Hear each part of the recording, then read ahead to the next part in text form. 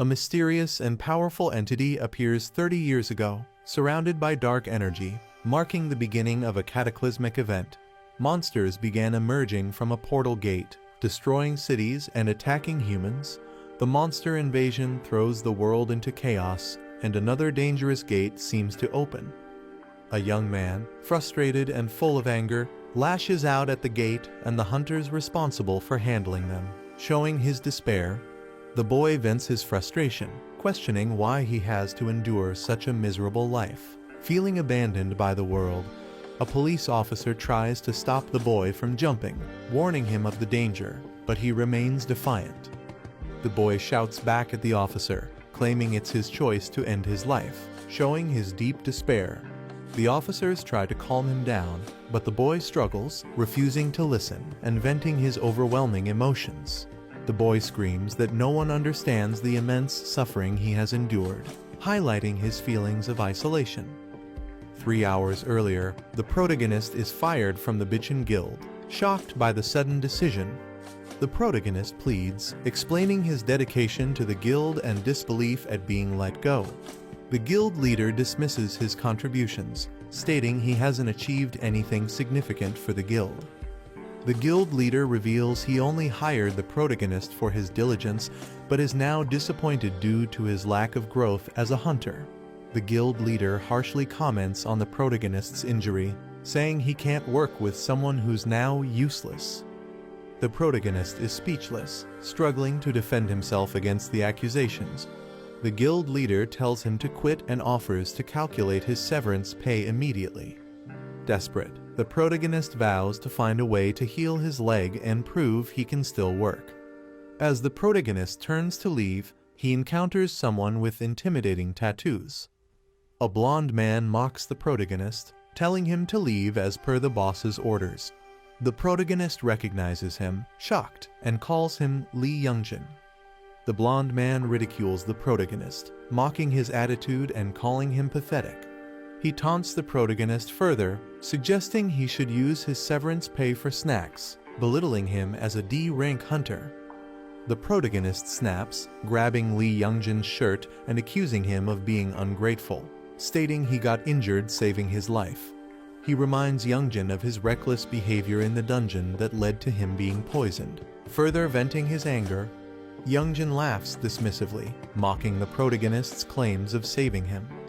He tells the protagonist to stay in his lane, calling him a pack mule and accusing him of not knowing his place.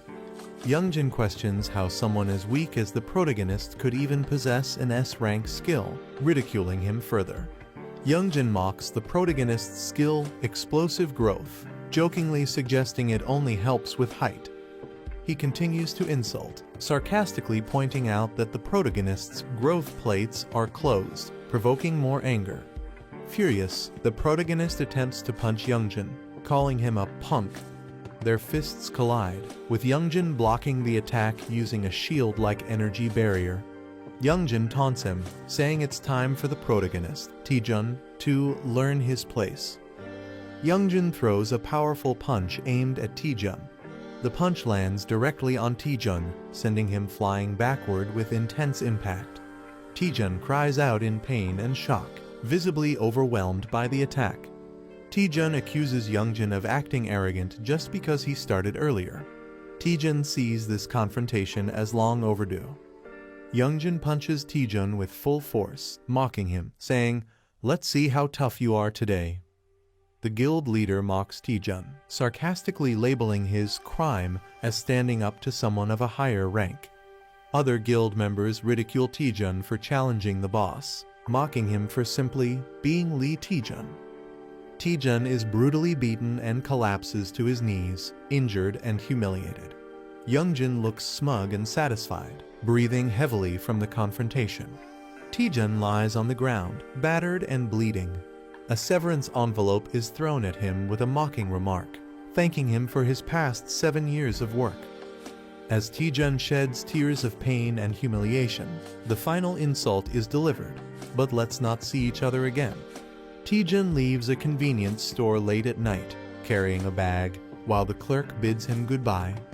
He walks through the empty, quiet streets under the moonlight, reflecting on his situation. Taejun opens a bottle, likely filled with alcohol, showing his desire to escape his emotions. He drinks deeply, sitting alone, visibly distressed, trying to drown his sorrow. Taejun gazes at the cityscape, enjoying the taste of the alcohol, though it seems bittersweet.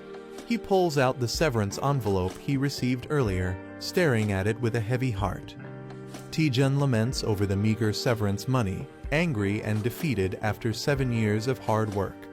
Feeling there's nothing left for him in the world, Taejun steps onto the edge of a bridge, considering ending it all.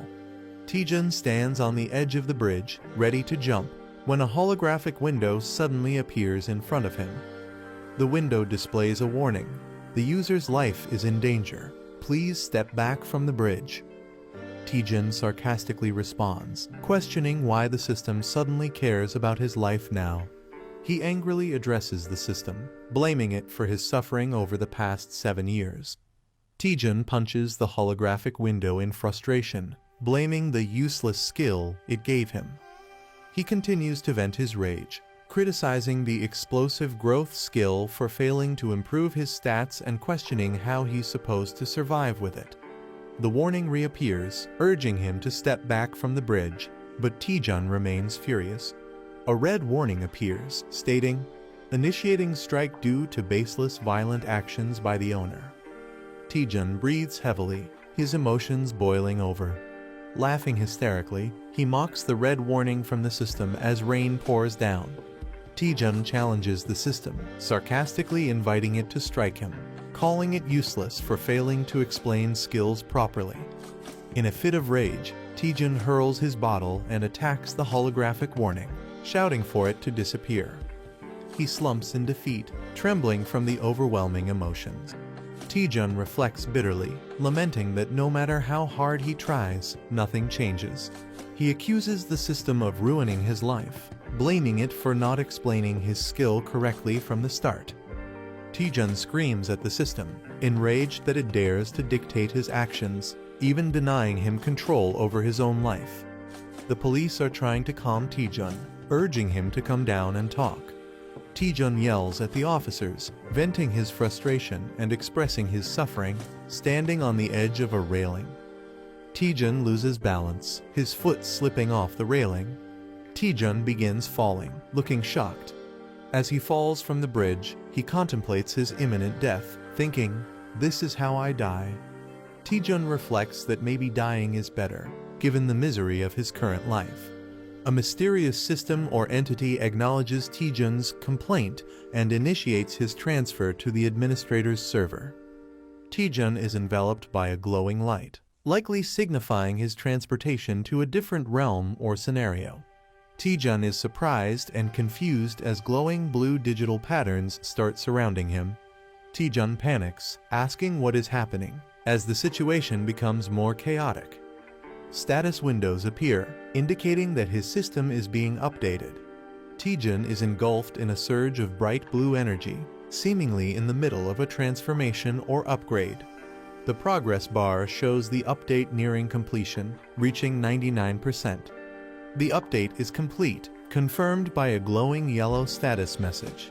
Taejun wakes up with a bandage on his nose, clearly feeling the aftereffects of something troubling.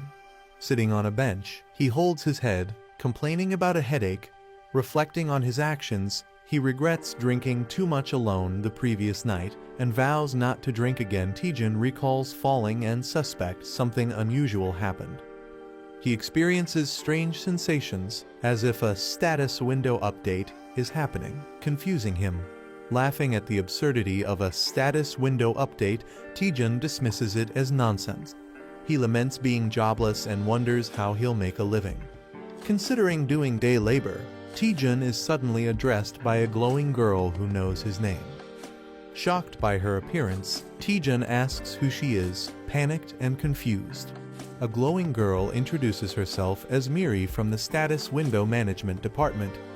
Taejun is shocked and questions if such a department is real. He realizes that the strange events of the previous night were not a dream. Miri explains they investigated his case regarding explosive growth. She humorously admits his outdated status window wasn't working properly. Taejun is stunned, questioning if this was the reason for his struggles. Miri informs him that due to security reasons, she can't reveal further details. She assures him that the issue is now fixed, but Taejun wonders if all his effort was wasted. Taejun gets angry, realizing that all his hard work may have been for nothing. Taejun accuses Miri of making him train in vain for 7 years due to an outdated status window. Enraged, Taejun demands compensation for his suffering and threatens her in anger. Miri panics and explains that she has restored his stats and healed all his injuries to calm him down. Taejun, surprised, realizes that his body has been completely healed. He checks his condition and finds himself in perfect shape, questioning how Miri achieved it. Miri hints that a special trigger is required to activate his explosive growth but cannot explain fully yet. She proposes a partnership to help Taejun achieve his potential. A sudden disturbance occurs as a massive gate opens in the city.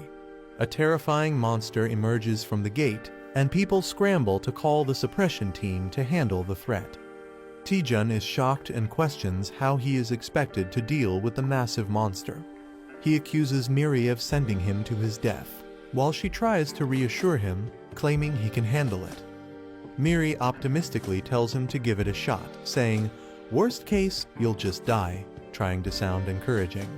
Taejun is left speechless by her casual attitude.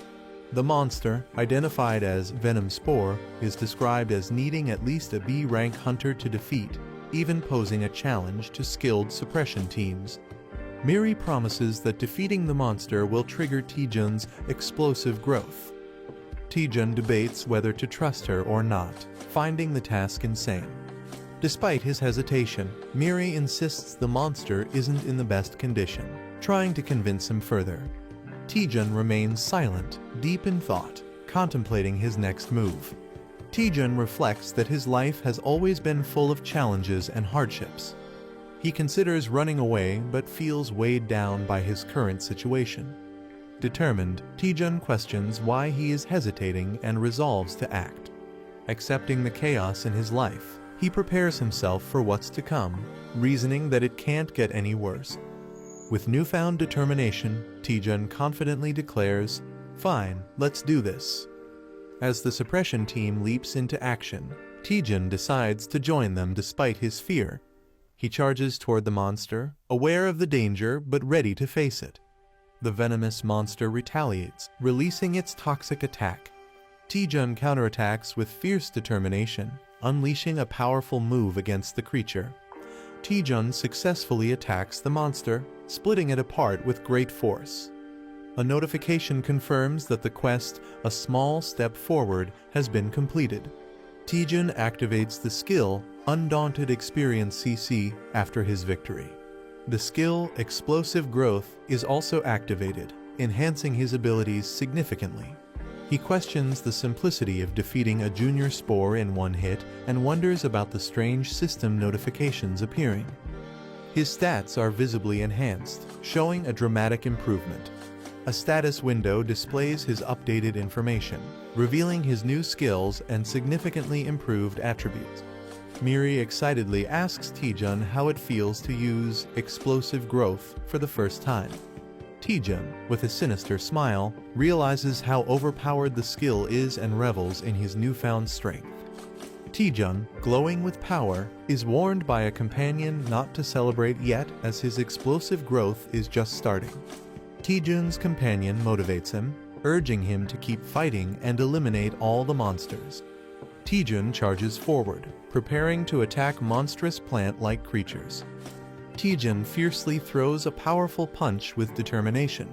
Taejun's punch explodes through the monster, splattering it in a burst of energy. Taejun realizes the massive stat boost he gains from defeating each monster, calling it a jackpot skill. Taejun's Explosive Growth skill activates multiple times as he fights, significantly enhancing his stats. Taejun leaps into action against monstrous creatures, evading their attacks while green energy splatters around. Taejun confidently thinks that at this growth rate, He'll surpass B rank and even stronger levels soon. Taejun envisions himself becoming stronger than an A rank hunter as he faces towering enemies. The scene shifts to a peaceful city setting, possibly hinting at where the battle is happening. The suppression team arrives on the scene to control the situation, noticing the aftermath of the battle. A group of hunters regrets missing the action, expressing their frustration. One of the hunters notices Taejun and mocks him, calling him a loser. Taejun holds a glowing pink crystal, surprising others who wonder if he's acting strange or consumed something unusual. The group arrives at the scene, mocking Taejun and questioning if he even knows where he is. The blonde hunter taunts Taejun again, calling him pathetic and predicting his failure. Taejun realizes the group led by Youngjin is also here for the hunt, further complicating matters. Taejun appears cautious and confused, sensing something ominous around him. Taejun's expression shifts to a sly grin, possibly plotting his next move or preparing for a confrontation. Taejun thanks a member of the suppression team, reflecting on his current injured state. The suppression team member acknowledges Taejun's efforts, praising him for preventing a dangerous situation. Taejun laughs it off, modestly saying he was just doing his duty as a hunter. The blonde hunter and another person are shocked, realizing Taejun's true capabilities. A soldier praises Taejun for his incredible performance, saying they couldn't imagine handling the venom spores alone. The blonde hunter, surprised, questions if Taejun really did it all by himself. The soldier confirms Taejun handled everything alone and asks if there's an issue. The blonde hunter and his group are stunned and find it hard to believe Taejun's achievement. Taejun tells the group to leave and assures he'll explain everything later. The scene transitions to an abandoned building, indicating a new setting or upcoming event. The blonde hunter confronts Taejun, asking if he truly managed everything by himself. The blonde mocks Taejun, doubting that a D-rank hunter could achieve such a feat. Taejun remains silent, standing unfazed despite the insult. A glowing notification startles Taejun, hinting at a new event or quest. Taejun reads the quest details, which challenge him to teach the disrespectful juniors a lesson in exchange for an A-rank skill. Taejun realizes the reward is an A-rank skill, a significant opportunity for him. Taejun smiles darkly, thinking about how he can get both revenge and a skill by completing the quest. Taejun apologizes sarcastically to the group, preparing to take action. Taejun sarcastically apologizes and asks if they mind if he beats them up. The blonde hunter is stunned and confused by Taejun's statement. Taejun dramatically pretends to cry, saying he's not good at sugarcoating things. Taejun repeats his challenge, asking once more if he can teach them a lesson. The group mocks Taejun, thinking he's gone mad or joking around. One of the group members angrily lunges at Taejun, demanding he stop talking nonsense and answer. The attacker emphasizes that in this world, those who commit crimes should be punished, delivering a strong blow. Taejun is grabbed by the head as someone questions if he's serious. The attacker prepares to punish Taejun but realizes something is wrong as he can't move properly.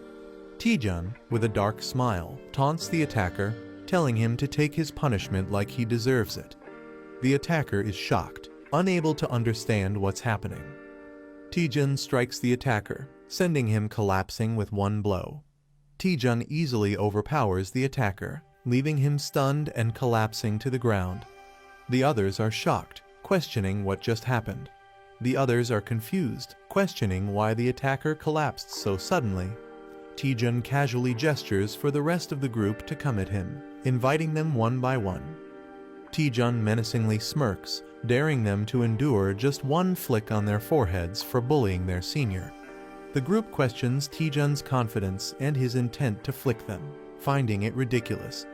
Taejun flicks one member's forehead with enough force to cause intense damage, sending blood gushing.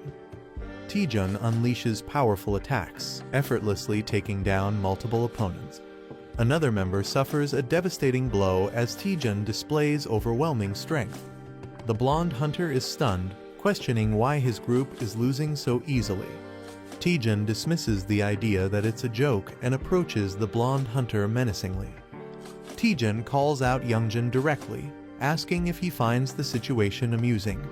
Taejun declares he might let the others go but won't spare Youngjin. Taejun taunts Youngjin, saying a simple flick isn't enough for him and warning him to get ready.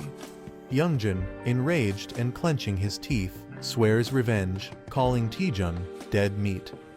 Youngjin activates an ice ability, surrounding himself with sharp icicles and a cold aura. He mocks Taejun, assuming he has gained some physical enhancements, and warns him not to get overconfident. Youngjin arrogantly declares that Taejun is the one who's in trouble. Taejun observes the ice missiles and sarcastically questions when Youngjin learned such a skill. Taejun reveals that he, too, has just learned a new skill, showing flames igniting in his hand. A massive explosion of fire erupts as Taejun prepares to test his newly acquired ability in a grand display of power. A rank skill that is stronger than normal fireballs and reduces the target's healing ability. He is stunned by the fireball's sheer intensity, calling it incredible. Taejun jokingly admits he's new to the skill and advises Youngjin to be cautious. The fireball unleashes a massive, fiery explosion, showcasing its destructive power. Youngjin feels the overwhelming heat and realizes the power of the fireball. The fireball creates a huge fiery blast, leaving a crater.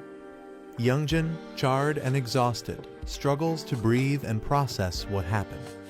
He's confused but relieved, questioning how he managed to survive such destruction. Taejun jokes about Youngjin being so scared that he looks like he wet himself. He tells Youngjin to stop bullying guild members and be more respectful. Terrified, he promises to change and never bully anyone again.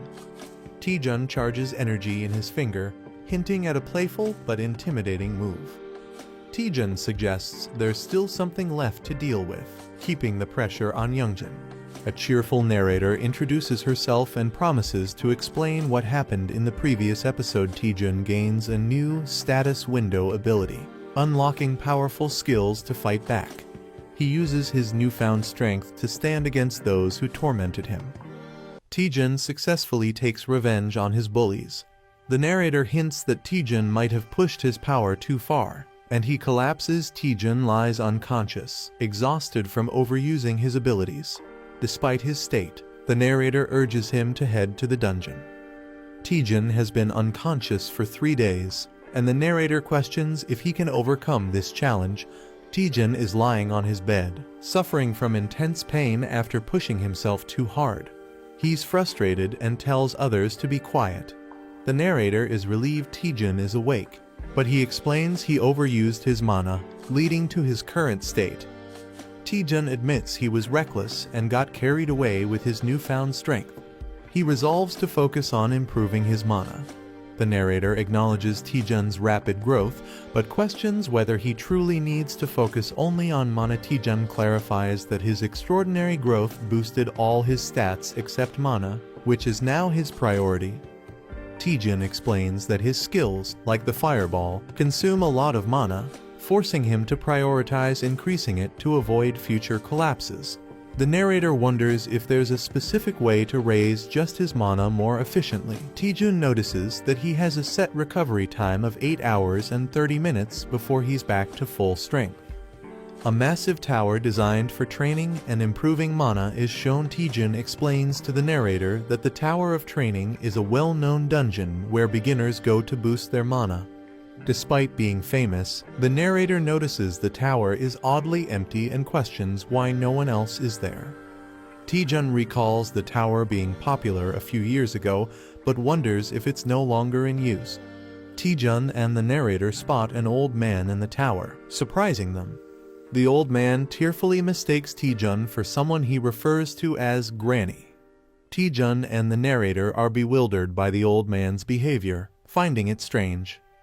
Taejun formally requests the old man for the Tower of Training quest, but the old man mishears it as fast food.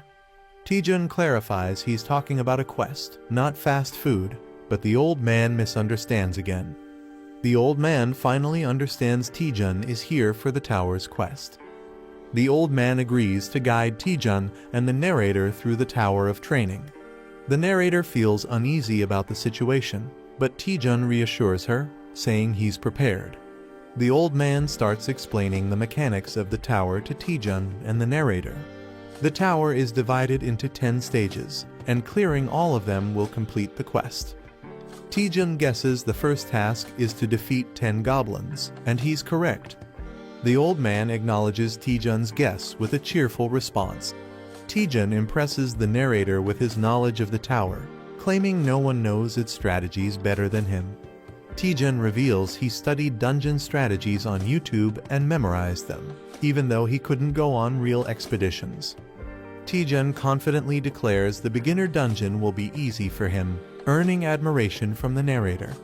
Taejun mutters to himself, and the old man overhears, prompting Taejun to play it off as a joke. They reach the first trial area, and the old man prepares to summon monsters. The old man struggles dramatically while summoning monsters for the trial. The old man nervously announces the arrival of the monsters, completing the summoning. Taejun and the narrator are fired up to face the challenge, confident that defeating 10 goblins will be easy. Movement in the bushes indicates something approaching, creating tension. Instead of goblins, large ogres and a few goblins emerge with a loud roar. Taejun, the narrator, and the old man face a massive crowd of ogres and goblins, far beyond what was expected. Taejun and the narrator are shocked at the situation, jokingly calling it bulking season. Taejun questions why the goblins appear to be oversized ogres, asking the old man for an explanation. The old man, lost in thought, mentions kimchi stew, completely ignoring the situation. Realizing the old man might be senile, Taejun is visibly annoyed and doubtful of the old man's capabilities. The ogres begin their attack with another fierce roar, escalating the tension. Taejun and the narrator panic as the monsters rush toward them, increasing tension. Taejun uses a powerful fire attack to hold back the ogres, showcasing his abilities. Taejun boldly challenges all the goblins and ogres, declaring he'll defeat them all. The fire attack devastates the monsters, burning them to ashes. Taejun surveys the burning battlefield, satisfied with his attack's impact. Taejun celebrates his success, but the narrator warns him there are still more monsters left. A massive ogre towers over Taejun, wielding a giant weapon, taking the battle to a new level. The giant ogre swings its weapon, landing a powerful blow on Taejun, catching him off guard.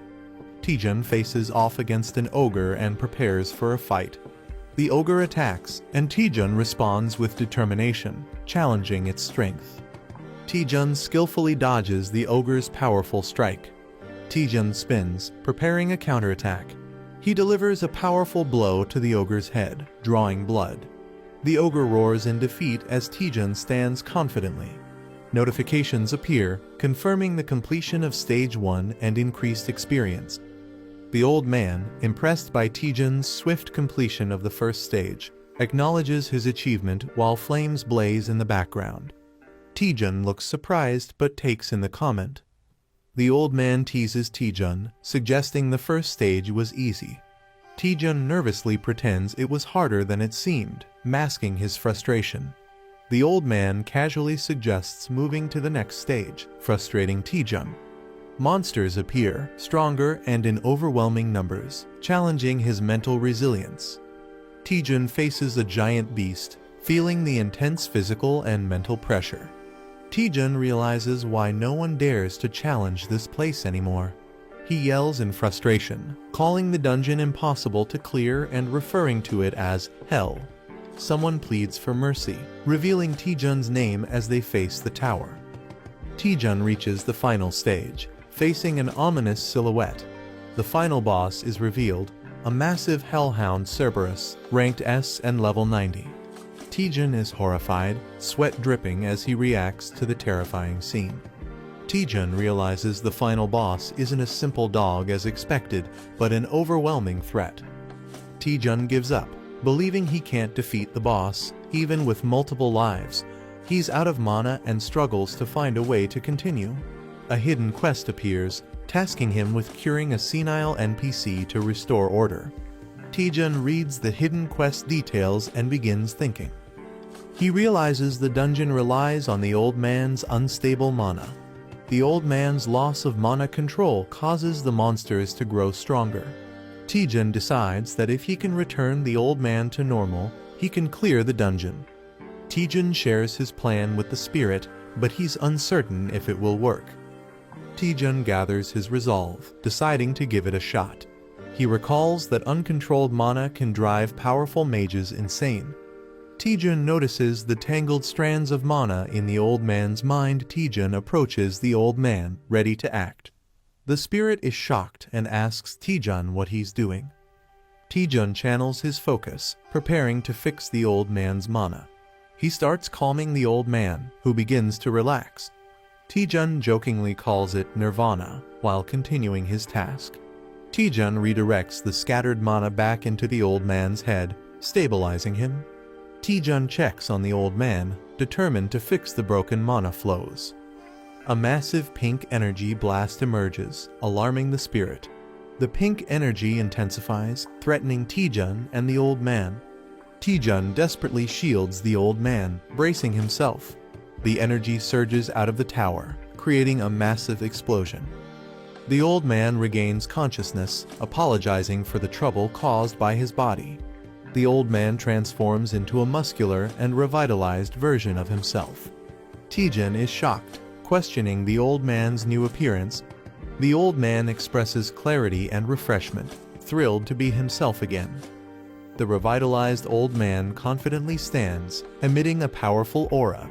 A view from above shows the final battle arena, with the red beast still present. The old man expresses his gratitude to Taejun, calling him his benefactor and offering to grant any request. Taejun looks shocked as someone counts numbers, reaching 97 and 98. A glowing girl stands behind him. A muscular man lifts a heavy barbell, reaching 99 reps. The old man, now glowing with power, shouts 100 while lifting the weights. The weights slam into the ground, cracking it. The man explains that physical strength is needed for high-intensity mana use. His muscles flex, and he begins revealing something important. He proudly announces that his secret to becoming an archmage is intense physical training. The old man flexes and asks if they can feel the mana radiating from his muscles. He invites Taejun to touch them, but Taejun nervously refuses, questioning if this kind of power is necessary. The old man insists and then asks Taejun what he truly wants. Taejun hesitates to answer. Taejun complains about his low mana and asks if his mana capacity can be increased. The old man easily accepts the request and activates the mana body technique. He unleashes the mana technique build-up on Taejun. Taejun screams in pain as his mana increases dramatically to 500. Taejun coughs and complains that he almost died from the process. The old man observes that Taejun's issue isn't a lack of mana. Taejun, confused, asks what the old man means. The old man explains that Taejun is using too much mana for his Fireball skill. Fireball is supposed to be a basic skill. The old man explains that Taejun's Fireball is much stronger than normal but consumes too much mana. He reassures Taejun and offers to help him recreate his Fireball. A large modern cityscape appears, showing a tall building. A woman named Lee Seon-ah, a great hunter from the Myth Guild, waves and calls out. Taejun's companion is surprised and asks if he knows her. Taejun says she's an old friend from Hunter's Den. The glowing girl teases Taejun, shocked that he has a female friend. Taejun gets annoyed. She asks why Taejun called Seon-ah. He explains it's to test his new Fireball technique. The Myth Guild has the largest training facility in the country. Taejun's previous Fireball was powerful enough to destroy a building. The new one will be even more dangerous. Taejun suggests they need a safe training area for testing his new Fireball. The glowing girl teases Taejun, surprised that he has more connections than she thought. Seon-ah hears something and asks what Taejun said. He nervously laughs and denies saying anything. In the elevator, Seon-ah comments that it's been a long time and asks how Taejun has been. He replies that he has just been doing his usual hunter duties. Seon-ah gives Taejun a curious look, making him wonder if there is something on his face. She smiles and tells him he seems different from before. Seon-ah tells Taejun that he used to rely on her, but now seems more confident. Taejun is surprised. She mentions that another person requested to use the training ground today. She hints that Taejun will be excited to see who it is. Taejun is shocked that someone arrived before him. Choi Jin-hyuk, a grade A hunter from Bichon Guild, appears riding a massive beast. Taejun and Jin-hyuk exchange intense stares, recognizing each other. Seon-ah notices the tension and wonders why they are acting like rivals after a year. Inside the training facility, Seon-ah activates the system. She explains that the strength of the training monsters depends on how much mana is used. Seon-ah summons a monster, calling it cute, but Taejun is horrified by its appearance. The monster rushes forward, and Seon-ah asks if that explanation was enough. She casually leaves to grab drinks, leaving them to train. Taejun, the glowing girl, and Jin-hyuk stand in silence. Taejun learns that he can create a monster using mana. A giant, muscular orc roars as it appears, surprising Taejun. Taejun cracks his knuckles, ready to fight. The orc charges at Taejun aggressively. Taejun focuses, preparing to counterattack with his fist. Taejun punches the ground, releasing a massive explosion of blue energy. A shadowy figure looms in the background. An ogre wouldn't even count as a warm-up. He considers summoning hundreds more while Taejun prepares for battle. Taejun, lying down, suspiciously asks, "It was you, wasn't it?" The other person responds in confusion. "What?" Choi Jin-hyuk glares at Taejun and accuses him. "Don't play innocent. You're the one who messed up the guild juniors, aren't you?" A battle scene flashes in the background. Taejun stands silently, looking slightly concerned or confused. Someone walks forward and says, "At first, I didn't want to believe it, but now that I look at it, it's true." Their steps echo in the empty space. Choi Jin-hyuk confronts Taejun. "Have you awakened some new power? What are you doing now that you're so strong?" He looks frustrated. A furious Choi Jin-hyuk accuses, "You're beating up your own family members who used to eat from the same pot."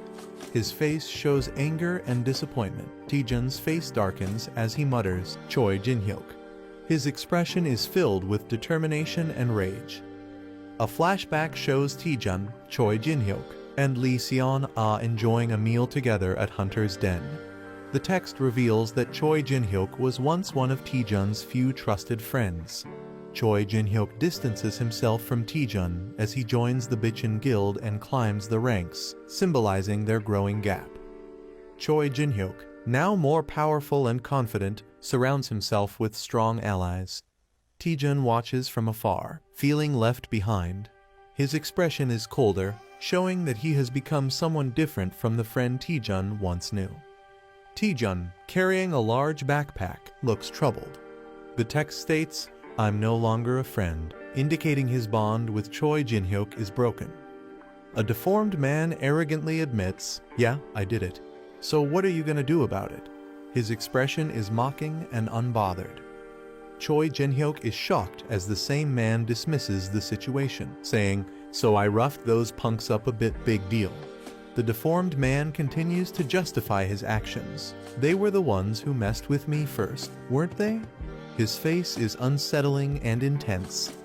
Choi Jin-hyuk gets angry, clenching his teeth. He confronts someone, "And you? While I was getting beaten to a pulp, what did you do besides watch?" He believes the person should have fought alongside him. Choi Jin-hyuk grabs Taejun aggressively and yells, "Hey, you've got some nerve." Taejun is taken aback, responding, "Excuse me." Taejun stays calm despite being choked, saying, "You're strangling me. It's hard to breathe. I feel my life is at risk, so this is self-defense." His expression is indifferent. Lee Seon-ah enters the scene cheerfully, saying, "Sorry to keep you waiting. This sister has something for you." She holds a bag, possibly with supplies or weapons. Lee Seon-ah looks shocked. possibly reacting to the fight between Taejun and Choi Jin-hyuk. Seon-ah yells, "You two, what are you doing?" as Taejun and Choi Jin-hyuk clash fiercely. Choi Jin-hyuk swings his spear, sending a powerful red energy attack at Taejun, who dodges just in time. Taejun nervously calls for a timeout as he tries to escape. Choi Jin-hyuk responds, "There's no timeout." Taejun gets hit hard and is sent flying backward, crashing to the ground in pain. Choi Jin-hyuk acknowledges Taejun's growth, saying, "You've really become stronger, Taejun," while gripping his spear. Choi Jin-hyuk powers up with electricity and says, "I'll face you seriously." His aura crackles with intense energy. Taejun smirks and playfully says, "Should have done that from the start, tilde haha." He downplays his injuries, calling it just a scratch.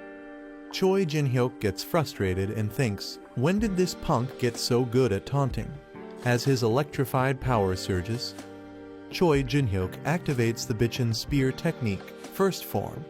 His spear crackles with powerful yellow lightning. He fully unleashes Thunder Spear, surrounded by electric energy, showing his strongest attack. Lee Seon-ah is shocked and yells, "You're crazy, Choi Jin-hyuk," pulling out the Thunder Spear here.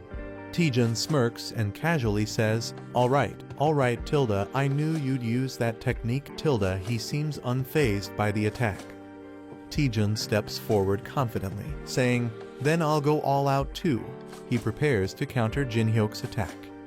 Lee Seon-ah and the spirit next to her look surprised, reacting to something unexpected. Wait, is that? Taejun begins charging a powerful energy blast, glowing blue. He unleashes a massive fireball attack, engulfing the battlefield in bright blue flames.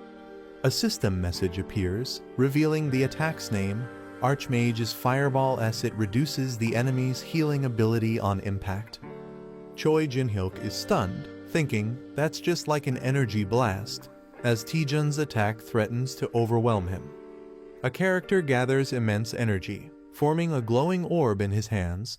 He unleashes a massive blue fireball attack, sending it towards his opponent. The skill used is Archmage's Fireball S, which reduces healing upon impact. An enemy, wielding a sword, looks in shock, realizing the immense magical power of the attack. He panics, thinking he can't block such a powerful attack. The fireball explodes, creating a massive shockwave and engulfing the area. A mysterious mechanism activates, possibly a defensive tool. The explosion spreads, shaking the battlefield. Taejun, Lee Seon-ah, and Fighter all look in shock and fear *** at the overwhelming destruction. A mysterious figure appears, radiating powerful energy, and Taejun asks, "Who are you?" She is revealed to be Cha Soo-hyun, an S-rank hunter and the vice president of Myth Guild. She scolds Taejun, saying his reckless attack could have caused a serious accident. Taejun, feeling guilty, nervously explains that he miscalculated the power since it was his first time using the skill. The fighter sees the situation and thinks Taejun is in serious trouble. Cha Soo-hyun, in a dramatic moment, intimidates Taejun, making him sweat. However, instead of punishing him, she suddenly offers Taejun a chance to join Myth Guild. The blonde-haired fighter is shocked and furious, unable to believe it. It's revealed that Cha Soo-hyun is one of the strongest hunters in the country, making her offer a huge deal. Cha Soo-hyun officially offers Taejun a scout proposal, recognizing his talent. She admits she has never seen a fireball that powerful before and praises Taejun for pushing basic skills beyond their limits. She repeats her offer with an eager smile, showing genuine interest in recruiting him. Taejun is shocked but intrigued, realizing how rare it is to receive such an offer from the Myth Guild. Lee Seon-ah is overjoyed, feeling that Taejun's skills are finally being recognized. It's revealed that Myth Guild is one of the top 4 major guilds in Korea, alongside Hongik, Longhwa, and Chinjeon. Taejun considers the offer, thinking that joining Myth Guild would be a huge advantage for him. Cha Soo-hyun emphasizes that a true hunter must constantly train and overcome their limits. Taejun recalls his earlier excitement, remembering that he wanted to duel today to test his own limits. Choi Jin-hyuk looks confused, denying that he ever agreed to duel Taejun. Taejun, fired up, reflects on his fight with Choi Jin-hyuk, realizing something important. He sees Jin-hyuk as a massive mountain he cannot overcome yet, symbolizing his current limits. Determined, Taejun refuses the guild offer, stating that he still has mountains to climb before joining. Jin-hyuk is shocked and frustrated, wondering what Taejun is even talking about. Cha Soo-hyun laughs, admiring Taejun's dedication to training and liking his spirit. She asks for his name and rank, and Taejun proudly introduces himself as a D-rank hunter. Soo-hyun is surprised, believing that his talent is wasted at such a low rank. In recognition of his potential, she gives him a recommendation letter, showing that she still believes in his future. Taejun receives an invitation to take the B-rank hunter evaluation in a month. His friends congratulate him. Choi Jin-hyuk is furious, realizing Taejun is advancing quickly. Taejun reflects that higher ranks allow hunters to enter stronger dungeons, making this a valuable opportunity. 1 month later, he arrives at the hunter testing site to take the B-rank exam. Taejun feels excited and confident, believing the atmosphere itself feels different. His spirit companion notes how Cha Soo-hyun gave him a recommendation right away, proving her high regard for him. She then asks, "Why didn't you join the Myth Guild, since they were offering him so much support?" Taejun comically shouts money, revealing his real reason. He explains that guild hunters have to share their earnings, making solo hunting more profitable. Taejun criticizes guilds, saying their rewards are low and they control schedules too strictly. He recalls how guilds exploit hunters, overworking them and discarding them if they get injured. He dramatically declares he would never join a guild, stating his only goal is making more money. Suddenly, someone calls out to him, catching his attention. A cheerful cat-eared girl, Yo Si-ah, from Chincheon Guild, greets him and asks if he's taking the test. Taejun is surprised she knows him, but she reveals that his reputation has already spread. She smirks, saying her guild is determined to recruit him, hinting at Myth Guild's interest. Taejun nervously laughs, realizing his name is spreading too fast. Suddenly, a tall, intimidating man appears, mocking Taejun, calling him a mediocre man. Kangjin, a C-rank hunter from H-Warring Guild, mocks the event, calling it overhyped. He boldly introduces himself, claiming he's destined to be the greatest hunter of the era. Taejun and Yo Si-ah are speechless, with Taejun internally wondering if this guy is crazy. The announcement begins, signaling the start of the B-rank hunter evaluation test.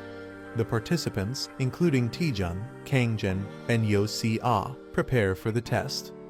The examiner introduces their mentor for the test, an experienced hunter. The mentor is revealed as Choi Jin-hyuk, an A-rank hunter from the Bichon Guild. Taejun is shocked, recognizing his rival, Choi Jin-hyuk. Jin-hyuk greets the participants, preparing to explain the test rules. The test will take place in a dungeon, and 8 participants will be grouped into teams of 2. The dungeon has 4 entrances labeled A, B, C, and D. The first 2 teams to reach the merge point will proceed to the boss fight. A man announces that even if participants retire from the dungeon, they should not worry. Safety personnel are stationed throughout the dungeon to ensure protection. A streaming score system will be used to track and rank participants. The test is being streamed live, showing a battle against monsters, and viewers are commenting. The test officially begins with red portals activating. The first team, Yu Si-rin and Kangjin, is called to start. The second team, Yang Dong-jun and Hong Ah-ryeom, is introduced. The third team, Cho Song-yi and Bong Jun-hyun, is introduced. The fourth team, Lee Tae-jun and Kim Jun-hyun, is announced, and all teams are instructed to enter their designated gates. Tae-jun recognizes Kim Jun-hyun and is surprised to see him, while Jun-hyun happily greets him. The teams begin entering the red portals, with Tae-jun leading the way. Someone watches Taejun closely, saying his name with suspicion. A man smirks darkly, realizing that Taejun is using him for his own advantage. Kim Jun-hyun clenches his fist, determined not to be underestimated. Taejun confidently steps into the portal, fully prepared for the test. A dark and eerie dungeon scene appears, with someone in the shadows vowing revenge, saying, "I'll make you regret it." A member of Bitchin Guild is shocked when asked to participate in the B rank assessment. A heavy-built man and a young hunter with blue hair discuss something. The man is confused, while the young hunter seems uninterested. The young hunter is asked to disrupt Taejun during the assessment. The D route is much harder than the standard path, so interfering would make it difficult for Taejun to pass. The heavy-built man is reminded that his mother is sick, implying pressure on him. The blue-haired hunter tempts him with money for his mother's surgery. The man looks nervous, but the blue-haired hunter assures him he'll be rewarded if he cooperates. Taejun and his teammate enter the D route and encounter monsters.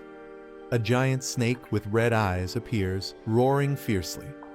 Taejun easily defeats the monster, shocking his teammate. Taejun complains about the weak opponent, but his experience points slightly increase due to an ability.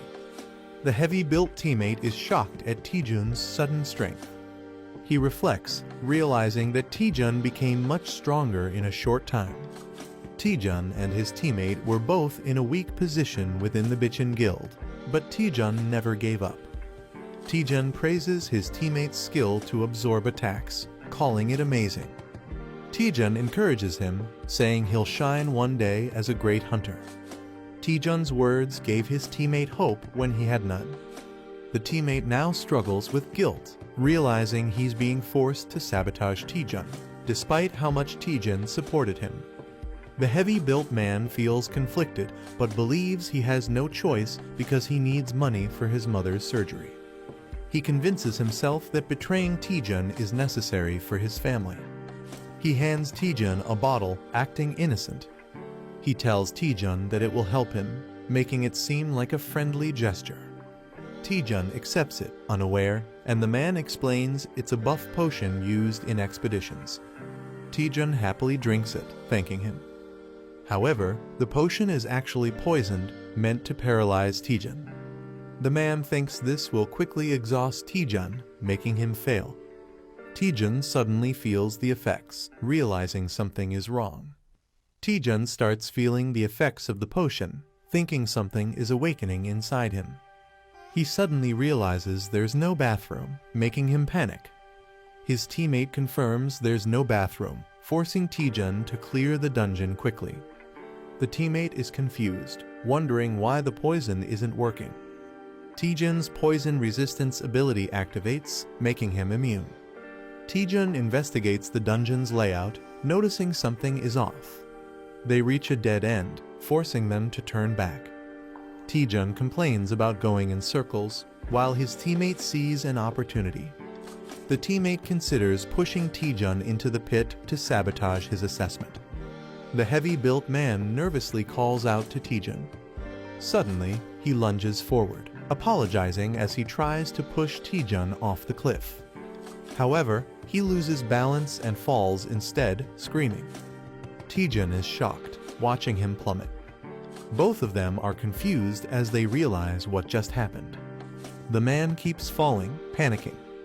He crashes into the cliffside, hitting the rocks hard. Taejun shouts at him, thinking he's trying to die on purpose. Hanging upside down, the man breaks down, calling himself garbage and saying he deserves to die. A shocked Taejun reacts angrily to being called trash. A man confesses he tried to sabotage the assessment for his own benefit. The man, feeling guilty, wants to die, but Taejun refuses to let go. Taejun panics, realizing the situation has become serious. Taejun considers moving closer, thinking no one is watching his live stream. Taejun is surprised to see 10 viewers on his live stream. Taejun scrambles, not wanting viewers to see him in a humiliating state. Taejun loses his grip and starts falling from the cliff.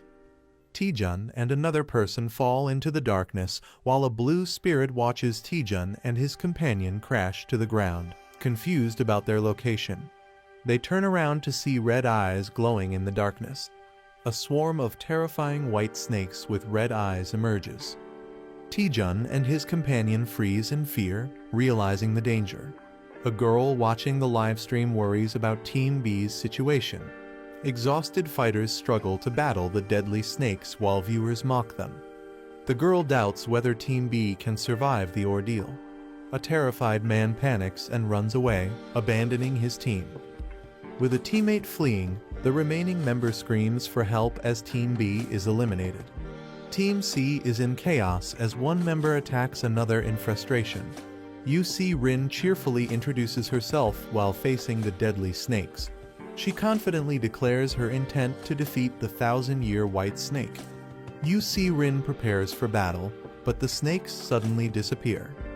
A man aggressively attacks on his own, while UC Rin questions his actions. The man sees this assessment as a chance to impress the higher-ups. Determined, he unleashes a powerful attack, unwilling to miss his opportunity.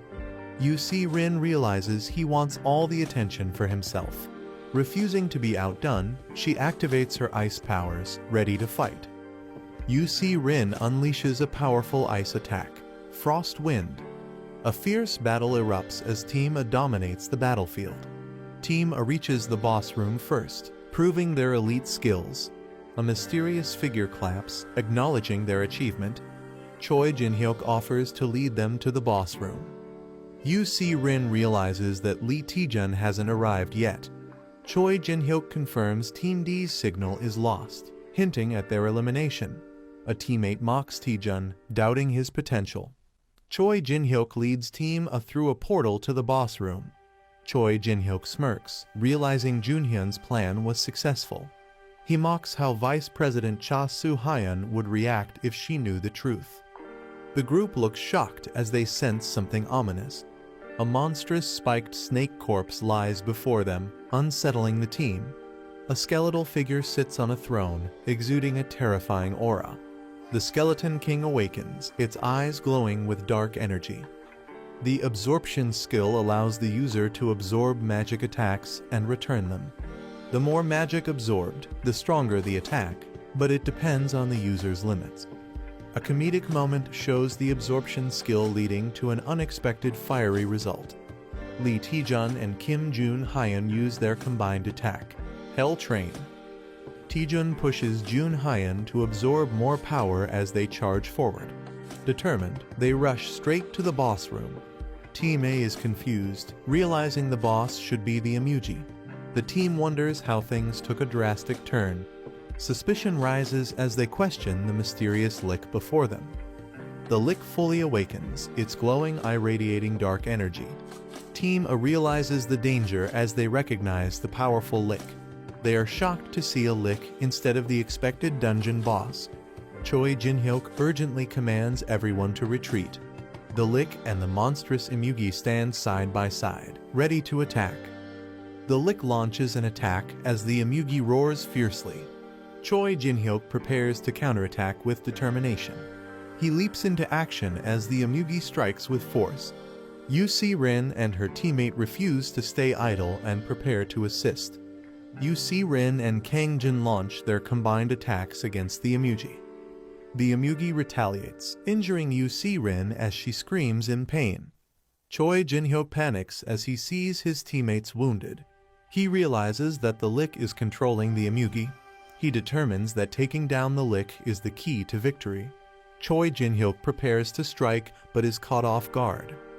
The Emugi launches a surprise attack, hitting him hard. He regrets recklessly charging in without a proper strategy. The Emugi roars, ready to finish him off as he faces near death. The girl regrets not saying something before dying. A hunter is violently thrown back by a powerful attack.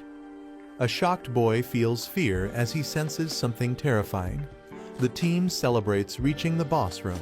A man is relieved to be alive but realizes something is wrong. Urgent warning is given to Lee Taejun and Kim Jun-hyun. A massive monster, Imugi, looms over them in danger. Taejun and Jun Hyun barely dodge a devastating attack. They realize facing a lick and an Imugi is too much for a B-class test. The man suspects someone is sabotaging the evaluation. The team speculates that a powerful guild member might be involved. Taejun acknowledges the situation but finds it complicated. Taejun confidently suggests taking down the Imugi. Taejun and Man reluctantly agree to work together. A warrior with dual swords charges forward as something powerful descends from above. A fighter holds a glowing energy orb, declaring a temporary alliance. One character asks if Jun Hyun can take more fireballs, but he seems exhausted. A large, wounded serpent-like creature appears, still moving. A character warns Lee Taejun to be cautious as a dangerous attack approaches. The fighter with the glowing orb confirms that he also sees the danger. A massive 20% fireball attack is launched toward the enemy.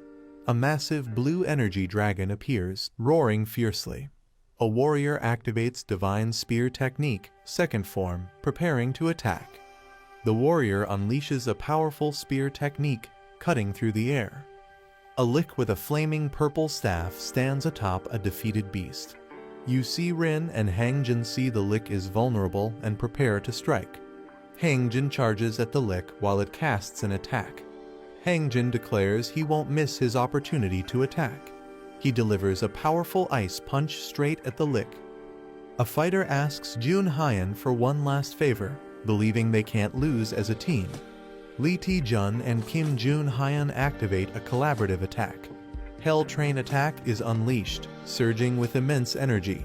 The enemy is frozen solid, trapped in ice.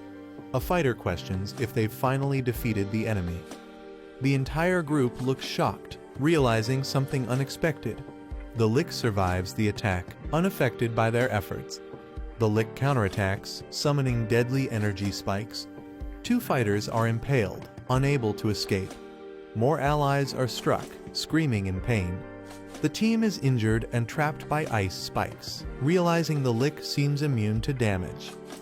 A fighter questions their lack of knowledge about the lick, wondering if they missed something. A mysterious manager appears, glowing with energy. The manager jokes about struggling to download an app. She suggests using a map hack key to fight more effectively. Taejun is shocked by the mention of a map hack as dungeon information starts loading. The system analyzes the dungeon, revealing details about its structure and enemies. Parsley navigation activates, displaying a virtual map. Taejun is confused by the new system's function. The manager explains that Parsley navigation reveals dungeon secrets, enemy patterns, and rewards. She has also installed more apps, advising Taejun to use them in battle. Taejun realizes this is beyond a normal map hack, calling it a game-changing ability. The dungeon's original boss was supposed to be a B-class Imugi, but something changed. Taejun questions what the lick really is, as it wasn't supposed to exist. The Parsley translator activates, revealing that the lick, Iratus Chan, is excited. Taejun senses something terrifying, feeling uneasy. He asks the manager what's happening, suspecting a system bug. Iratus Chan thanks a contractor, hinting someone summoned it. Taejun realizes the translation is working fine, but something feels off. He questions if someone forcibly summoned the lick. Taejun checks on Choi Jin-hyuk, who barely avoided a fatal injury. Taejun claims he found the lick's weakness. Jin-hyuk is shocked but doesn't get a full explanation. Taejun asks him to trust and cooperate. Jin-hyuk hesitates, but the situation forces him to follow Taejun's lead. Jin-hyuk agrees to cooperate, asking what to do first. Taejun smirks, deciding to provoke the enemy first. The group taunts the lick, calling it out. Taejun makes a crazy face, mocking the lick. The lick gets enraged, preparing to attack. It unleashes a powerful dark spell, vowing to kill them. The group prepares for a counterattack, seeing this as their moment. A massive energy strike is unleashed, aiming at the enemy. The team survives the lick's deadly attack. Taejun realizes he can predict the lick's attack patterns. He gains confidence, knowing his strategy will work. Jun Hyun mocks the lick, laughing at its missed attacks. Taejun also taunts it, calling its attack a joke. The lick counters with powerful purple fireballs. Taejun gives precise movement instructions to his team. The attacks explode, but they dodge successfully. Taejun remains focused, ready for the next move. The team is amazed that they dodged everything perfectly. A skeletal enemy acknowledges the protagonist's dodging skills and prepares a stronger attack. The enemy unleashes a massive attack, covering the battlefield in dark energy and sharp projectiles. A panicked ally questions how they are supposed to dodge the incoming attack. A system or skill activates, with glowing barriers appearing around the characters. The protagonist realizes that the attack is unavoidable, covering the entire dungeon. The enemy's powerful skill, Death's Requiem, is fully unleashed. The enemy mocks the group, calling them foolish. The protagonist counters, saying if they keep dodging, the enemy will just use an undodgeable spell. They prepare to strike back. Someone realizes the enemy is on skill cooldown, a crucial moment for counterattack. The enemy is shocked, realizing they won't survive the counterattack. Chaos unfolds as the powerful attack shakes the battlefield, with everyone struggling to understand what's happening. The wide area attack grows stronger towards the edges, but its power weakens closer to the center. Taejun realizes the attack's weak point using his parsley navigation ability. Using this knowledge, he moves toward the center, reducing the damage taken. Yu-Si Rin steps in, using her ice magic to counterattack. She casts Frost Wind, freezing the skeletal enemy. The enemy acknowledges their effort but remains unfazed. The group realizes their attacks are ineffective, but they decide to focus on restricting the enemy's movement. The battle continues, and one of the characters asks for backup *** to cover the rear. The skeletal enemy is confused, calling out for someone named Hwawa. The enemy realizes something is wrong, looking shocked. It is revealed that the lick was summoned through a contract, using the contractor's sacrifices as hosts. Until the host body is destroyed, the lick remains immortal. Taejun finds the real body of the lick, hidden behind a magical barrier. The team understands they must destroy the objects sealing the lick to stop its summoning. The lick is enraged, accusing them of deception. The lick charges furiously at Taejun, vowing revenge. The lick attacks with its massive scythe, showing its full power. Taejun looks shocked as the battle intensifies. Choi Jinhyuk charges at the lick, taunting it to stay and fight. Jinhyuk, enraged, blocks the lick's movement, refusing to let it escape. He strikes fiercely, stopping the lick's attack. The lick screams in pain, showing its vulnerability. The team restrains the lick, urging Taejun to finish it off. Taejun thanks Jinhyuk, preparing for the final blow.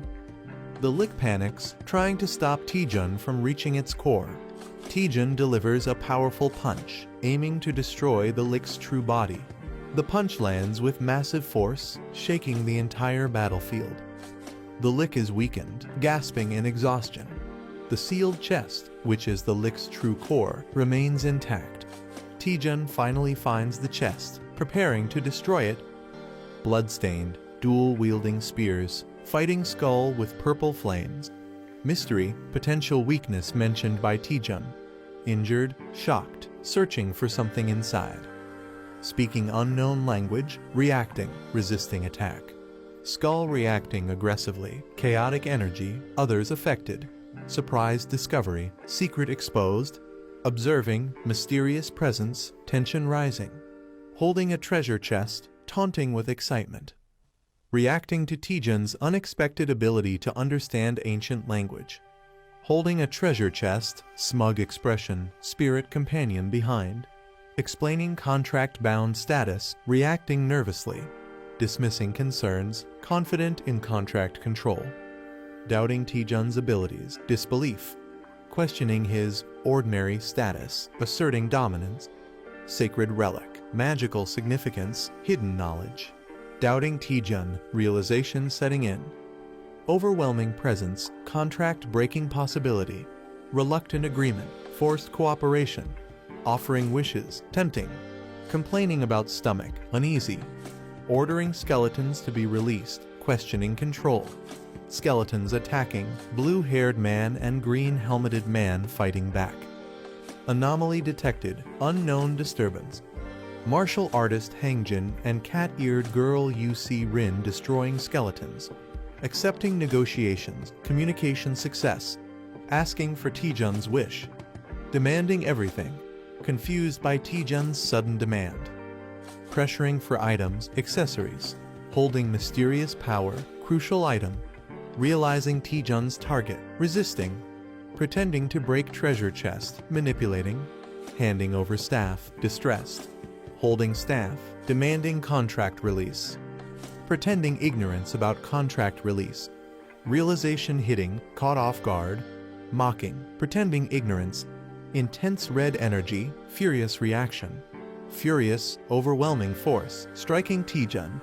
Raising treasure chest, intimidating. Intense counterattack, explosion.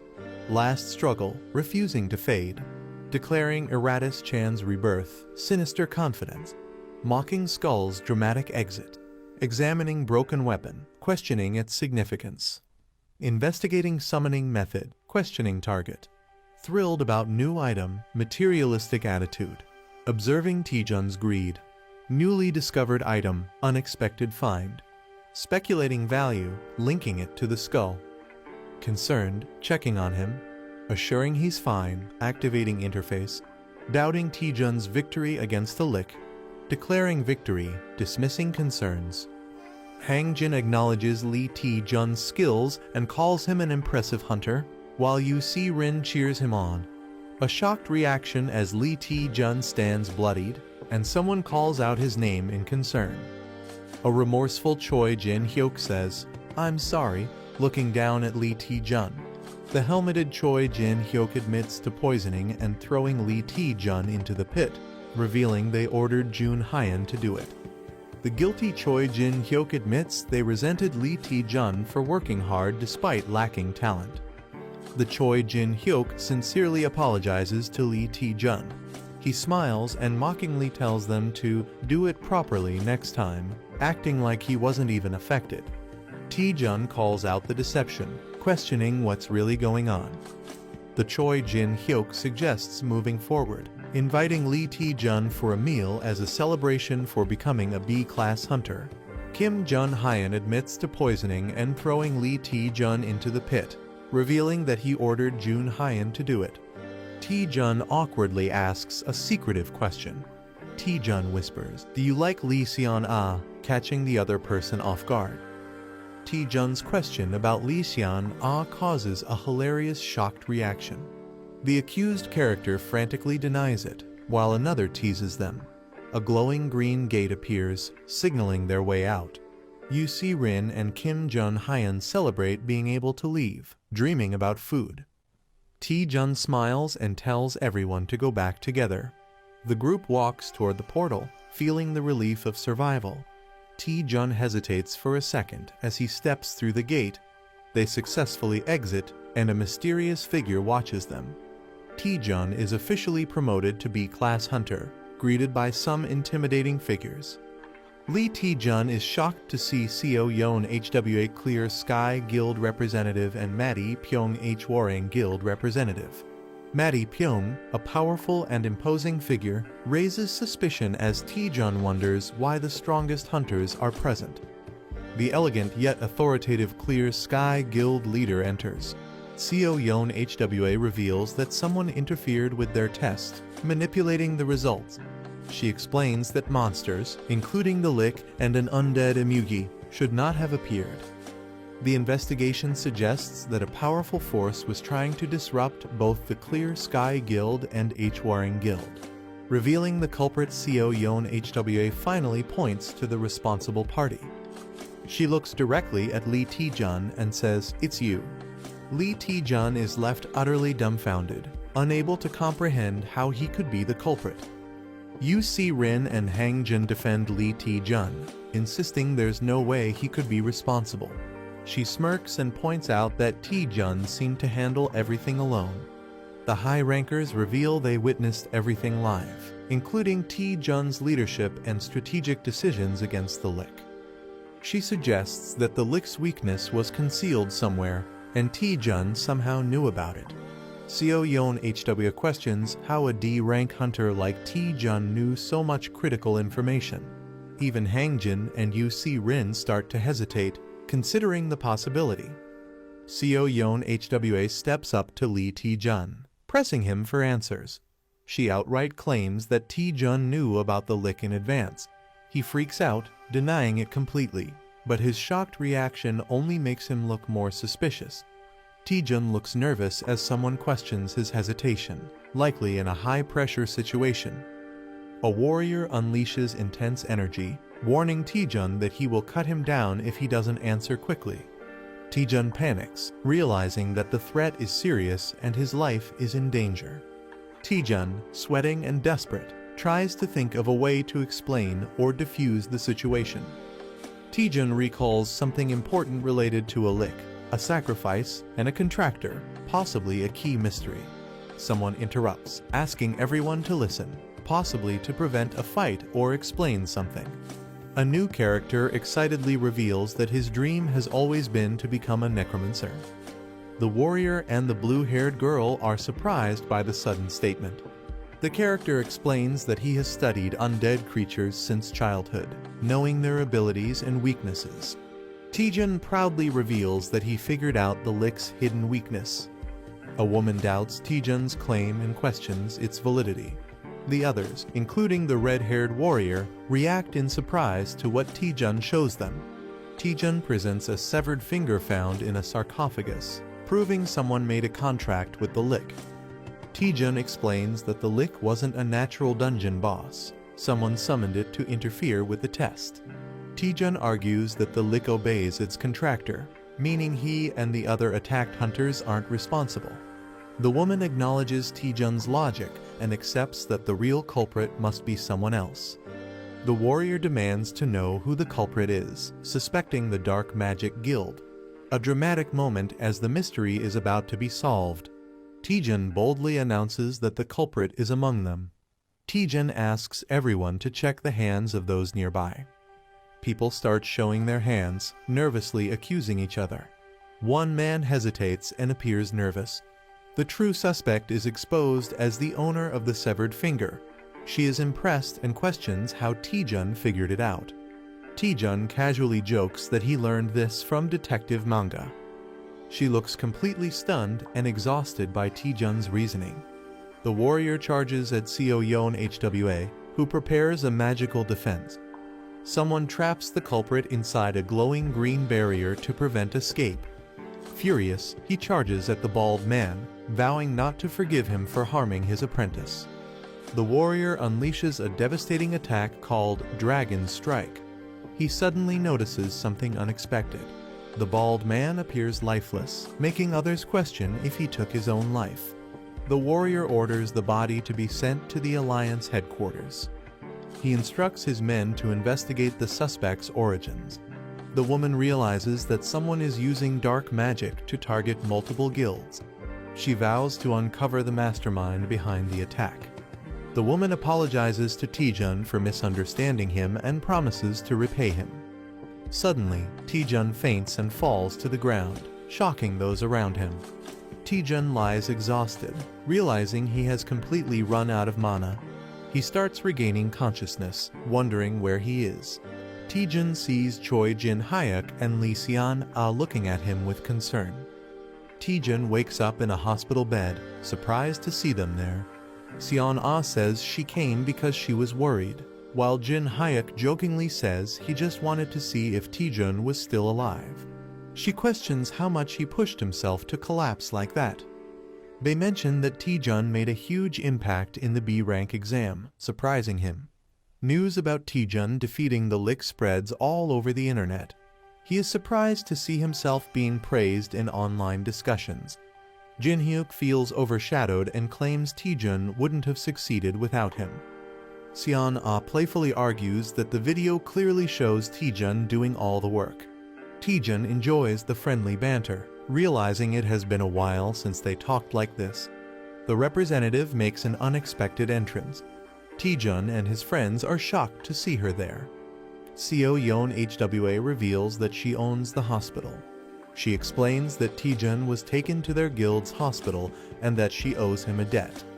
The cat-eared girl happily reminds Taejun that he saved her. She dramatically expresses how much she cherishes UC Rin, making Taejun question the word precious.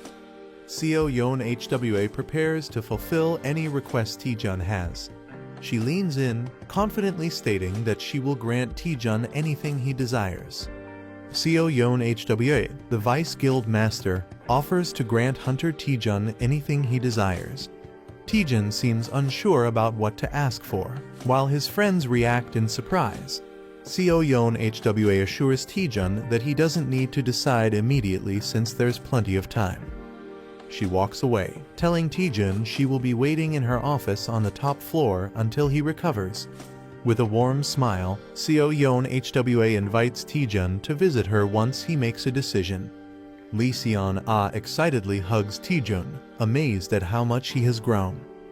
She reminisces about how he used to get lost in dungeons and praises his progress, while Taejun looks embarrassed. Choi Jin-hyuk watches the scene and jealously calls Taejun a lucky guy. Lee Seon-ah asks again if Taejun has decided on his request, but he still hasn't thought of anything. Taejun considers asking for a magic-related item since Seo Yeon HWA is a top-tier wizard hunter. Taejun considers asking for a magic-related item. He realizes that recovery is more important right now and decides to think about it later. Lee Seon-ah cheerfully gives him a drink to help him recover faster. She and Jin-hyuk decide to leave, making plans to head out. A mystical spirit comments that Taejun has a lot to think about. The spirit excitedly imagines a beautiful woman granting a wish, while Taejun is unimpressed. Taejun debates what to ask for, considering money as an option. He quickly dismisses the idea, realizing he should ask for something priceless instead. Determined, Taejun decides he needs to figure out what he needs the most. Suddenly, he remembers and asks about the items he got earlier. Taejun realizes his items were automatically stored in the Parsley Market vault. Confused, Taejun wonders what Parsley Market is. The spirit excitedly acknowledges that Taejun is finally asking about it. Parsley Market is revealed as a massive second-hand trading platform with over 100 million users. It has users from various dimensions, offering a wide range of items at reasonable prices. The platform provides no currency exchange fees, membership rewards, and secure transactions. Taejun is shocked to learn that even people from other dimensions use it. The spirit encourages him to try it out, while Taejun realizes he has unique access on Earth. Taejun understands his advantage. He can buy artifacts from other dimensions and sell Earth items exclusively. Excited, Taejun realizes he has the opportunity to monopolize the market. Taejun gets greedy, imagining the money rolling in, while the spirit looks unimpressed. Excited, he decides to connect to Parsley Market and collect amazing items. Taejun initiates the connection, pressing the screen. The system begins analyzing his body and player data as he connects. Taejun is amazed as he enters a bustling marketplace filled with unique beings. A dwarf vendor offers a fully enhanced dragon skin shield for 1.8 likely currency. Another seller offers arcana gems, asking for offers first.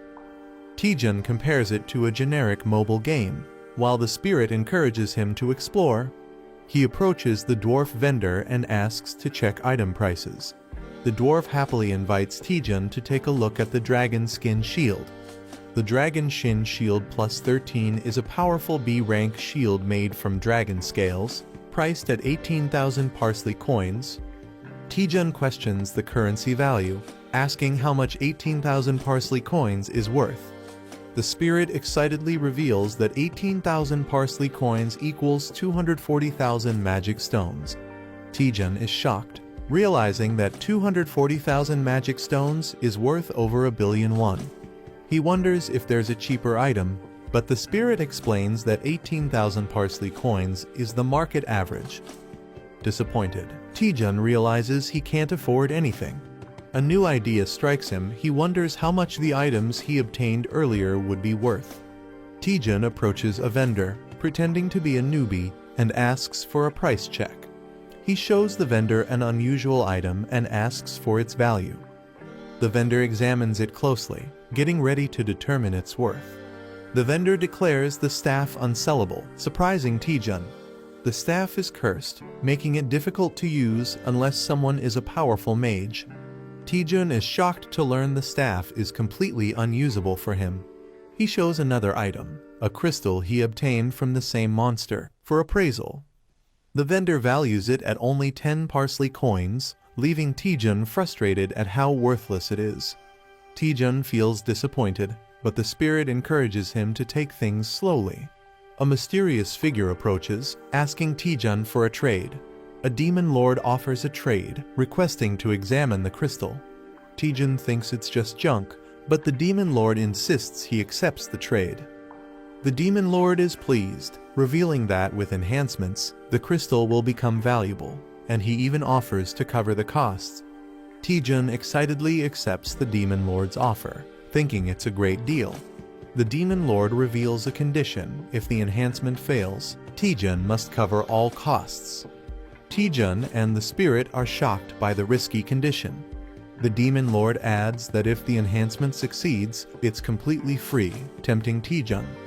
The spirit warns Taejun, whispering that the demon lord looks like a scammer and they should ignore him. The demon tricks new players with high enhancement costs, calling it a classic scam. A character sees through the scam, thinking only a fool would fall for it. Something unexpected happens, making the character hesitate. The demon reassures that the player can stop enhancing anytime. With confidence, he prepares to begin the enhancement. A girl tries to stop Taejun, fearing he'll lose all his money. He reassures her, saying he has a winning strategy. She questions his plan, but he tells her to watch and see. He declares he'll prove that luck-based mechanics can be broken. The demon lord explains the game rules, where Taejun can keep enhancing until he decides to stop. If Taejun succeeds, all costs are covered by the demon lord. If he fails even once, Taejun must pay everything himself, making it a risky gamble. The higher the success, the bigger the risk, making it a high-stakes game. The demon lord gives Taejun 100 parsley coins and materials for enhancement. The demon lord offers to show a perfect spot, but Taejun remains skeptical. Taejun confidently starts the enhancement, ignoring the demon lord's trickery. The obsidian crystal begins glowing, signaling something unexpected. The enhancement of the obsidian crystal was successful, granting +1 strength. The demon lord is surprised by the success rate and admires the player's boldness. The demon lord taunts, questioning if the player will stop at just one enhancement. The player smirks confidently, hinting at his next move. With a crazed look, the player declares he's going straight to +9, daring others to back out. The demon lord is shocked and questions if going straight to +9 is a wise choice. The player mocks the demon lord, laughing and asking if he's scared. The demon lord mocks the player, calling him an idiot for attempting a +9 enhancement with a near impossible success rate. Seeing the challenge, the demon lord decides to take the bet and commits his money. The player confidently confirms the deal with a smirk. He presses the Enhance button, ready to take the risk. A rapid sequence of enhancements begins, filling the screen with energy. A character panics, calling out to Taejun in disbelief. The demon lord laughs hysterically, believing the player has doomed himself. A dramatic reveal: Taejun succeeds in enhancing the crystal to +9. The enhanced obsidian crystal now grants major stat boosts and mana recovery. The demon lord is left in shock, unable to comprehend the impossible success.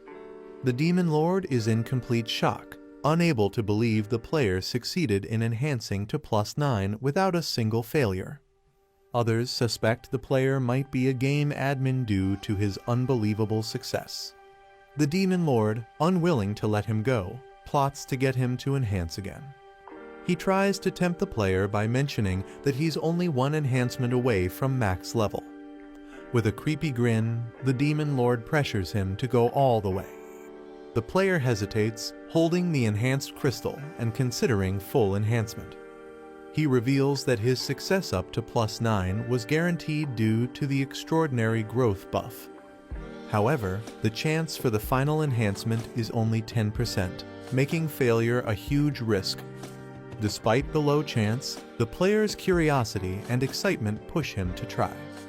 Instead of deciding immediately, he suggests making a deal with the Demon Lord. The player confidently suggests going to the perfect spot for the enhancement.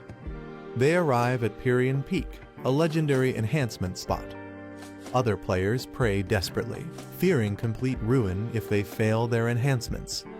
The player stands calmly among the desperate crowd, exuding confidence. He claims he can feel the sorrow of all the failed enhancements from this place. The elf girl asks if enhancing at this location will increase his chances. With a smirk, the player bluntly states that it won't help at all. She is shocked and questions why they even came to this place. The player cryptically explains that luck follows a flow. He believes that understanding the right timing can help overcome even the lowest odds. The elf girl is somewhat convinced, but still questions the reason for coming here. The player cryptically asks if she can hear the wailing of countless items. He claims he can sense the precise moments when to proceed or stop based on the reactions of others. With confidence, he declares that luck is now on his side. He prepares for his final enhancement attempt, pouring all his energy into it. The enhancement process begins with a powerful surge of energy. The Demon Lord is stunned, unable to believe he's actually attempting full enhancement. He doubts the success rate, believing it's statistically impossible to succeed from 0 to +10 without failure. Everyone watches in suspense as the outcome is about to be revealed. The crystal glows intensely, marking the decisive moment. A man is screaming intensely, sweat dripping from his face. The same man shouts "See you" with excitement, while a demon and a cat-like character watch. A notification announces that the obsidian crystal of Passing Porter has been enhanced to +10, glowing with twilight energy. The star-shaped Demon Lord and others are shocked, realizing they are seeing a fully enhanced item, calling it National Power Level material. The Demon Lord angrily accuses someone of being a con artist, suspecting they used an illegal program to achieve the impossible. The man sarcastically questions who the real scammer is. He mocks the Demon Lord, accusing him of trying to extort a newbie while pretending to help. The Demon Lord, furious, threatens to report him to get him banned from the game. Instead, the man blocks the Demon Lord and happily logs out. The Demon Lord screams in frustration, demanding his resources back as the market logs out and synchronizes with Earth. Taejun, lying in bed, laughs about getting a maxed-out item for free, while his companion sighs in relief. The elf girl worries about what would have happened if he had failed and how he would repay all the coins. Taejun casually responds, saying he would have just run away if he lost. He then laughs menacingly, mocking the real scammer, while the elf girl wonders if he is a demon. Taejun reveals that he also got valuable intel from the Parsley Market, holding up a mysterious item. Taejun holds a mysterious staff, realizing he might be able to use it. The scene shifts to the Clear Sky Guild's office, located at the top floor of a hospital. Seo Yeon HWA, the Vice Guild Master, is working at her desk and allows someone to enter. Taejun arrives, greeting her and being asked if he has recovered. He smiles, saying he isn't fully recovered yet, but is able to move. Seo Yeon HWA smiles, assuming Taejun has come because he has made a decision. She reflects on Taejun's impressive performance, ranking first in the last assessment. She believes that if her intuition is correct, Taejun will become one of Korea's top hunters. Taejun takes a determined step forward, about to make an important statement. He suddenly grabs her hands and boldly declares, "I want you." A large building with a medical cross symbol is shown. Someone questions if their skill is what the other person wants. Seo Yeon HWA teases Taejun about his way of speaking, while he looks confused.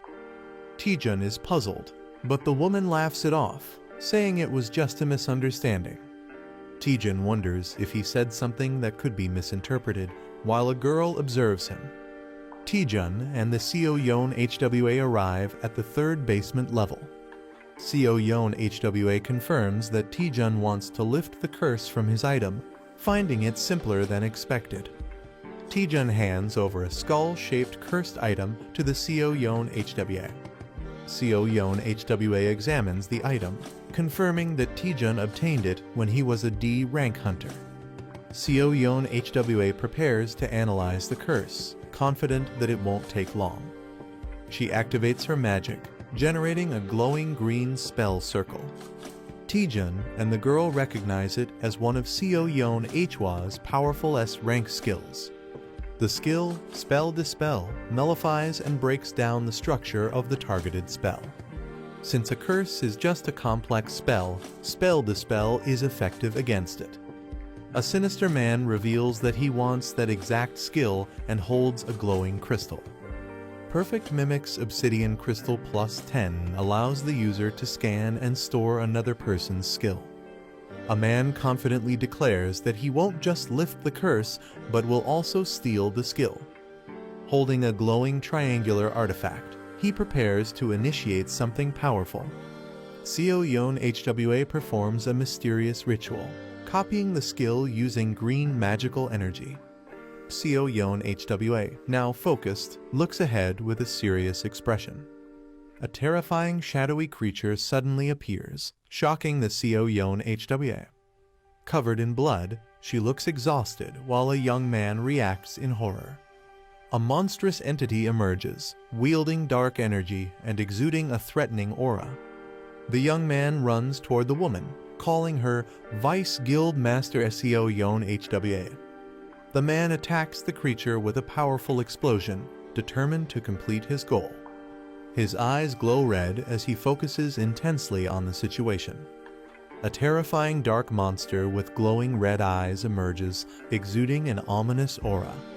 The young man realizes that physical attacks have no effect and prepares a new strategy. He unleashes a powerful 20% fireball, summoning blue flames in his hands. The massive fireball hurtles toward the monstrous creature, illuminating the surroundings. The young man checks on Vice Guild Master Seo Yeon HWA, who admits she let her guard down but isn't fatally injured. The young man is shocked and confused, wondering where the monster suddenly came from. Seo Yeon HWA corrects him, revealing that the entity is not a monster, leaving him puzzled. She explains that the eerie figure is actually a cursed spirit, a manifestation of the curse itself. They realize that the curse is attached to the staff and can only be lifted using spell to spell. Seo Yeon HWA, wounded and struggling, reveals that she has been hit with a debuff skill, preventing her from using spell to spell. Seo Yeon HWA decides to forcefully dissipate the curse using her magic. Surrounded by intricate magical symbols, she acknowledges the loss of the staff but promises to grant a wish next time. The young man panics as he realizes something is about to go wrong. He shouts in frustration, realizing that he won't be able to lift the curse or obtain spell dispel. Desperately, he asks Vice Guild Master Seo Yeon HWA if she has a skill called Power Infusion, to which she hesitantly confirms. The young man asks Seo Yeon HWA if she can temporarily lend him spell dispel, assuring her that he will handle the situation. Seo Yeon HWA warns that the cursed spirit is too strong to be defeated with borrowed power alone. The terrifying cursed spirit, a high-level entity, looms menacingly as she explains that even for her, dispelling it is a time-consuming process. The young man confidently asks if she would be willing to trust him despite the risks. Seo Yeon HWA hesitates, looking uncertain as she processes his bold request. Seo Yeon HWA sighs in resignation, Realizing the young man is determined to lift the curse, she explains that spell dispel requires high-level calculations and that he must carefully follow her guidance. As the ritual begins, she warns that the buff duration is short, while he confidently prepares to take action. A system notification confirms that he has been temporarily authorized to use spell dispellus. With a determined smirk, he confidently declares that if Seo Yeon HWA can't do it, he will handle it himself. With everything set up, the young man prepares to use his newfound ability while Seo Yeon HWA watches. As the battle intensifies, the cursed spirit lunges forward to attack. The young man unleashes spell dispel, surrounding himself with powerful green energy. His perfect mimic's obsidian crystal successfully scans and saves the spell dispel's skill, leaving one slot remaining. The cursed spirit screams in agony as its body begins to break apart from the impact of the spell. The Spell Dispel Enhanced Growth version combines Spell Dispel with a calculation system, allowing automatic skill execution. Seo Yeon HWA instructs Hunter Taejun to analyze the calculation formulas behind the skill structure. Taejun, now confident and glowing with energy, assures her that he already understands what to do. Seo Yeon HWA is shocked, doubting that this complex process can be performed by instinct alone. Taejun, now fully prepared and brimming with power, boldly declares, "Don't worry, here we go again." The cursed spirit shrieks in anger as it prepares to attack. Taejun, filled with determination, challenges the cursed spirit, ready to unleash his power. He activates Lee Taejun's ultimate automatic spell dispel macro version, sending a massive surge of energy toward the enemy. The cursed spirit roars in agony as it is overwhelmed by the powerful blue energy. Seo Yeon HWA watches in shock, realizing that the curse is truly disappearing. Even a skilled spellcaster would need at least 5 years to analyze this complex curse. Taejun effortlessly calculates and breaks the spell structure, impressing those watching. The curse takes the form of a ghostly entity as it begins to break apart. Taejun successfully dispels the cursed spirit using Spell Dispel, leaving everyone in awe. The errata staff is now completely freed from its curse. Taejun sarcastically praises Vice Guild Master Seo Yeon HWA, shocking her. He humbly admits that handling such a skill proves YS rank hunters are on another level. Seo Yeon HWA is stunned, realizing Taejun is far more impressive than she expected. She worries that joining Clear Sky Guild might actually hold him back. She suggests that Taejun check out Hwarring Guild, where the guild master has something for him. She smiles, implying that whatever it is could greatly benefit Taejun. The scene shifts to Hwarring Guild, located in the mountains. A giant red-scaled beast appears, preparing to fight. A martial artist with red afro hair proudly demonstrates his rising dragon fist technique. He ignites his fists with fiery energy, calling it a rare opportunity to witness his ultimate skill. The martial artist prepares himself, ready to demonstrate his technique. He uses Phantom Step, moving at incredible speed with a fiery aura. He launches his powerful Rising Dragon one-horn strike at the massive beast. Proud of his display, he asks if the technique was impressive, while Taejun awkwardly agrees. Meanwhile, a sinister figure observes the fight, holding a mimic crystal, waiting for the right moment to steal the skill. The protagonist dashes forward with intense energy, preparing for an attack or skill on Hanyang Island. Using a copied skill, the protagonist unleashes a powerful rising dragon strike against monstrous beasts. Laughing confidently, the protagonist marvels at the high-quality item they have obtained. The character gleefully expresses gratitude for receiving a high-class martial art for free, unaware of any hidden costs. A game-like notification reveals that the user's strength stat is too low, having the effectiveness of their skill. Shocked, the protagonist realizes that their free skill might not be as beneficial as they thought. Frustrated and furious, the protagonist learns the hard way that nothing comes for free in this world. Regretting their choices, the protagonist laments not having trained their body, while a muscular figure laughs at their weakness. A system message assigns an urgent quest requiring the protagonist to practice multiple moves 2,000 times each to improve their strength. The protagonist calculates the sheer amount of effort required and realizes it will take at least 10 hours to complete. Feeling overwhelmed, the protagonist complains about how difficult everything is, despite hoping for an easy reward. The protagonist falls silent, deep in thought, possibly coming to terms with the reality of their situation. Motivating himself, the protagonist recalls his past struggles and convinces himself that this challenge is nothing in comparison. Determined, he decides to maximize his strength stat, showing a fierce and resolute expression. With newfound energy, he launches into extreme training, ready to push his limits. A cheerful character hums happily while carrying a bag, possibly bringing supplies or food. She warmly offers food to Taejun, reminding him to take care of himself while training. She is shocked or confused by something unexpected. A close-up of a sweating and exhausted Taejun, breathing heavily from intense training. Taejun, now muscular and toned, stands confidently, surprising those around him. The female character observes Taejun's unusual behavior, suspecting something has changed about him. The narration reveals that Taejun, once ordinary, is excelling in the B-rank hunter exam and gaining attention from guild leaders. Taejun's rapid and unnatural growth is compared to a butterfly emerging from a cocoon, highlighting his transformation. Lee Xian-ah feels conflicted about someone's growing recognition, sensing they are drifting apart. She is startled when addressed, realizing she might be caught for unauthorized training. She nervously tries to cover up, fearing punishment for using the training room without permission. Instead of scolding, the other person reassures her, patting her head. They notice an unusual aura, which turns out to be Taejun fighting inside the training room. The observer recognizes Taejun's martial arts style and seems intrigued.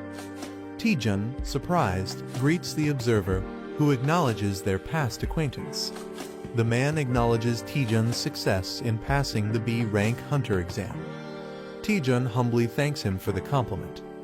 The man asks if Taejun is still working as a freelancer, and Taejun confirms. The man decides to make an offer to Taejun. He explains that an expedition is planned, but a member dropped out due to injury. Lee Xian-ah panics and interrupts, concerned about something. She expresses her worry that the expedition might be too difficult for Taejun. Taejun asks about the dungeon's difficulty, and they reveal it's a grade 2 dungeon with little information available. Lee Xian-ah worries about the unknown dangers in the dungeon and is concerned about Taejun's safety. Taejun is surprised by her concern and calls her name. Internally, Taejun feels frustrated, believing she is underestimating him. The man reassures them that Taejun should be able to handle the dungeon and reminds them that joining is optional. He suggests that fighting real monsters will be more beneficial than just training in a controlled environment. Taejun realizes that fighting in real battles gives a significant advantage compared to training. He agrees to join the expedition, but has one question. Taejun slyly confirms that freelancers keep all the magic stones they collect. Taejun walks through the city with a small spirit-like creature following him.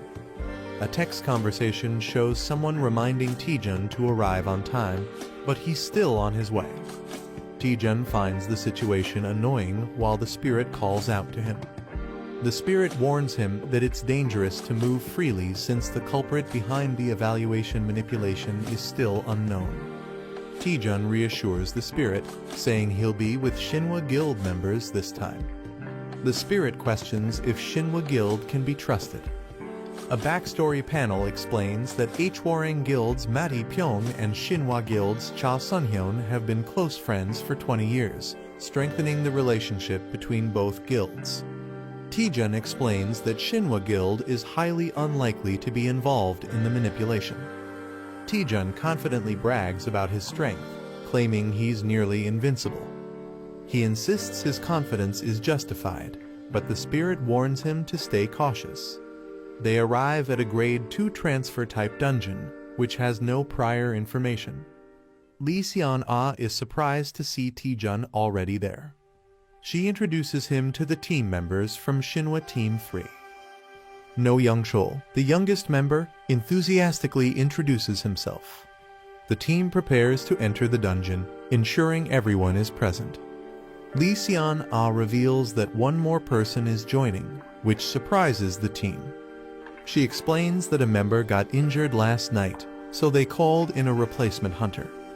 Taejun is shocked to hear about another hunter, just as someone yells at him to move. Taejun turns around, noticing someone approaching. A rough-looking man steps out of a car, annoyed by Taejun. The man rudely questions if Taejun is deaf, acting intimidating. Taejun and the others realize this is the replacement hunter, and his appearance makes them uneasy. Taejun politely introduces himself to the rough-looking hunter and asks for his name. The man remains silent, staring at Taejun with a serious expression. He suddenly bursts into loud laughter, making the situation awkward. He rudely questions who Taejun is, clearly unimpressed. Ignoring Taejun, he tells the team to hurry up and enter the dungeon, frustrating Taejun. Lee Seon-ah calms Taejun down, explaining that despite his rough attitude, he is a well-known figure in the industry. Kim Ji-hoon is revealed as an A-rank freelance hunter, infamous for his terrible personality but unmatched skills. Kim Ji-hoon hoards all the magic stones, taking advantage of his freelancer status. His teammates suffer, left without resources, even for medical treatment. Taejun and Lee Seon-ah discuss Ji-hoon's reputation, realizing how terrible he is. Taejun has a moment of self-reflection, feeling like he can relate to Ji-hoon's greed. Taejun acknowledges that meeting someone like Ji-hoon was bound to happen sooner or later. Ji-hoon intimidates one of the younger team members, asserting his dominance. Taejun, with a sinister grin, plans to give Ji-hoon a taste of his own medicine, signals danger as a monster appears. Ferocious monsters charge forward, screeching wildly. The team prepares for battle, maintaining formation. Lee Seon-ah watches as the fight turns intense. A strong fighter swiftly eliminates low-level monsters. Kim Ji-hoon laughs, feeling rusty in battle. Lee Seon-ah scolds Kim Ji-hoon for acting alone. She warns that his reckless actions endanger the team. Kim Ji-hoon dismisses her concerns, questioning her leadership. Lee Seon-ah is furious after being insulted as a leader. Kim Ji-hoon mocks her, emphasizing power and fame. He laughs, belittling her leadership as he walks away. Another team member grits his teeth in frustration. A mysterious castle welcomes them under the red sky. Duke Duwas, the ruler of the cursed land, introduces himself. Kim Ji-hoon rudely interrupts, demanding answers. Duke Duwas reassures them he won't keep them long. The land once sealed away a great and ancient evil. The land was cursed, unfit for human life, until an artifact suppressed its evil. The artifact purified the land through consecration. Someone has stolen the sacred artifact, causing concern. Duke Duwas explains that restoring the artifact could revive the land. The invaders broke the artifact into pieces and scattered them. Kim Ji-hoon laughs, thinking the quest is too easy. Other members discuss the lack of a real boss monster in this quest. Lee Seon-ah realizes there are 4 artifact pieces in different locations. Kim Ji-hoon mocks her, questioning why she's even thinking about it. Kim Ji-hoon suggests splitting into pairs to search faster. Lee Seon-ah insists on staying together for safety, but Lee Taejun eagerly agrees. Lee Taejun silences her with a SHH before she can argue. A creepy smile appears as someone volunteers to team up with Kim Ji-hoon. The teams agree to regroup in the south after finding an artifact. Lee Taejun excitedly calls Kim Jae-hoon sir, surprising him. Lee Taejun claims he was inspired by Kim Jae-hoon's words. Kim Jae-hoon enjoys wealth and power, believing skilled hunters deserve more. Lee Taejun passionately declares his loyalty to Kim Jae-hoon for life. Kim Jae-hoon laughs, impressed by Lee Taejun's mindset. He tells Taejun to stick with him, offering to help. They arrive at a graveyard, sensing eerie tension. Taejun asks about the artifact, but Jae-hoon smirks knowingly. Jae-hoon suspects monsters are lurking nearby, protecting the artifact. He prepares to fight, while Taejun requests a favor. Taejun pretends to be nervous, asking for a small task.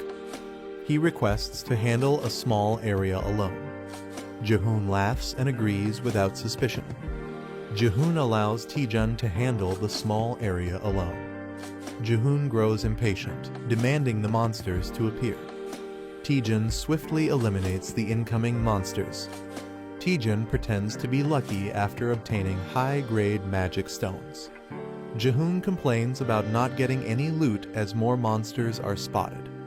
Taejun effortlessly takes down 3 monsters at once. He reassures Jae-hoon, claiming he'll handle the endless monsters. Jae-hoon realizes all the monsters are appearing near Taejun. Jae-hoon starts suspecting that Taejun knew about the monsters all along. Jae-hoon laughs, doubting Taejun is smart enough to plan ahead. Jae-hoon activates a special skill he didn't want to use. He unleashes a powerful area-wide taunt, challenging all enemies. Taejun grins, knowing exactly what's happening. Lee Seon-ah observes Jae-hoon's skill but isn't impressed. She recalls that Jae-hoon possesses a taunt skill. Taejun suspiciously shows interest in Jae-hoon's skill. He smirks, realizing the skill could be useful. Taejun manipulated Jae-hoon into activating the skill, making monsters gather. A radar shows a large number of monsters hidden in the area. Someone plans to take advantage while another person lures the monsters. A man turns around in surprise, sensing something. A huge wave of terrifying monsters rushes toward him. He panics upon realizing the overwhelming number of enemies. He desperately calls for help as the monsters surround him. A calm young man reminds him that it's his assigned area. The young man sarcastically hesitates, pretending to be unsure about interfering. The desperate man yells in frustration, demanding immediate help. He smirks and agrees to fight. He activates his power, surrounded by blue energy. Using Phantom Step, he leaps into action. He unleashes Rising Dragon's Strike, causing a massive explosion. The shocked man doubts if he's really just a B rank hunter. He wipes his sweat, relieved that all the monsters are gone. He happily counts the magic stones he gained. He jokingly credits the other man's taunt skill for his victory. He suggests leaving since they've completed their mission. The other man hesitates, wanting to gather more magic stones. A bloody battlefield is filled with the remains of defeated monsters. The team celebrates finding the artifact with Taejun's help. Taejun completes the emergency quest and masters new skills. A teammate is surprised by how many enemies Taejun defeated. They discover a massive pile of glowing magic stones. Taejun acknowledges the large number of magic stones as a problem. Taejun decides to share the magic stones with his teammates. Others hesitate, feeling that Taejun is being too generous. Taejun insists that everyone deserves a reward for their efforts. Taejun smiles as he thanks Jae-hoon for sharing his magic stones. Taejun announces that he will split his and Jae-hoon's stones with the team. Jae-hoon hesitantly agrees, but looks regretful about losing his stones. The team praises Jae-hoon, mistaking him for being generous. The team gratefully accepts the shared magic stones. Jae-hoon is confused but nervously goes along with the situation. Lee Seon-ah acknowledges Taejun's clever move. Taejun reveals to his companion that his generosity is just for appearances. A mysterious castle looms under a blood-red moon. The team returns with the collected artifacts. The Lord thanks them, saying the land may be restored. The Lord requests the artifact, saying he will offer it himself. The girl hesitates while holding the artifacts. She questions the Lord before handing over the artifacts. She recalls how the artifact was lost to barbarians. The sealed evil was unleashed, destroying everything. The Lord confirms the story but gets interrupted. The girl suspiciously asks how the Lord survived. The Lord remains silent, deep in thought. He laughs, impressed that someone finally figured it out.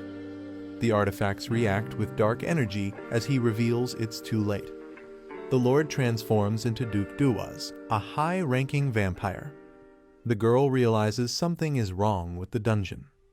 She suspects finding the artifact wasn't enough to clear the dungeon.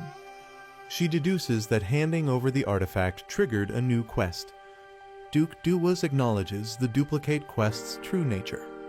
The team realizes that the Lord was the final boss all along. The vampire demands the artifacts to complete his resurrection. Xian-Ah stands in a trance, clutching the artifacts. A teammate shouts in panic as Xian-Ah moves forward. An ambush interrupts the situation with a sudden attack. A mind-controlled ally attacks with a blade. Charm's evil eye is revealed as a powerful mind control ability. The vampire's charm skill has taken control of an ally. Taejun realizes his spell nullification skill protected him. The vampire mocks Taejun, questioning his resistance to the power. Taejun mocks the vampire with a rude gesture. He taunts the vampire, who is visibly irritated. The vampire begins the ritual to restore his full power. He commands his mind-controlled servants to attack. Taejun finds the situation troublesome as his allies turn against him. The vampire laughs, knowing Taejun values his comrades.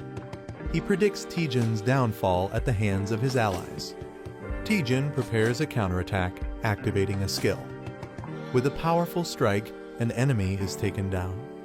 A fierce attack strikes a monstrous opponent, causing a powerful impact.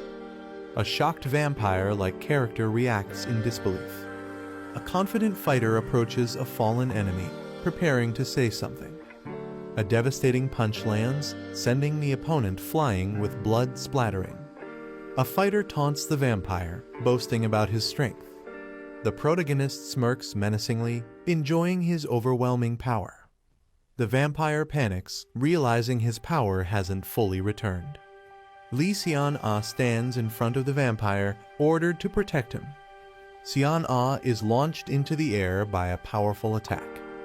Taejun, injured and sweating, warns Xian-Ah about the opponent. Xian-Ah moves at an incredible speed, making it difficult to stop her. Taejun considers using a powerful attack, but worries it may be too deadly. The vampire laughs and taunts Taejun, understanding the situation. Someone accuses Taejun and Xian-Ah of being in love, shocking both of them. The vampire enjoys the drama, calling it a tragic love story. Taejun is confused by the vampire's words while a small spirit warns him. Xian-Ah suddenly stops moving, appearing hesitant. Taejun realizes that the charm controlling Xian-Ah has weakened. The vampire angrily orders Xian-Ah to kill Taejun, but she hesitates. Taejun realizes that Xian-Ah reacted to the vampire's words about love. He suspects strong emotions can help Xian-Ah break free from the charm spell. Taejun urgently calls out to Xian-Ah, preparing to say something important. A flashback shows Taejun receiving a wallet from Xian-Ah as a gift last Christmas. The wallet, now a significant memory, is highlighted. Taejun awkwardly confesses that he sold the wallet on Carrot Market. He explains that financial struggles forced him to sell it, but Xian-Ah is furious. Taejun realizes that making her angry is actually working to break the charm. Taejun angrily confronts the vampire, vowing to stop his powers. Taejun activates his spell nullification technique, preparing to counter the vampire's magic. Taejun unleashes his attack, targeting the vampire's evil eye while the vampire screams in pain. A powerful roar shakes the air as blue lightning surges wildly. The enemy screams in pain as a hand forcefully presses into their eye. The attacker laughs maniacally, refusing to let go. He declares that the enemy will stay like this until death, acquiring a new skill. The Eyes of Enchantment skill has been nullified. The enemy howls in agony as lightning surges through them. The enemy growls in frustration, confused about what happened to their eyes.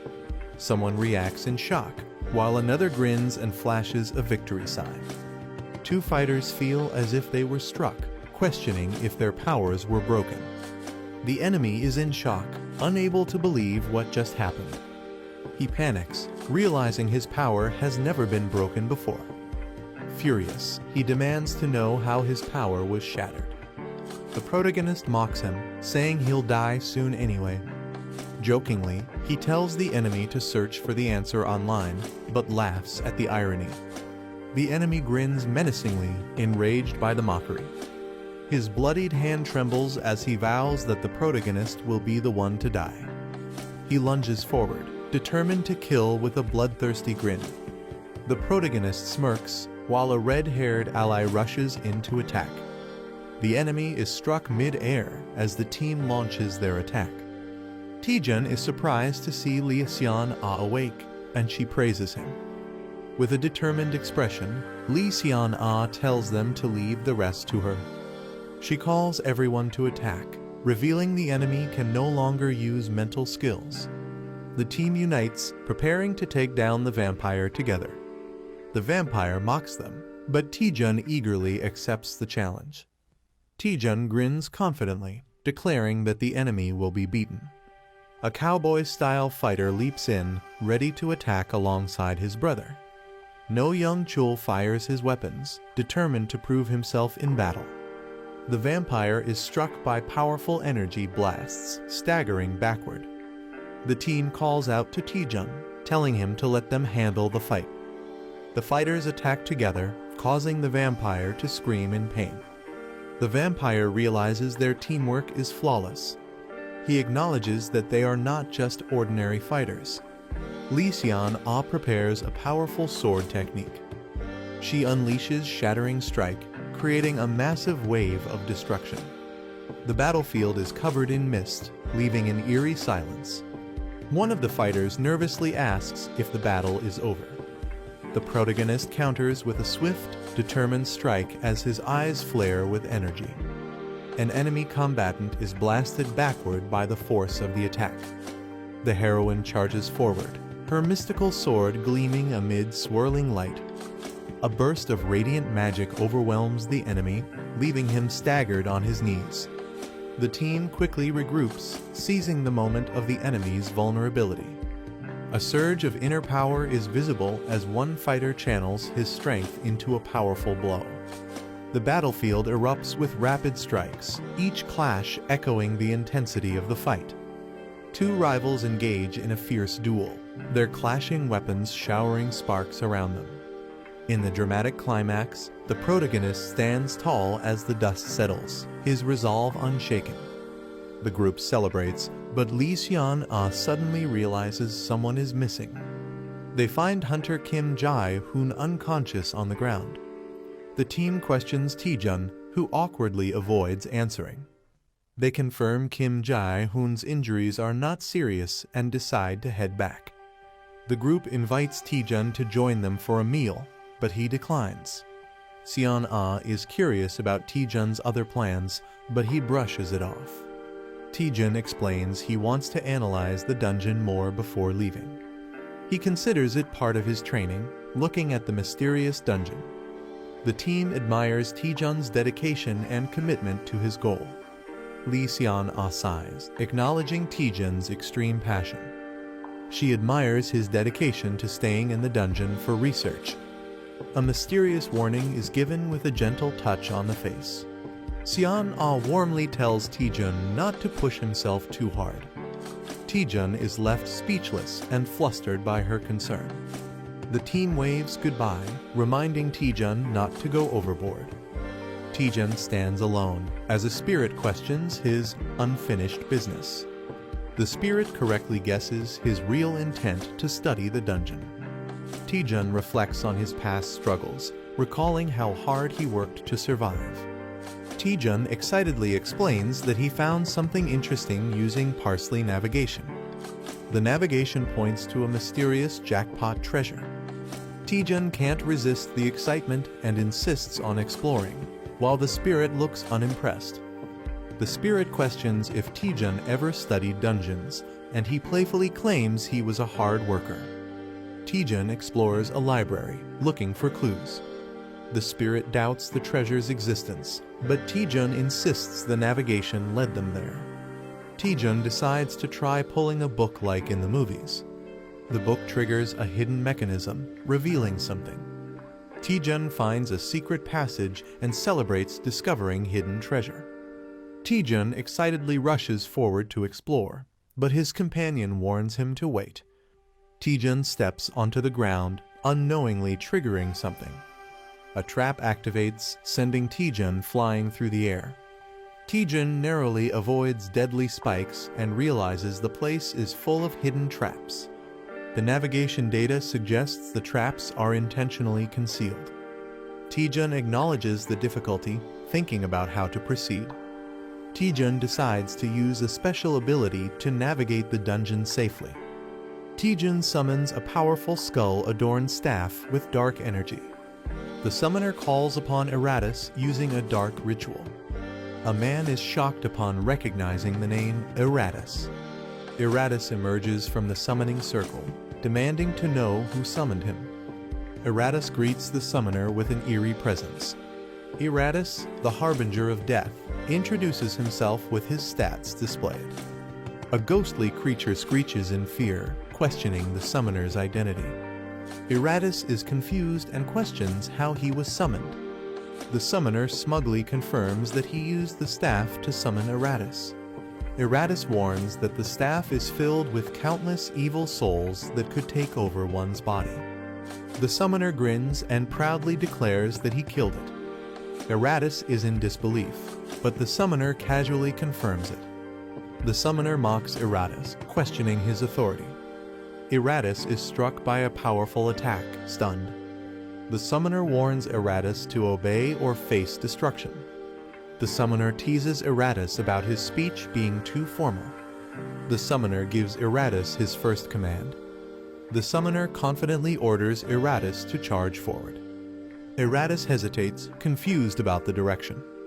The summoner warns Eratus not to disappoint him. Eratus panics and rushes forward at full speed. Eratus turns in shock, realizing something is wrong. Eratus screams as he is shattered and unsummoned. The summoner calmly marks one trap as cleared. Eratus is revived, confused by what just happened. The summoner orders Eratus to charge forward again. Eratus runs straight into a fire trap. Eratus burns to ashes and is unsummoned once more. The spirit questions if the summoner will continue this madness. The summoner grins and confirms without hesitation. Lee Taejun declares he shows no mercy to his enemies. The spirit awkwardly accepts his reasoning. The summoner commands Eratus to body slam. The summoner praises Eratus for being a great detector. Eratus has grown stronger through repeated deaths. The summoner realizes Eratus is surviving traps better. He wonders if this is due to an extraordinary growth ability. Eratus blushes, feeling proud of his progress. The summoner plans to research extraordinary growth after the expedition. Eratus is shocked that his master is leaving after just saying, "Good job." Eratus protests, claiming even immortals have rights, but the summoner doesn't care. Eratus is unsummoned once again. The summoner moves on while the spirit calls him cold-hearted. The spirit believes they have reached the end of the dungeon. The summoner wonders if something feels off. He notices a suspiciously large tombstone. The summoner suspects something is hidden inside the massive structure. He touches the surface, triggering glowing purple symbols. A statue presents a red box containing a bracelet. The spirit recognizes it as a bracelet made from previous relics. The summoner considers appraising it, but worries about the cost. He hopes it turns out to be a powerful, world-class item. The elf girl excitedly explains that items don't need to be appraised one by one. She introduces the Item Analyzer app that makes analyzing items easy. The guy is shocked and frustrated that she didn't mention this earlier. She insists she told him before, but he was too distracted to notice. He tries using the Item Analyzer, and it scans an item automatically. The Relic of Malice is revealed as a unique grade bracelet with special vampire-related skills. He is shocked by its high grade, while the elf urges him to check the skills. The aesthetic of the vampire passive skill allows rapid healing except for severe injuries. Charm of the vampire skill allows controlling weakened targets. He gets excited about automatic healing, while the elf girl compares it to a duke's skill. She questions if the charm skill will ever be useful. He grins sinisterly, confident it will be very useful. He laughs, saying humans are everywhere, while the elf girl looks uneasy. He tells Mary Mai that she doesn't understand how the world works. He warns that humans can be scarier than dungeon monsters. A mysterious figure confirms their target, a newly ranked B-class hunter. A stealthy assassin with the Silent Shadow skill is assigned to handle the target alone. Lee Taejun arrives at the location, unaware that the assassin is watching him. The assassin recalls that Taejun was a D-rank porter not long ago but quickly rose to B rank. The assassin believes Taejun must die for becoming too noticeable. He launches a swift attack while Taejun finds the situation strange. Taejun stands victorious after a sudden counterattack, confused about the navigation error. The assassin is down, and Taejun questions when he appeared. Taejun wonders if the assassin had an invisibility skill, as he wasn't detected before. Taejun confidently tells the assassin to stop hiding and come out. With a sinister smile, Taejun unleashes powerful energy, warning he'll keep attacking until the assassin is dead. He throws a powerful, blue energy kick. The kick lands with explosive force on the opponent. A man watches in shock and fear. He unleashes a flurry of punches, overwhelming his enemy. The enemy begs for mercy, but the fighter hasn't even started.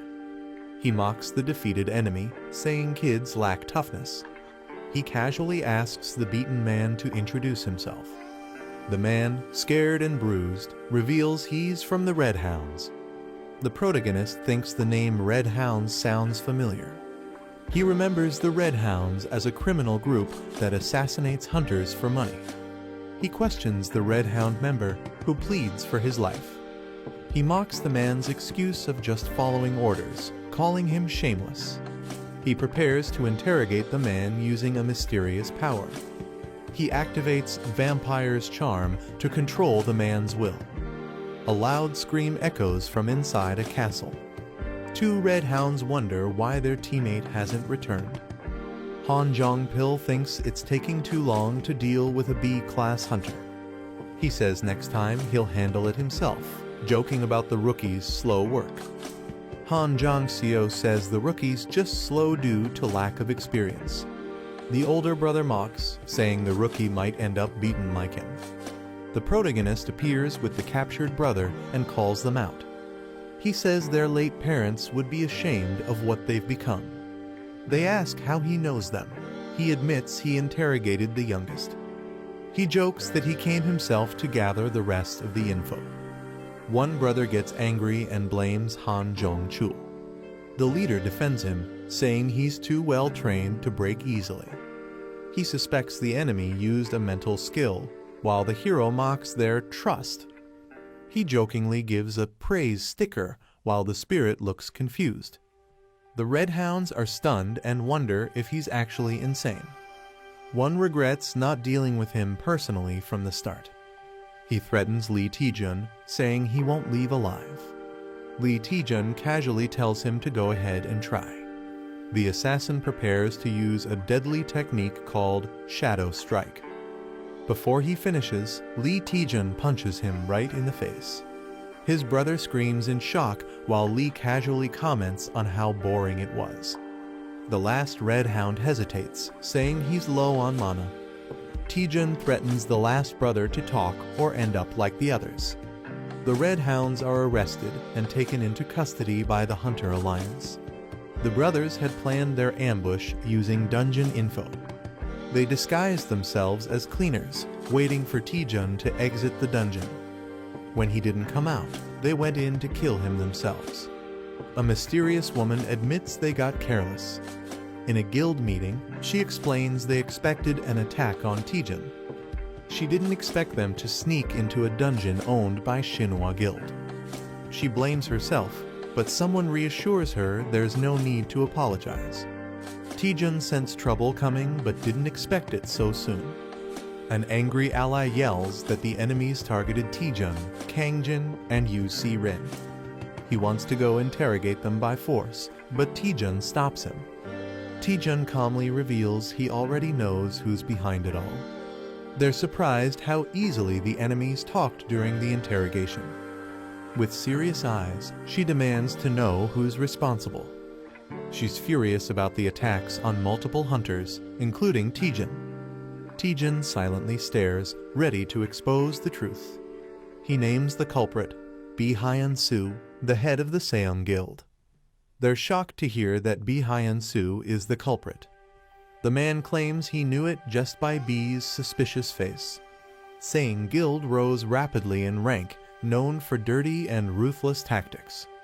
Until now, they only had suspicions Taejun brought real proof. They trust Taejun's judgment, completely no room for doubt. The guild leader decides to bring elite members and retaliate. The man vows to protect his disciple and join the fight. He gets fired up to storm the enemy HQ and Taejun asks to come too. Taejun smiles and says he wants to see the face of the man who tried to kill him. The Seong Guild building shakes as the heroes arrive to confront Hyun-soo.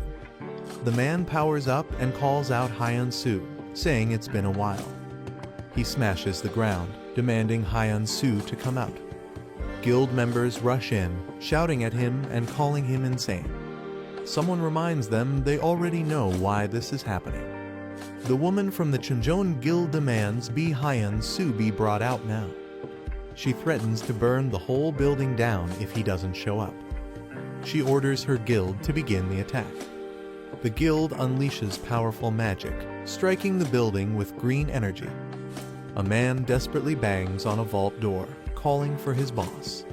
The boss is panicking as he's told 2 guild leaders have broken in. He curses his situation, blaming himself for hiring incompetent people. He angrily questions where everything started to go wrong, blaming Lee Taejun. Planning to flee, he decides to take the money and escape unnoticed. He hears a sudden noise and looks back, startled.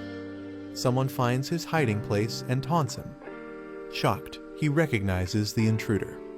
A creepy man introduces himself as B-class hunter Lee Taejun with a chilling smile. A surprised man asks how Lee Taejun got there, and Taejun casually replies he walked. Taejun enters confidently, saying he's great at finding people. The seated man suspects Taejun wants something for showing up secretly. He offers Taejun a suitcase full of money, asking if that's what he wants. Taejun is stunned by the cash, but his spirit companion warns him to stay focused. Taejun refuses the money, saying he's not after dirty cash. He steps closer, saying there's just one thing he wants to confirm. Taejun accuses him of rigging the promotion exam and suspects another person is involved. The man is shocked, but Taejun insists he already knows most of the truth and wants honesty. The man angrily claims he acted alone in rigging the exam. Taejun laughs, realizing his bluff didn't work. Taejun decides to just beat him up and take him in. The man glares furiously, insulted by Taejun's confidence. He mocks Taejun, summoning dark power to intimidate him. He says he only fears top hunters, not someone like Taejun. Taejun recognizes the dark energy and braces himself. The man smirks, thinking Taejun would have avoided all this by accepting the bribe. Taejun wonders if he should have taken the deal, but his companion freaks out. Taejun realizes that if dark matter is real, things might get dangerous. Dark matter absorbs energy, blocks attacks, and drains mana, making it nearly unstoppable. Taejun's spirit warns him to run, but Taejun stays calm despite the threat. Taejun mocks the opponent, calling the dark matter fake and weak. The enemy is shocked Taejun would fight with just a fireball and accuses him of bluffing. Taejun activates a QR scanner ability to expose the truth behind the opponent's skill. He charges down confidently, ready to reveal what's really going on. The scan reveals it's just a copied skill with only 10% of its original power. Realizing he's been exposed, the man panics and begs to talk it out. Taejun blasts his enemy with a powerful electric attack. The enemy screams in pain as the electricity hits hard. He rolls on the ground shouting for help, while Taejun is confused. Taejun is surprised that the enemy is so weak even though he held back. Water is dumped on the burnt man while Taejun tells him to stop being dramatic. Soaked and miserable, the enemy admits he's done talking. Taejun activates a skill to search for any hidden tricks or surprises. A damaged building sets the scene for Taejun's victory over Bi Hyun-soo. Taejun gets praised for being way more capable than the usual HQ members. Taejun humbly agrees with praise, while the man proudly smiles. The guild master jokes he held back, or the building would have been destroyed. Taejun asks about Guild Master Seo, and the red-haired man says she's gathering evidence. A portal opens, and Guild Master Seo arrives just in time. Seo Yeon HWA confirms she found solid proof of exam tampering at the main office. She says some officials were involved, but they've already escaped overseas. She clarifies that Bi Hyun-soo rigged the exam with help from corrupt officials. The man gets angry about how people will do anything for dirty money. Furious, he grabs Bi Hyun-soo and scolds him for thinking money could solve everything. The man drags Bi Hyun-soo off for a beating before handing him over, while Taejun and Seo just watch. Seo Yeon HWA thanks Taejun for catching Bi Hyun-soo in his secret hideout. She says they're once again in Taejun's debt, but he says he did it for his own reasons. Taejun explains he wanted to uncover any hidden forces involved in the corruption. He doubts Bi Hyun-soo acted alone and suspects a bigger plot. Taejun lists dark magic, liches, and assassins too much for one person to manage alone. He believes Bi Hyun-soo had help, and he wants to bring down every last one of them. Taejun declares anyone who commits evil should face justice plain and simple. Surprised, Seo comments on Taejun's unexpectedly righteous side, and he just smiles. Seo asks Taejun if he found the people helping Bi Hyun-soo behind the scenes. Taejun gives a quiet, knowing smile in response. Somewhere else, someone lies and says there was nothing found. News reports confirm Bi Hyun-soo confessed to the exam rigging after his arrest. A furious man, Go Young-min, is frustrated Bi acted recklessly and hired assassins. He starts to panic, worrying that the consequences might reach him too.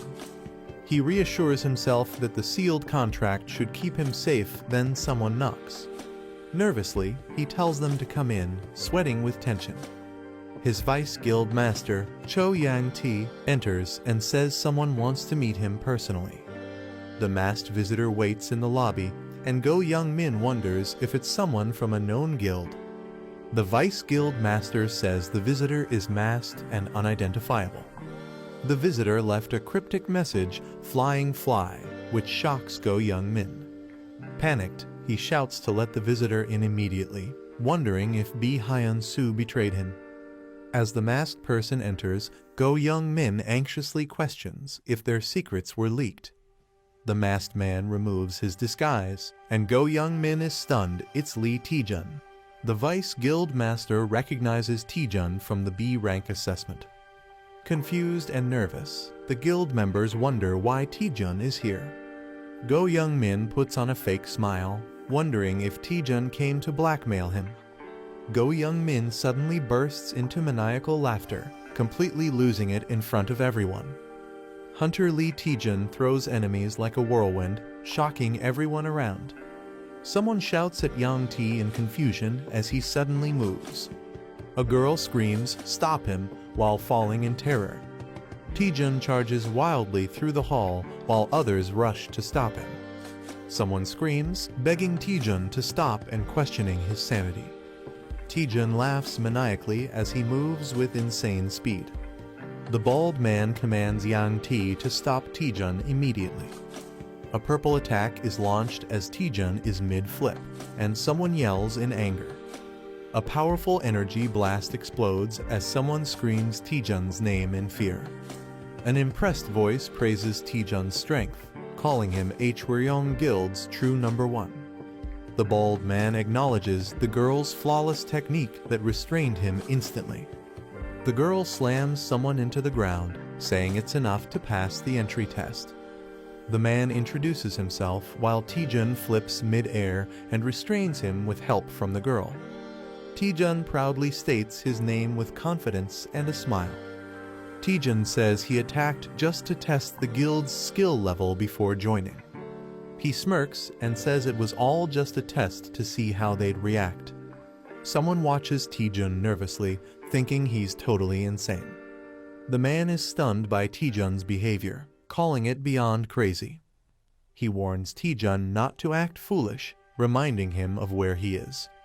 He mocks Taejun, saying a weakling without necromancy has no place here. Taejun mocks back, laughing at how obsessed they are with necromancy. The Hwaryong Guild was built by Go Jin-ho, a master of uncontrollable blood magic. He changed how people saw necromancy and dark magic, making the guild one of Korea's top 5. But now, after the first guild master retired, it's nearly bankrupt. Taejun says they can't afford to be picky and should see crisis as opportunity. He boldly declares that joining him will revive the Hwaryong Guild. The man hesitates, unsure, while Taejun prepares to reveal more. Taejun hands him a paper, saying, "Take a look at this." The man reads the document in shock, realizing its significance. A dramatic gasp bursts out. Whatever he saw left him horrified. Go Young-min panics and hides the document when asked what it is. He realizes Lee Taejun had known everything from the very start. The paper reveals shady deals and manipulation in the B-rank assessments. Taejun grins smugly, asking if they've changed their mind yet. He leans in creepily, pressuring Young-min to sign the contract. Angrily, someone slams their fist on the table, shouting, "You little." Yang T yells at Young-min for letting a non-necromancer into the guild. Young-min nervously tries to calm Yang T down. He nervously argues Taejun is weird, but his skills are top-notch. Yang T complains that Taejun is only here to drain the guild's resources. He warns that Taejun must learn necromancy no matter what. If not, Taejun will face a brutal lesson during initiation. A peaceful city view sets the scene for a calm moment. Taejun enjoys his coffee, finally feeling relaxed. Guan Rimi teases him, saying he's living the good life. She reminds him that bounty hunters were just after him, urging caution. Taejun says he has a plan and wouldn't sit around carelessly. He shows a special ring, saying it helps assassins avoid being caught. Wearing the ring changes Taejun's appearance so most people won't recognize him. The ring is called the Ring of the Hidden Hunting Dog and disguises the user randomly. Guan Rimi feels relieved Taejun can now move around safely. She wonders why Taejun chose Hwaryong Guild over the better-known ones. Taejun says other guilds are fine, but dealing with their demands would be too much trouble. He doesn't want to deal with constant international expeditions. He also dislikes being dragged into political events by top guilds. Since Hwaryong is ranked low, it lets him freely profit from monastones. He even gets to set his own contract terms. Guan Rimi now fully understands his reason. Taejun casually says he might go shopping since it's been a while. Guan Rimi is surprised by his sudden interest in shopping. Taejun says splurging now and then is worth it. Let's go waste some money. They arrive at a huge, impressive building that leaves Taejun in awe. Taejun laughs, saying he never imagined this life before money really is powerful. Guan Rimi questions the place, feeling it's not an ordinary mall. Taejun explains it's the largest marketplace for hunters, packed with all kinds of gear. The mega mall has everything from weapons to armor, updated weekly with rare items. It's called Gwimuljeon, a massive hunter-only shopping complex in Korea. Taejun is about to shop when someone suddenly recognizes him. A girl says she barely noticed him with the item on. She says she's heard of him from her brother. Taejun is confused. She introduces herself as Cha Yerin, leader of the Shinhwa Guild. Taejun greets her and realizes she's the sister of Cha Soo-hyun. He asks why the Shinhwa Guild leader is at a mall, and she's surprised he doesn't know. Cha Yerin reveals she runs the mall and visits to check new items weekly. Taejun is shocked the biggest mall in Korea belongs to Shinhwa Guild. He apologizes for not recognizing her, and she says it's fine since she avoids media. A girl asks Taejun if he has some free time, catching him off guard. She tells Taejun she heard about his heroic actions during the dangerous dungeon expedition. She offers him a reward as a token of thanks for saving lives. Taejun politely refuses, saying he didn't do it for a reward and her gratitude is enough. She smiles softly and agrees not to insist further. Still holding a gift, she hesitantly asks if he's really sure about refusing. Taejun looks shocked when she says he could have picked anything he wanted. She shyly reveals the gift was from their exclusive VIP item store. She double-checks if Taejun is really okay with giving up the reward. She reminds him it's a rare VIP exclusive item she was offering. Taejun is stunned to realize she was offering such a valuable item for free. She starts to walk away disappointed, but Taejun stops her. Taejun changes his mind and asks to see what items are available. While riding the elevator, she comments that Taejun seems more ordinary than she expected. She admits she thought Taejun would have a more unique presence. She explains her expectations were based on all the impressive rumors about him. Taejun laughs awkwardly, realizing he unintentionally hyped himself up. She reassures him kindly. She admits she likes how humble and grounded Taejun seems. She laughs, wondering if Seon-ah might not like her saying that Taejun is confused. As the elevator opens, she tells Taejun that the area ahead is only for VIP customers. She invites him to look around freely in the special VIP section. Taejun is amazed they've entered the rare item store's VIP section. He realizes the items are worth billions and is shocked at their value. He's stunned to realize that she, the person before him, owns everything here. She asks Taejun if anything caught his eye. He admits it's hard to choose. Blushing, Taejun says there is something that definitely caught his eye. Taejun points to a set of items and asks what they are. She smiles and says Taejun has unique taste. She explains the items once belonged to legendary guild masters from Korea. Though no longer usable, the items are preserved to honor their legacy. She tells him they aren't for sale, but offers to show even better items. An assistant notifies her that the vice director of Hyonin Guild has arrived. She realizes she's late for a critical meeting. She says goodbye, planning to meet Taejun again after the meeting. The spirit warns Taejun about his deep bowing, but he says it's part of work life. The spirit is confused why Taejun is interested in such an old, useless item. The item is a broken gauntlet with zero durability, once used by a forgotten martial artist. Taejun admits it's useless, but something about it draws his attention. He can't explain why. but he feels strongly interested, especially since it connects with his skill set.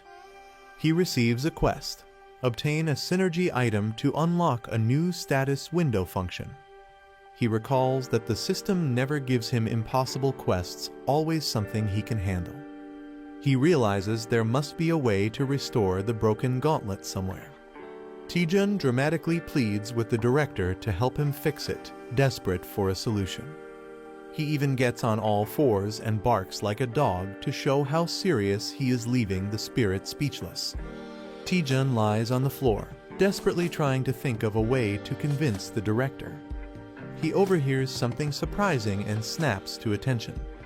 He's confused, hearing someone mention a previous agreement and contract fee. Director Cha Yerin appears surrounded by guards. Someone seems to be causing her trouble. Taejun realizes something: he might have a chance here. He sees an opportunity to help the director and earn her favor, and maybe that item too. Determined, he dashes off to help her like a dramatic hero. He dramatically declares himself as the loyal hound, ready to serve Director Cha Yerin. Cha Yerin, unimpressed, expresses her disappointment and asks how long he'll keep being stubborn. Kang Young-seok sarcastically praises the director's boldness while defending his high pricing. He smugly says it's only fair business to charge what something's worth. Director Cha Yerin is visibly annoyed by his attitude. He's pushing her buttons. Taejun rushes in after hearing the commotion, ready to help. Young-seok dismissively tells Taejun to move aside, not knowing who he is. He claims they're in the middle of an important business meeting. Cha Yerin tries to stop Taejun, but he plays along, pretending to respect the business. Taejun throws a cheeky line, saying he enjoys business, especially business class flights. With a smug grin, Taejun takes a seat and suggests they talk business. Kang Young-seok asks who Taejun is, and Director Cha hesitates to respond. Taejun looks at the weapons and begins to piece together the situation. The Hyonin Guild specializes in item appraisal and dominates the Korean market. Because of that monopoly, the Shinhwa Guild is forced to comply even with unfair treatment. Taejun confidently introduces himself as Cha Yerin's legal advisor. With a big grin, he asks what the issue is, as if it's just casual business. Director Cha is confused by his bold claim, while Kang accepts it without question. Kang explains they're being asked to appraise too many items in too short a time.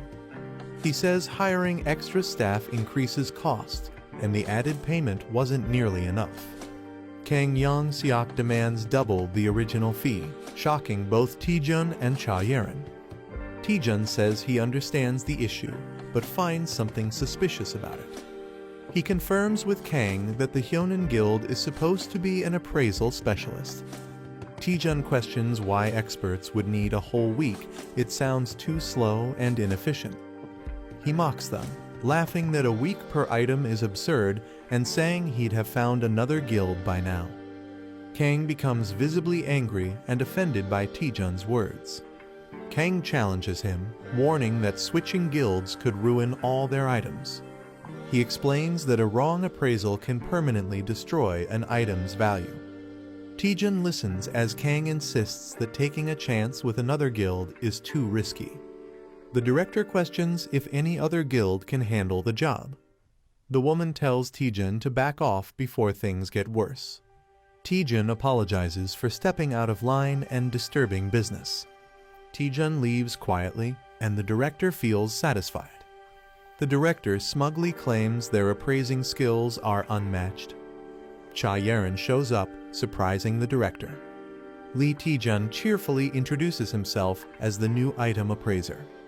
A man nervously greets Director Cha Yerin for the first time. Lee Taejun proudly introduces himself as the new item appraiser. Taejun excitedly examines the weapons laid out on the table. Taejun confidently assures Director Cha the appraisal will be quick. Taejun eagerly suggests starting, surprising Director Cha. Taejun asks the other appraisers to leave, calling it a trade secret. The older appraiser is shocked and mutters that this is ridiculous. He angrily warns Taejun that lying could lead to legal trouble. He mocks Taejun and tells him to stop pretending and leave. The appraisers mock Taejun for claiming he can finish in 1 hour. Taejun pulls out a necklace and asks them to look at it. He says he already checked this item earlier out of curiosity. Taejun reveals he finished the appraisal in just 10 seconds. He jokes that even he could become an appraiser at this rate. The boss tells his assistant to confirm if the appraisal is real. As the assistant reaches for the item, Taejun stops his hand. Taejun grabs and twists his arm, warning not to act without certainty. The assistant, shocked and hurt, says he doesn't want to be treated like this. Taejun tells the deputy director he must also risk something if he wants proof. The deputy director bursts into laughter, amused by the situation. He agrees to the bet, saying Taejun finally makes sense. The condition: if Taejun can't appraise all items in 1 hour, he loses. The deputy director wagers 1 billion won and asks what Taejun will risk. Taejun laughs and praises the director's boldness. As tension builds, Taejun suddenly agrees to the bet with a firm deal. Taejun ups the stakes dramatically by adding 10 billion won more. Everyone is shocked, and someone yells out, questioning Taejun's sanity. Director Cha questions how Taejun plans to appraise everything and handle 10 billion won. Taejun confidently says he already has a plan. Taejun asks Director Cha to check the item's appraisal status.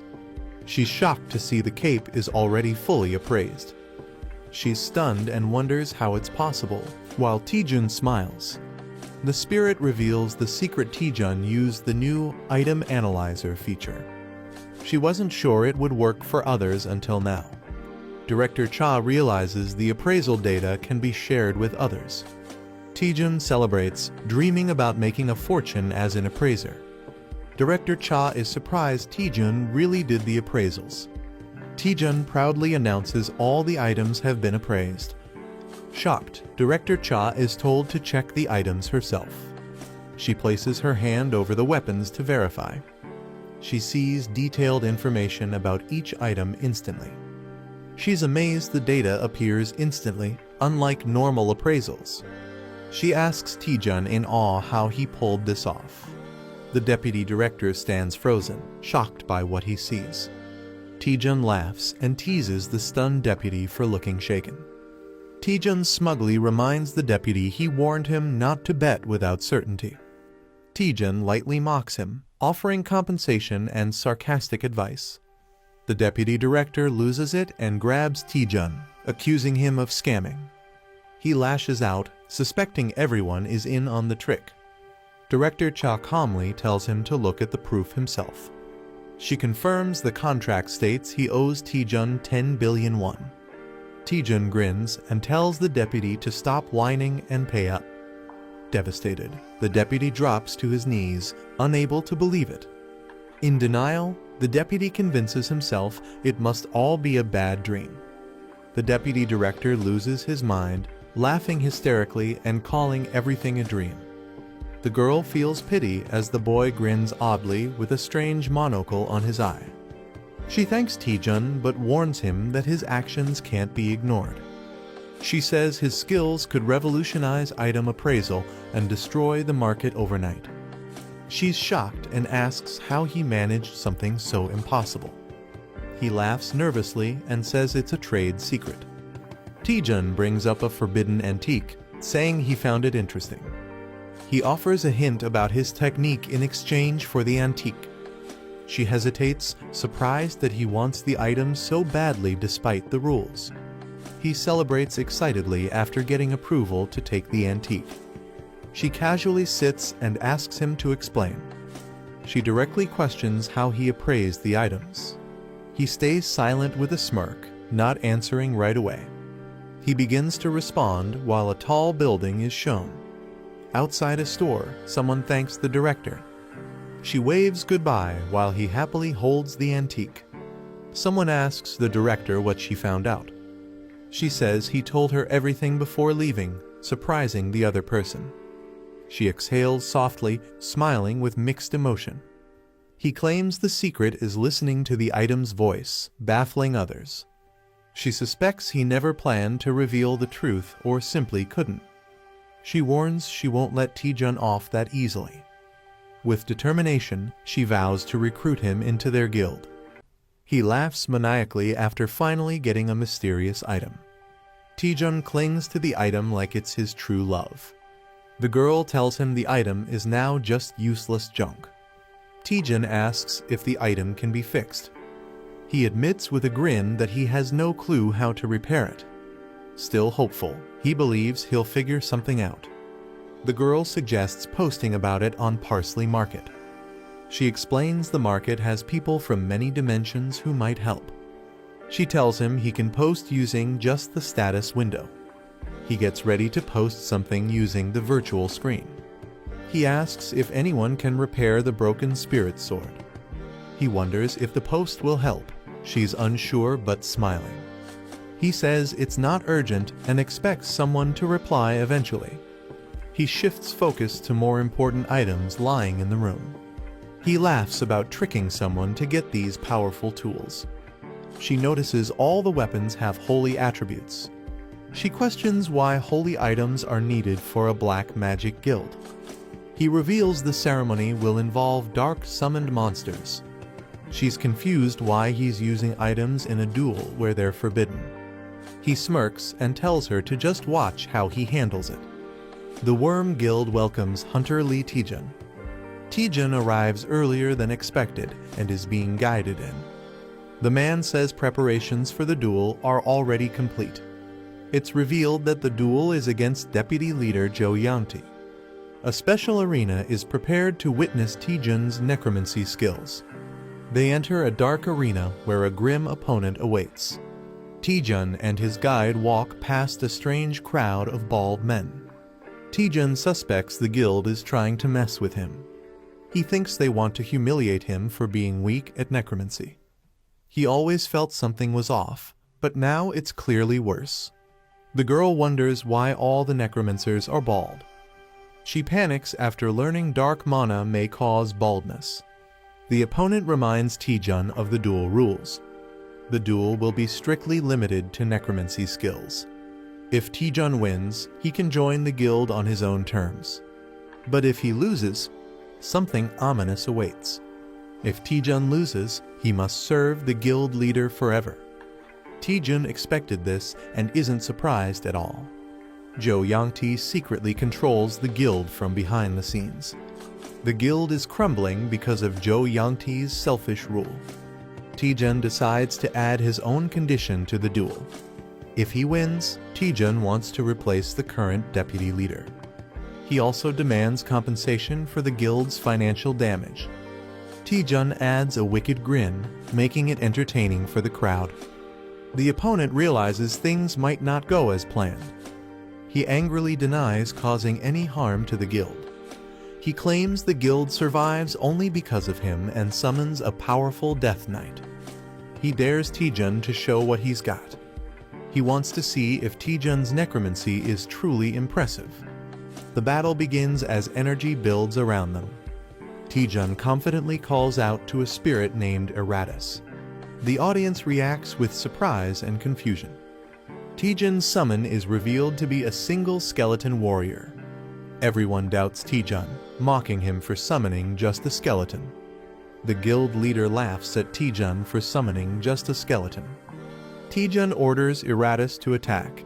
The skeleton responds loyally. Eratus delivers a powerful blow during the clash. The opponent is shocked that his Death Knight's armor broke instantly. Taejun grins, taunting that light magic melts darkness. Taejun jokes about the new gear while Eratus humbly compliments it. It's revealed Eratus wields holy power rare for a skeleton. The enemy refuses to believe it's possible. He's stunned by the existence of a wholly attributed skeleton warrior. Mana exists in fire, holy, earth, wind, dark, and water elements.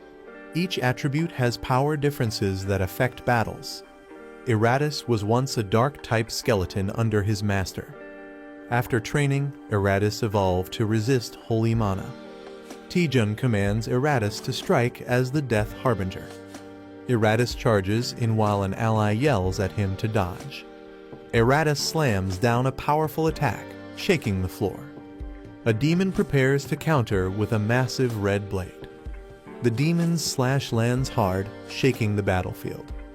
He mocks the idea that darkness can defeat light. Taejun commands Eratus to unleash his secret weapon. Eratus prepares to fight alone, holding divine gear. Eratus starts reciting creation verses, confusing enemies. He grips the holy relic, ready to activate its power. Eratus declares, "Let there be light," summoning holy energy. A skeleton holds a golden relic tightly. A powerful burst of light forms around the skeletons. The light explodes, blinding everything nearby. The enemies panic, shouting in fear at the sudden light. The blinding light is so pure that it purifies even souls. The enemies panic, shocked by the skeleton's divine power. A massive explosion of light overwhelms the area. A man smirks and declares the match is over for Jo Yangti. The skeleton Eratus wins by surviving until the end. It's weak, but slowly takes small damage over time. The skeleton is praised for being incredibly durable. The opponent panics while the victor demands the promised rewards. The victor demands everything the opponent gained from the Worm Guild. The crowd is shocked, wondering if he will claim all the rewards. The defeated enemy regrets not having more time to fight back. A hidden plan is revealed where Bi Hyun-soo was secretly tipped about the Lick's relic. Secretly, evidence was gathered to blackmail Ko Youngmin during his deal. The plan was to take full control of the Worm Guild. Lee Taejun stands confidently as the enemy kneels, furious. The defeated man curses him for ruining everything he worked for. The man refuses to surrender and reveals a dark, forbidden item. He threatens to destroy everything if he can't win. The crowd panics as he lifts the cursed heart, ready to act. Laughing madly, he shouts that they will all die together. People scream in terror as dark energy floods the area. A boy scans the situation seriously with glowing blue eyes. The cursed item is recognized as a deadly, suicidal weapon. The forgotten heart drains life and summons a cursed being from another world. The man laughs wickedly, accepting death and cursing Lee Taejun. A terrifying creature emerges from the dark portal. The summoned being, called the Black Death Bride, appears ominously. The onlookers panic, realizing they are all doomed. People scream in terror and try to run away from the cursed monster. Some manage to nullify the deadly curse effect on themselves. The Black Death Bride unleashes powerfulest grade curses immediately. Witnesses stare in horror, questioning what kind of monster it is. An old man steps forward and offers help to Hunter Lee Taejun. He introduces himself as Go Jin-ho, the former guild leader. Taejun is surprised, asking when Go Jin-ho arrived. Go Jin-ho comments that the summoned skeleton is no ordinary one. Go Jin-ho notes that the summoned skeleton feels more like a lick due to its high intelligence. He tells Taejun they need to handle the evil spirit before it worsens. Blood magic bursts out as they attack the Black Death Bride. The monster screeches in pain, caught in a fierce assault. The Black Death Bride shrieks in agony but remains strong. Go Jin-ho observes that a demon summoned with a life sacrifice is incredibly sturdy. He decides to escalate the attack using stronger blood magic. A massive, explosive blast of red energy is unleashed toward the monster. Taejun watches in awe, amazed by the legendary power of the Guchin Bone King. Go Jin-ho is revealed as the legendary Guchin Bone King, a master of blood magic. He once ruled the world after the Great Cataclysm and made the Worm Guild famous. The Black Death Bride shrieks as his attack strikes it. Go Jin-ho launches another blood attack with full force. Suddenly, he shows signs of exhaustion, surprising everyone. Lee Taejun rushes to support the weakened Bone King. It's explained that blood magic uses the caster's own blood, making it risky. Fighting the cursed monster in close combat is extremely dangerous. Another fighter prepares a long-range fireball attack instead. The boy launches a powerful fire attack at the monster, shouting fiercely. The Black Death Bride is hit but shows no real damage. Taejun is shocked, realizing the attack failed to harm it. The monster quickly charges toward them, gaining speed. Taejun worries because his mana is low after using the fireball earlier.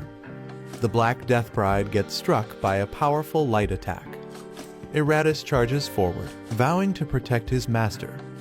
Taejun yells at Eratus for disappearing during the fight. Eratus awkwardly admits he was weakened by too much light earlier. Eratus admits he fainted while standing during the earlier fight. He reassures everyone that he will now protect his master with all his strength. Eratus bravely blocks the Black Death Bride's next attack. Taejun and the Spirit Girl notice that Eratus's personality feels strangely different. Eratus fiercely attacks the Black Death Bride with holy light. The Black Death Bride counters and grabs Eratus, overpowering him. Eratus screams in pain as purple energy surrounds him. Taejun shouts Eratus's name in shock as he is engulfed by the attack. Taejun panics, realizing even divine power isn't enough to defeat the monster. Eratus struggles to stand and tells Taejun he must survive without him. Eratus decides to burn all his remaining strength into one final attack. His sword glows brightly as he prepares to sacrifice himself. Taejun shouts in shock, trying to stop him, but Eratus charges forward. Taejun panics, warning Eratus about the cost of using the item. He cries out, saying once used, the item can never be recovered. Eratus charges ahead, holding the glowing, powerful weapon. Taejun screams in despair, knowing it's a one-time item worth 8 billion won. Eratus swings the glowing sword with all his strength. A blinding golden light floods the entire area with overwhelming power. The Holy King's gambling card is activated as Eratus strikes. Go Jin-ho watches in amazement, calling Eratus an unbelievable skeleton. He notes that Eratus can not only use holy items, but also wield the holy sword. The Black Death Bride screams in agony as the light overwhelms it. A system message announces the Black Priest is defeated and Eratus's holy durability slightly increases. Taejun scolds Eratus for using the powerful weapon too early. Eratus apologizes, explaining he only did it to protect his master. Taejun sighs, frustrated but unable to stay angry at him. He admits that despite the heavy debuff, the Holy King's star cluster's power is extraordinary. Taejun realizes recharging the Holy King's star cluster costs an astronomical amount. He jokes that it would be easier to just buy a new one because of the insane cost. Taejun pats Eratus and acknowledges his bravery and determination. He smiles and praises Eratus, saying he did a good job. Eratus feels emotional as Taejun thanks him for saving his life. Guchin Bone King notes that Eratus is stuck with a troublesome debuff.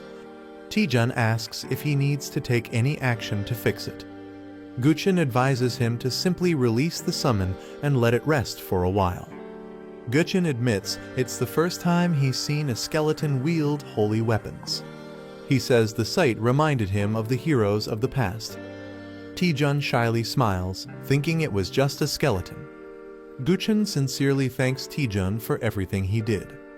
Guchin says Taejun helped stop Zhou Yangti's betrayal plan. He acknowledges that their goals aren't so different. Guchin asks Taejun if there's anything valuable left in Hwaryeong. Taejun awkwardly laughs, realizing Guchin had seen through him from the start. Taejun explains he joined Hwaryeong Guild only for his own benefit. He says he never intended to take anything from others. Taejun confirms that Hwaryeong Guild still holds value for him. Guchin quietly accepts his answer with a nod. Guchin declares in front of everyone that Taejun's abilities have been proven through the duel. He praises Taejun for defeating Jo Yangti and saving everyone from the summoned spirit. Guchun formally announces that Taejun will become the vice guild leader of Hwaryeong. Taejun is surprised and confused, not expecting this sudden promotion. Taejun is told to give his induction speech and feels awkward about it. He confidently introduces himself to the guild members. Taejun simply says he has only one thing to tell them. He shouts that everyone should protect each other's livelihood, surprising everyone. The scene shifts to Myth Guild's building shining under the sunset. News spreads that Lee Taejun has officially joined the Hwaryeong Guild as vice leader. A man feels surprised and betrayed by Taejun's decision. He blames another man for being careless and losing talented people again. The woman scolds her brother for losing talented people like Lee Taejun. She regrets not bringing Lee Taejun into their guild earlier. She can't understand why someone with his talent would join Hwaryeong Guild. She decides to ask Seon Ah, who is close to Taejun, for help.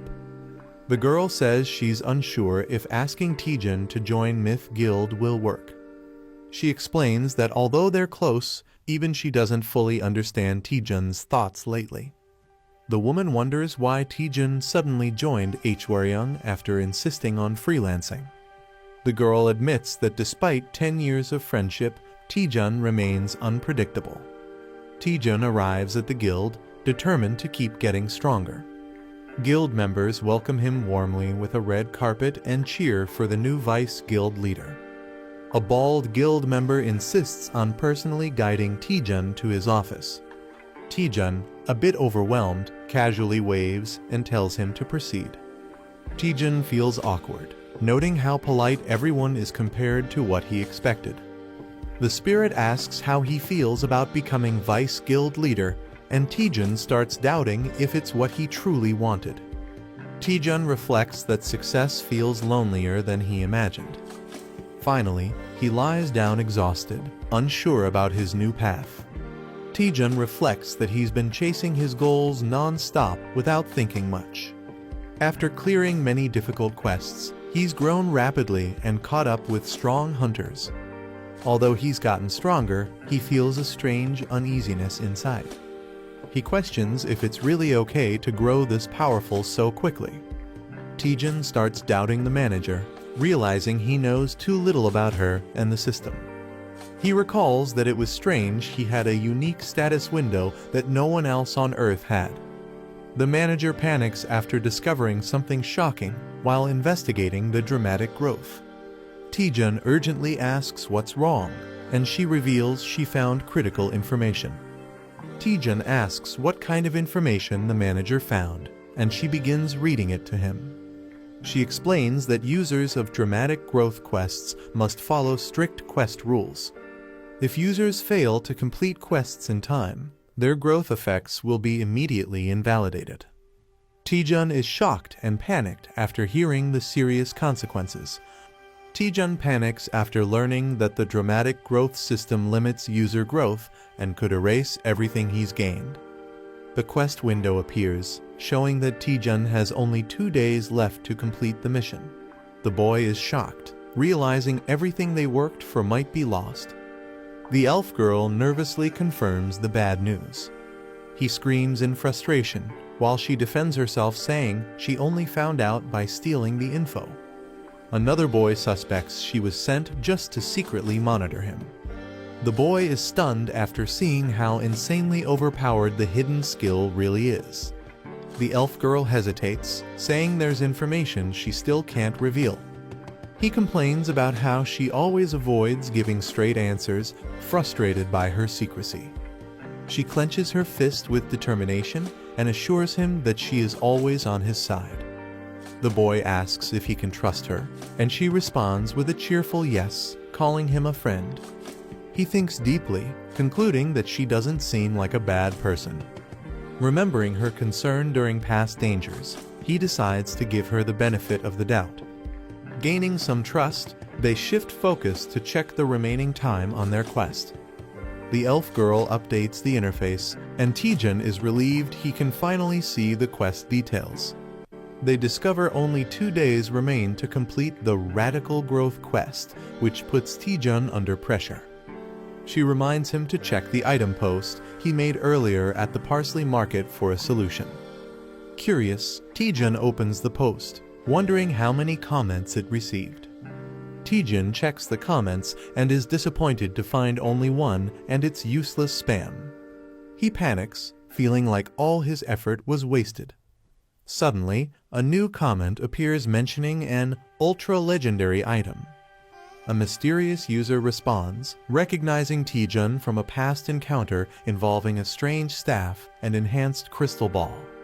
Taejun gets frustrated waiting for the slow reply while the elf girl watches over his shoulder. The message explains that the item contains complex mana circuits that require precise repair. Taejun is shocked to learn he'll need at least a 7th circle mage to fix it. The mysterious commenter jokingly suggests finding such a mage, and Taejun quickly thanks them for the tip. The mysterious user logs off, leaving Taejun frustrated and wondering if he knows any 7th circle mages. They consider asking Seo Yonawa, but she's only a 5th circle mage at best. Taejun explains that 7th circle mages are extremely rare and top tier even on a global level. As panic sets in, Taejun reveals that he might know one person who fits the requirement. Taejun admits the person he's thinking of isn't the most reliable, but he's their last hope. He knocks on a door, calling out with a polite, "Excuse me." A tired-looking staff member peeks out and says he's brought documents for the deputy guild leader. The staff member reluctantly enters, asking the leader to treat the task as part of his responsibilities. The staff member finds a note saying, "Today's a vacation day," on the guild leader's door. Surprised, he realizes the leader is absent on his very first day. Taejun and the elf girl arrive at the Tower of Training in search of the 7th circle mage. The elf comments on how the place hasn't changed, still empty and unwelcoming as ever. She questions why a dungeon is in the middle of the city instead of behind a gate. Taejun explains that the tower is actually a massive gate, and in rare cases, the surroundings adapt to the dungeon. Despite its odd location, he clarifies that the dungeon itself is just like any other. Taejun notes that the dungeon used to be a regular building, though he wasn't around back then. As they walk through the arena, he wonders aloud if the old man they're searching for has gone missing again. Suddenly, a loud explosion erupts as a muscular figure crashes down, yelling, "Trainee." Taejun and the elf are caught off guard, shielding themselves from the debris in shock. A muscular old man suddenly appears, shouting about protein and startling Taejun. Recognizing him, the old man greets Taejun warmly and praises his improved physique. Taejun explains that he's been training thanks to the old man's previous help. He then politely asks the old man to repair an item with broken mana circuits. The old man gladly agrees to fix the item as a favor to his lifesaver, surprising Taejun. Before starting, he says he wants to ask Taejun an important question. Standing tall, he asks Taejun what strength means to him. Taejun is caught off guard as the old man explains that true strength is about upholding one's convictions. The old man explains that some pursue strength by building their bodies, while others dedicate themselves to training their skills. These people devote their lives to chasing great ambitions with conviction. Pointing directly at Taejun, he demands to know what Taejun wants to become strong for. Taejun sheepishly admits he never thought about it, prompting the old man to call him a foolish youth. The old man shouts that strength without purpose is poison and leaps toward Taejun. He launches into a surprise move called practical compressed muscle training. Taejun barely dodges the explosive punch, shocked by the sudden attack. As the dust settles, he stands up, stunned, realizing he just barely avoided death. Taejun yells at the old man, calling him crazy, but the old man calmly says Taejun's body moves fast while his heart is uncertain. He compares Taejun to a lost, aimless beast with no direction. Taejun tries to fight back, but the old man easily counters and offers to give him a valuable lesson. With a confident pose, the old man assures Taejun that he'll take it easy on him despite his overwhelming strength. Taejun, clearly annoyed, glares at the old man and accuses him of provoking him on purpose. He launches into an attack, jokingly warning not to report him for hitting an elder. Using a powerful skill, he charges with intense force toward the old man. The old man blocks the move effortlessly, impressed by the weight and force behind Taejun's strike. Taejun, filled with determination, declares the fight isn't over yet. He unleashes his powerful technique, the Rising Dragon Divine Fist. His glowing fist charges forward, bursting with intense blue energy. The old man braces himself as the attack comes crashing down from above. Taejun's powerful attack creates a massive explosion, making it seem like the battle is over. Excited, Taejun and the elf girl wonder if they've actually defeated the old man. But the old man calmly reappears, praising Taejun's strength and creative combat skills. He warns them they've forgotten something crucial while Taejun focused on physical power. The old man reveals a glowing magical attack and reminds them that he's also a mage, casting Elkeroid's Fireball X. The old man confidently states he's a wizard and prepares to cast a powerful fireball. Taejun is shocked, wondering if the spell is the same as his own fireball technique. The old man explains that the fireball's power varies infinitely based on the caster's mana. He demonstrates how mana strength and quantity shape countless versions of the same spell. He then tells Taejun that while his fireball has improved, it still lacks the essence of ultimate power. The old man explains that mana is fueled by one's desires and inner cravings. He unleashes his ultimate fireball, an embodiment of his dreams and willpower. He shouts that mere desire to grow stronger isn't enough to reach the highest level.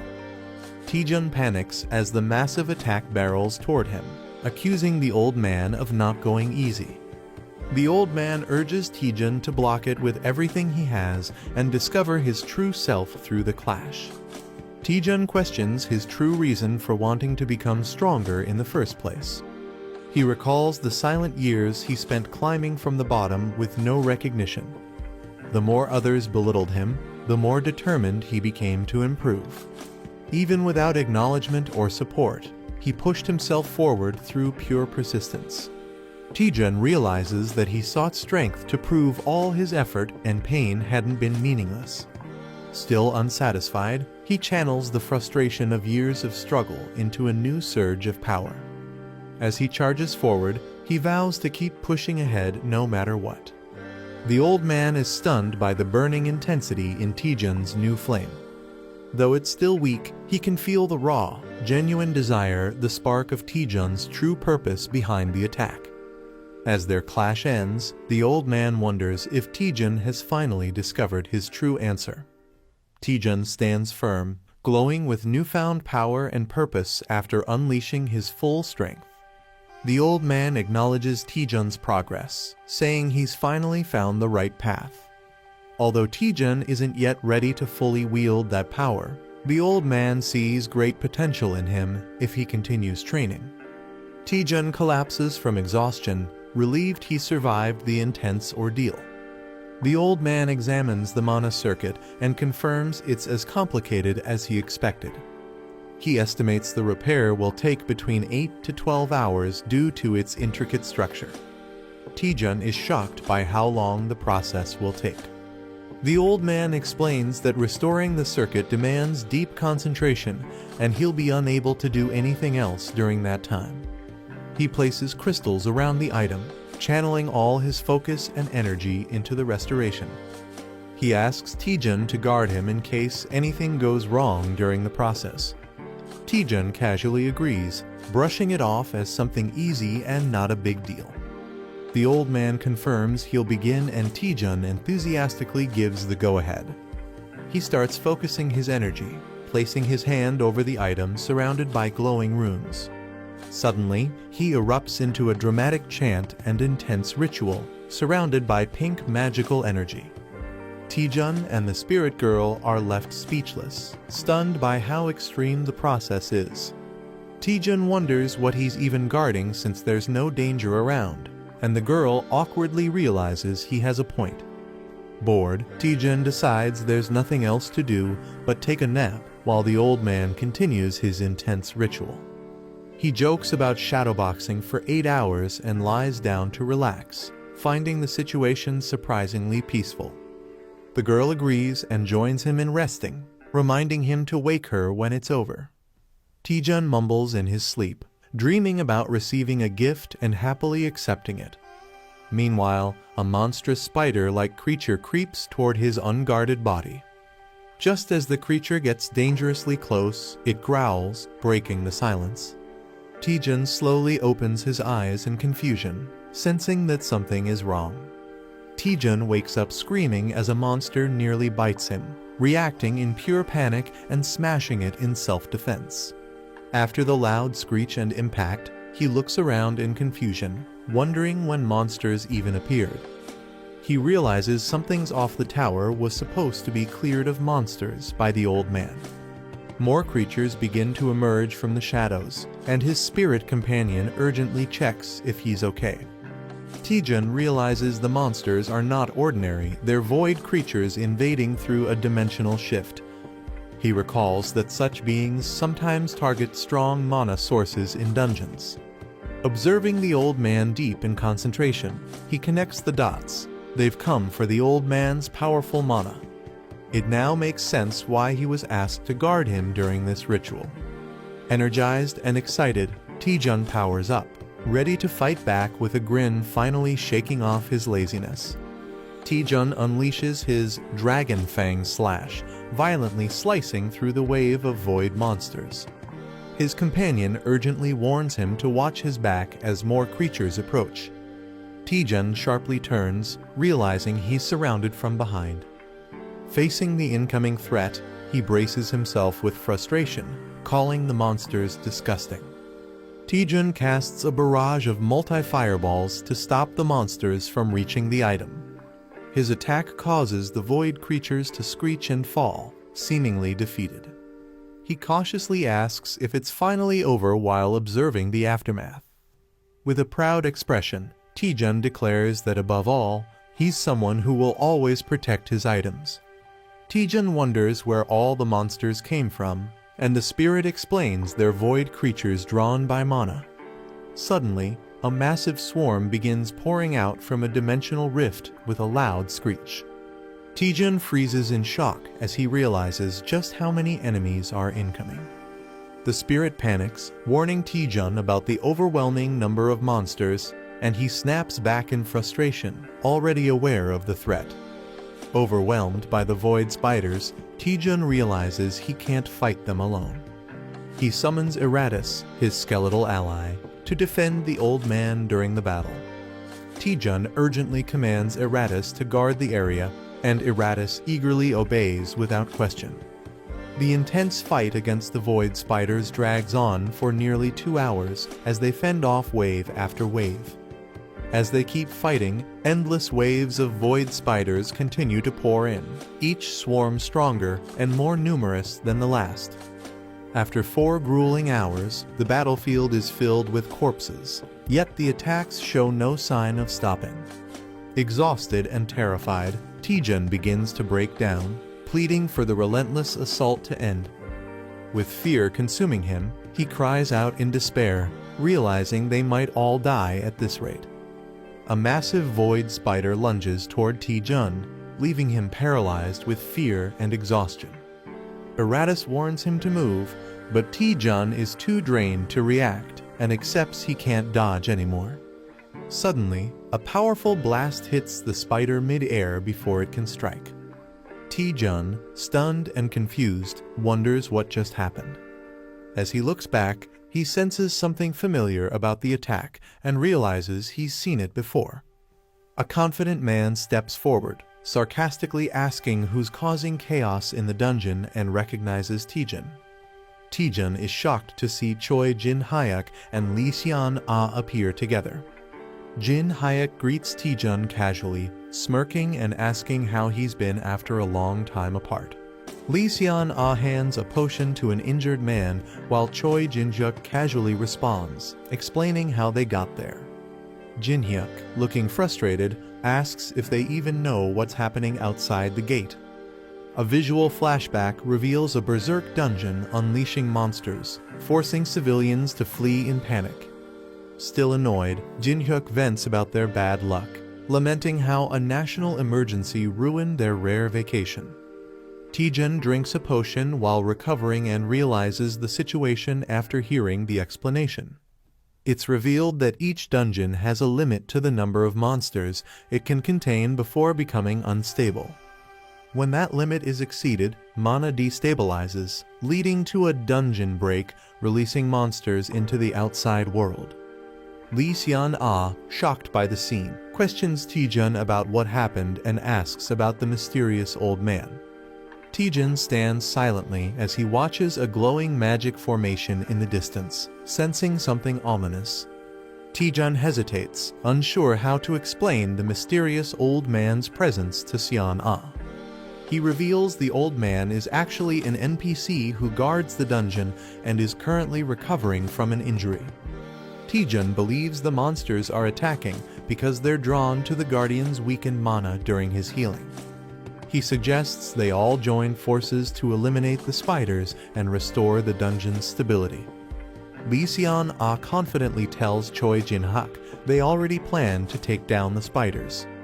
Taejun joins in, and everyone splits up to begin the fight, with Choi telling them not to get in his way. Choi unleashes a powerful electric move, Light Blade Art, 5th form, slicing through enemies.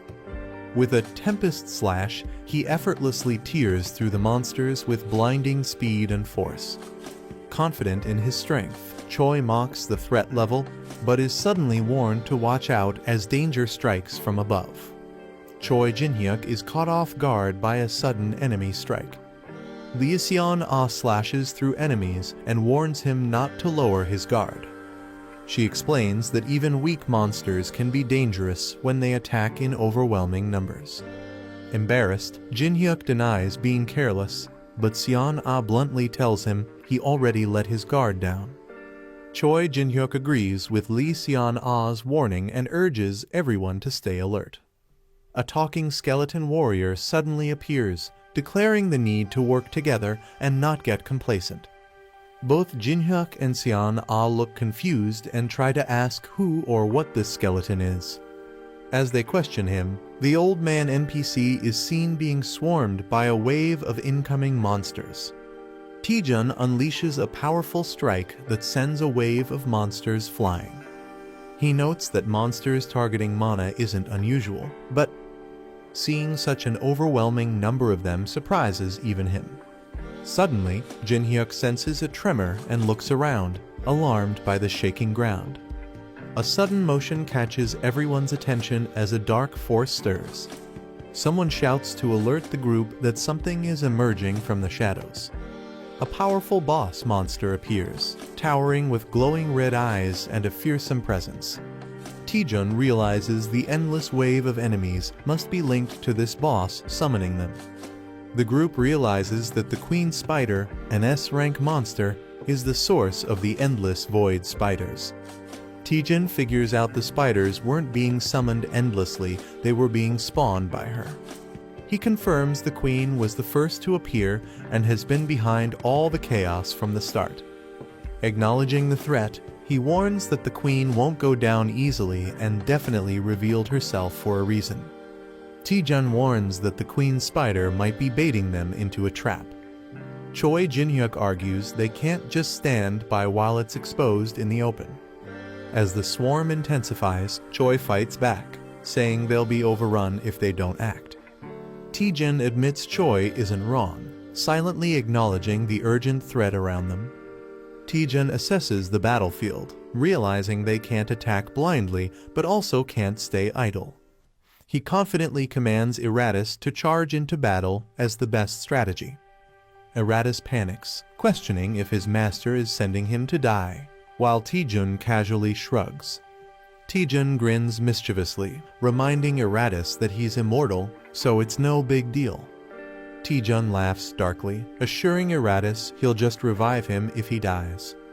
He orders Eratus to stop hesitating since he's just a summoned being meant to charge ahead. Even Choi Jin-hyuk and Seon-ah join in, shouting at Eratus to go check if it's a trap, leaving him shocked. Eventually, everyone yells "charge," leaving Eratus speechless as he's pushed to lead the advance. Eratus realizes his true role and accepts his fate with a heavy heart. Feeling used, he laments that he was just a disposable tool from the beginning. Crying out to the heavens, Eratus bravely charges at the Queen Spider with all his might. He prays for strength as he clashes directly with the terrifying queen in a bold frontal attack. Eratus looks confused when nothing seems to happen after his dramatic attack. Sitting on the Queen Spider, he casually reports back that everything appears normal. Taejun mocks him for overreacting, calling him a drama queen with a laugh. Suddenly, something shifts, and Taejun shouts in alarm as Eratus notices a strange movement in the queen's body. Eratus panics as the Queen Spider starts absorbing his sacred mace mid-battle. Taejun and the others react with disgust and confusion, wondering why the spider is devouring the weapon. Taejun suddenly realizes that the Queen Spider is absorbing mana from anything magical. He urgently warns Choi Jin-hyuk and Lee Seon-ah to stop using skills and fight without mana-based attacks. Jin-hyuk is shocked at the idea of fighting without skills, calling it absurd, but admits Taejun is right. Lee Seon-ah recalls that stronger attacks only caused more spiders to spawn. She realizes the monster has been feeding off their mana all along. Frustrated, Jin-hyuk admits this dungeon is far more troublesome than any he's faced before. Jin-hyuk decides to fight without using any skills, determined to adapt to the situation. He charges forward boldly, declaring he doesn't need mana or flashy moves to win. Swinging his weapon with raw strength, he overwhelms the spiders and calls them weak pests. Taejun gives him a thumbs up and tells him to keep it up, impressed by his efforts. Taejun rushes ahead, declaring he'll take on the Queen Spider while the others hold the line. Jin-hyuk grumbles that Taejun is trying to steal all the credit again. He warns that if Taejun fails just to show off, it'll cost him his life. Taejun stays focused, confirming that the Queen's real target is mana, as proven by Eratus's earlier attack. Taejun realizes the Queen Spider doesn't absorb just any mana, it targets specific types. He taunts the Queen, suggesting it's still hungry for more, as he prepares a risky move. Charging up a powerful fireball, he deliberately offers it as bait to test the Queen's reaction. Seon-ah and Jin-hyuk are shocked, questioning why Taejun is using skills after warning them not to. Jin-hyuk yells at Taejun, warning that using magic will only spawn more spiders. The Queen Spider reacts as the blazing fireball hurtles toward her. Taejun watches as the Queen is overwhelmed, revealing that mana reflects the caster's desires. He concludes that the type and effect of mana vary depending on what the user truly wants. Taejun explains that if one can conceal their desires, they can mask the mana's attributes. A powerful greedy fireball skill is launched, confusing Jin-hyuk with its hidden nature. Taejun mockingly offers the fireball to the Queen Spider, pretending it's a harmless gift. With a mischievous grin, he calls it a perfectly roasted fireball prepared just for her. A fluffy void spider shivers and cries out, looking both strange and cute. The boy sits down, clearly disgusted by the creature's appearance. Despite the spider's odd looks, he realizes it's a valuable discovery. The system reveals that the spider produces high-priced silk called void silk thread. Overjoyed, the boy exclaims that it's like finding a spider that lays golden eggs. The boy realizes the spider requires a constant mana supply to keep producing silk. Someone knocks and asks to enter, calling out for Hunter Taejun. Taejun responds with a creepy smile, unsettling the small spirit beside him. A woman, exhausted by reporters, enters and demands to know what madness he's been involved in. The woman panics about a dungeon break, saying it's beyond her ability to handle. Taejun reassures her with a fake smile, saying the guildmaster is taking care of it. He wraps his arm around her, pretending everything is fine, while she questions if it's really okay. She worries the lie will be exposed soon, while Taejun mocks her for not understanding how the world works. Taejun says people care more about the outcome than the method. He highlights the guildmaster's prediction and his own role in stopping the disaster. He believes this incident will be remembered for a decade, and it will help restore the damaged reputation of the Hwaryeon Guild. Taejun emphasizes that all of this will ultimately benefit the Hwaryeon Guild. He flashes a greedy smile while the woman imagines piles of money and rewards. Though hesitant, she admits his logic is strangely convincing. She then grows suspicious and asks why he brought her to this unused, isolated area. Taejun tells Guildmaster Ko that he plans to set up a workshop and needs her help. He reveals a small creature, the offspring of the Void Swarm Lord, and places it in her hand. He explains that with a mana supply, the creature can endlessly produce valuable silk. He shocks her by revealing the silk sells for 1,000,000 won per gram, leaving her stunned. Ko is overwhelmed by the profit potential and asks how much it all adds up to. Taejun slyly asks her to take care of the spider, calling it their cute little poppy. The scene shifts to a dimly lit room now covered in spiderwebs.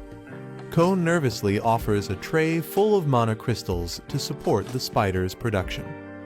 Ko gently offers the mana crystals, telling the spider to eat well. Suddenly, the spider growls menacingly, revealing its monstrous size.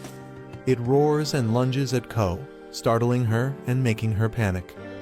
Out of breath and terrified, Ko realizes the spider has grown far more than expected. Ko panics, realizing the spider might devour the whole building if it keeps growing. Someone on the phone checks in, asking how the workshop is progressing. Taejun proudly replies that they've already produced a full kilogram of silk and tells them to proceed. Relaxed and smiling, Taejun allows the caller to ask a question.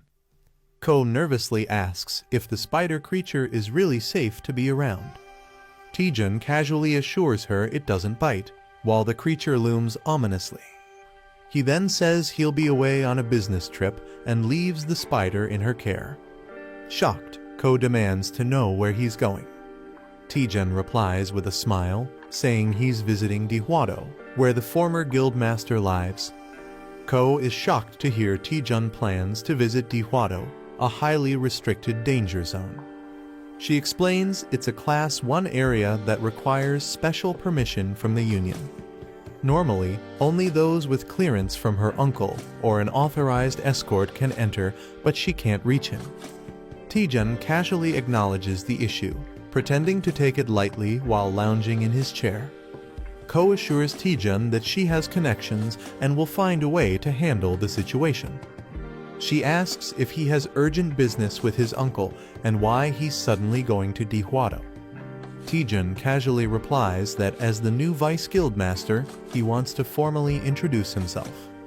He smirks, adding that he heard his uncle has prepared a special gift for him. A system notification appears, assigning a quest to learn a blood magic skill within 4 days and 13 hours. The character realizes the urgency and decides they must act immediately.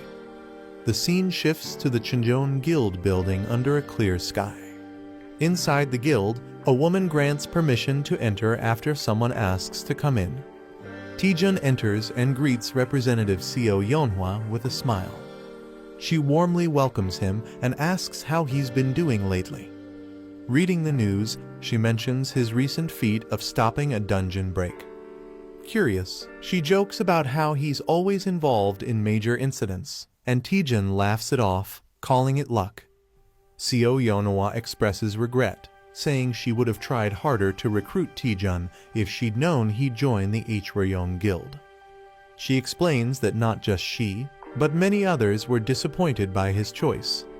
Taejun humbly reacts while she acknowledges his accomplishments make the disappointment understandable. She then jokes about other guild leaders getting drunk and singing in frustration over losing him. Seo Yeonhwa says Taejun's interest in dark magic explains why he joined the Hwaryong Guild. She asks why he came to visit her today, and Taejun begins to explain. He reveals his plan to visit Dihwa Island, but admits he can't go without an S-rank companion. Taejun then politely asks if she would accompany him on the trip. Seo Yeonhwa apologizes, saying she can't join Taejun due to prior commitments. Taejun panics, thinking her refusal ruins his entire plan. She clarifies that she can assign another guild member to escort him instead. Realizing he can still proceed, Taejun lets out a big sigh of relief. Seo Yeonhwa gives Taejun a gift as thanks for resolving the exam manipulation case. Taejun is surprised and asks what it is, and she explains it's a key card to a high-security apartment for top hunters. She says it's a perfect gift since he's been in the spotlight lately and needs privacy. The apartment is well protected, ensuring he can live peacefully without media disturbance. Overwhelmed with gratitude, Taejun tears up and asks if he can call her Nuna. Seo Yeonhwa laughs and playfully says she's not old enough to be called Nuna. The scene shifts ominously to Dihwa Island, revealing the lair of the Gucheng Bone King. A dark presence stirs inside the lair, declaring that the time has come. The Bone King ominously states he can no longer suppress his thirst, hinting at an impending threat. A dark, monstrous figure demands blood, threatening terrible consequences if it's denied. The shadow warns it will devour the man's entire body as blood tendrils start to engulf him. The protagonist arrives near Dihwa Island with only 3 days and 14 hours left on the quest. He realizes he must master blood magic within 2 days to meet the deadline. Even learning from the Gucheng Skeleton King might not be fast enough. The reward for success is unlocking the feature horizon of Communication Ver 1.1. The protagonist asks Administrator Mia if a single skill can interfere with the system's status window.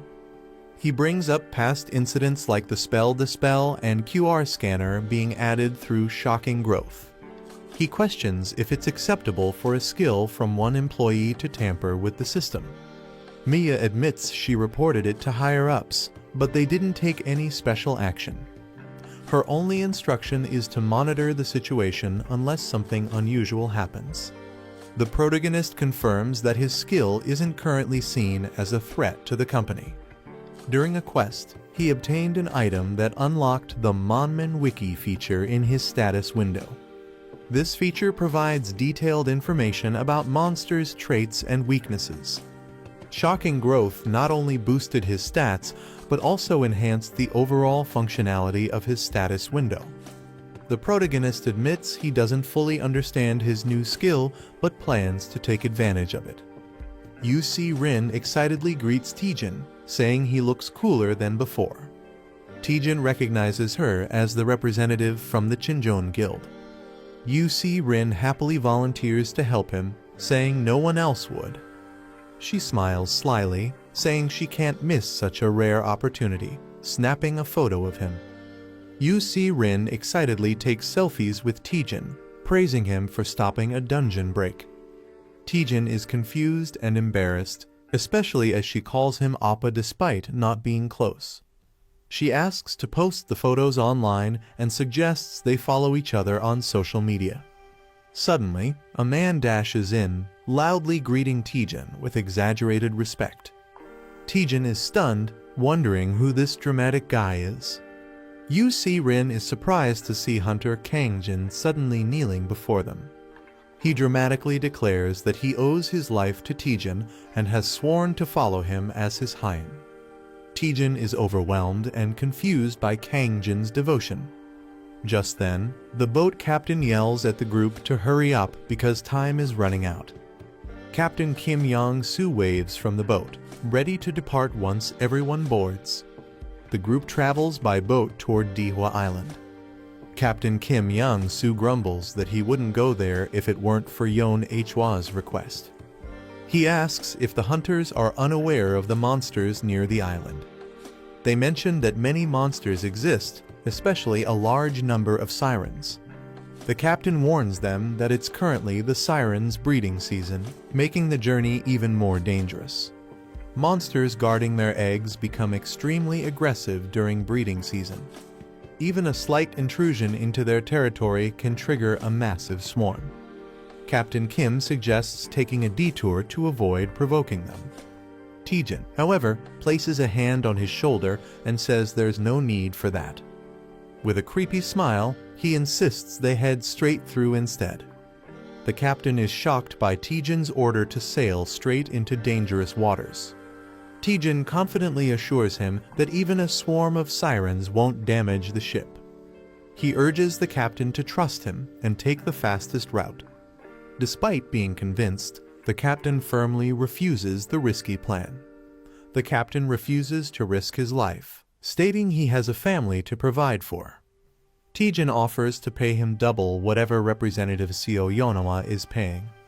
Shocked, the captain accuses him of trying to bribe him. Taejun ups the offer to triple the pay with a wild grin. The captain is left speechless and visibly shaken by the tempting offer. The captain yells, "Full speed ahead," as the ship charges forward at maximum speed. Taejun laughs excitedly, enjoying the smooth and fast ride. Rin questions whether he's being too reckless with such confidence. She warns that marine monsters could ambush them unpredictably. Taejun acknowledges the risk but tells her not to worry, assuring her he's got it handled. Taejun uses the radar system and confidently announces he knows the exact positions of the enemies.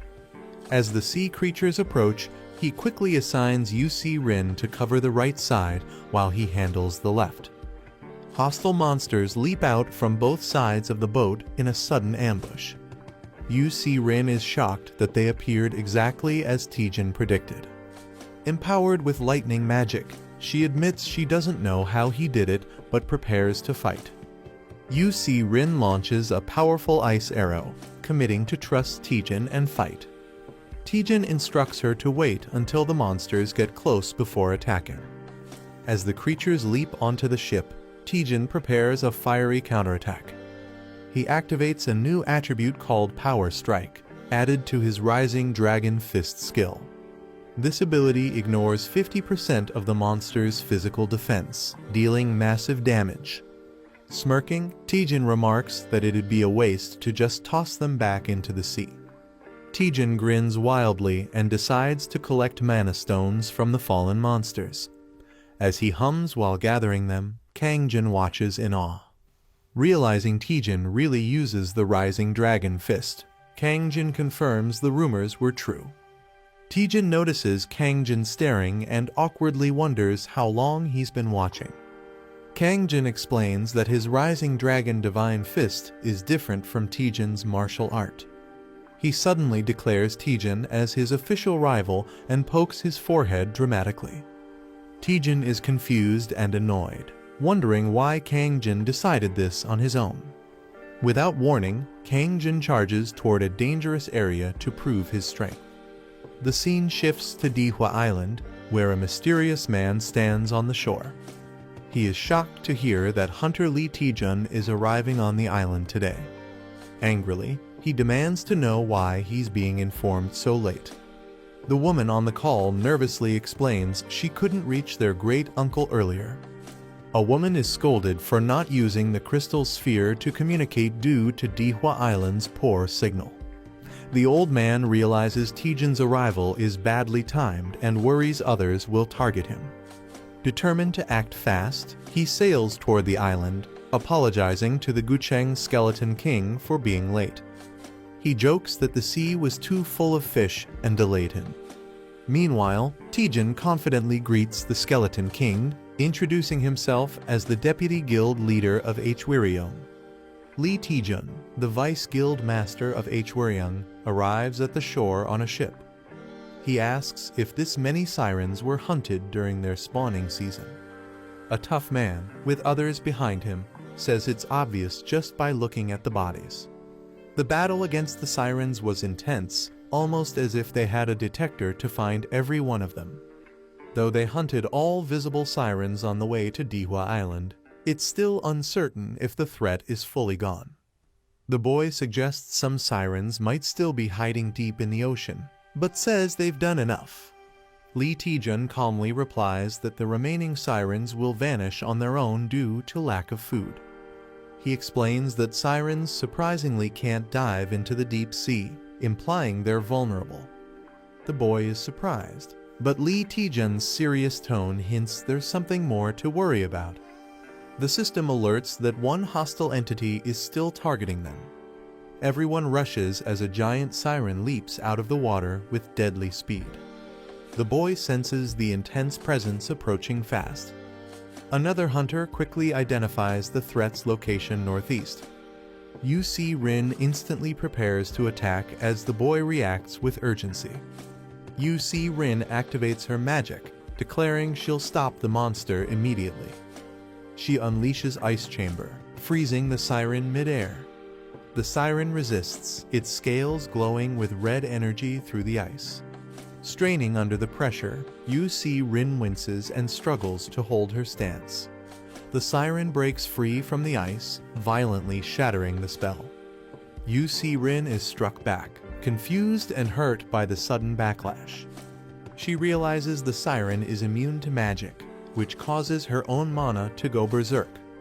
Shocked, she questions why a B-rank siren would have such a powerful passive ability. Rin warns Taejun that this siren is not an ordinary one. The massive siren leaps from the water, letting out a terrifying screech. Shocked by its size and power, the man panics and questions what kind of creature it is. It's revealed to be Siren King a monster with mana-nullifying scales that reflect magic. The boy recognizes the creature as a Siren King and prepares cautiously. He knows he can't use elemental attacks due to its skill reflection and resistance to freezing. Realizing direct combat won't work, he suggests retreating and forming a new plan. Meanwhile, Lee Taejun observes the situation, questioning if the boy's fate is sealed. Suddenly, he summons Mr. Gucheng's Skeleton King and orders the hunters to fall back. The Siren King rises from the blood-soaked sea, declaring it will fight alone. It lets out a loud screech as it charges forward with rage. Lee Taejun prepares a powerful dark spell, scolding the creature for its disobedience. He strikes the Siren King directly, showing no mercy. With overwhelming force, he states it must be disciplined, unleashing a devastating blow. The Siren King lets out a final screech as it falls lifeless. Everyone watches in awe as blood magic annihilates the sea monster. Rin is stunned that a rank boss was defeated so easily. The boy admires blood magic's unmatched power and magic penetration ability. Lee Taejun, walking away, considers that despite its risks, this magic might be worth mastering. Lee Taejun declares that Dihwa Island will finally have peace, at least for now. He mentions he meant to personally congratulate the boy on his new position. He thanks him for visiting first despite not having greeted him earlier. Taejun then invites everyone to follow him to his residence. The scene transitions to the grand estate of Gu Jin-ho ***. The group is amazed to meet Mr. Gucheng's Skeleton King on such a remote island. Rin realizes why Sister Yonawa kept his identity a secret. They express disbelief that such a legendary hunter lives here quietly. Rin excitedly recalls how he defeated the Siren King with just blood magic. Even compared to other top hunters, his power proves he's a true hero of the Great Cataclysm. One of the boys boasts that their master is even stronger than Mr. Gucheng. Another mocks the claim, asking if he's just a kid trying to brag. The group starts settling in, with each person identifying their assigned room. The boy politely tells them to rest after their long journey. The boy tells the others to relax while he goes to meet Mr. Gucheng's Skeleton King. He knocks on the door and politely asks to enter. Gucheng welcomes him while calmly sipping tea. The boy happily responds that the room is spacious and the mansion is amazing. Gucheng is pleased to hear the boy likes the room. He invites the boy to follow him to receive his appointment gift. They walk down a dimly lit corridor beneath the mansion.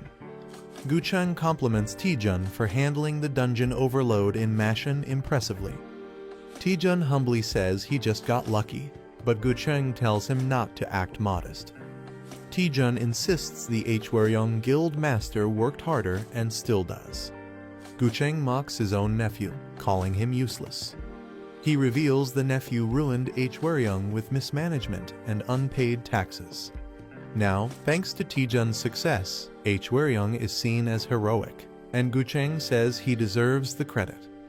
Taejun reflects on how Ko Young-min turned out to be worse than expected.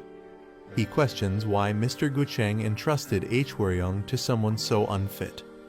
Taejun presses further, saying even Gucheng must have known his nephew wasn't ready.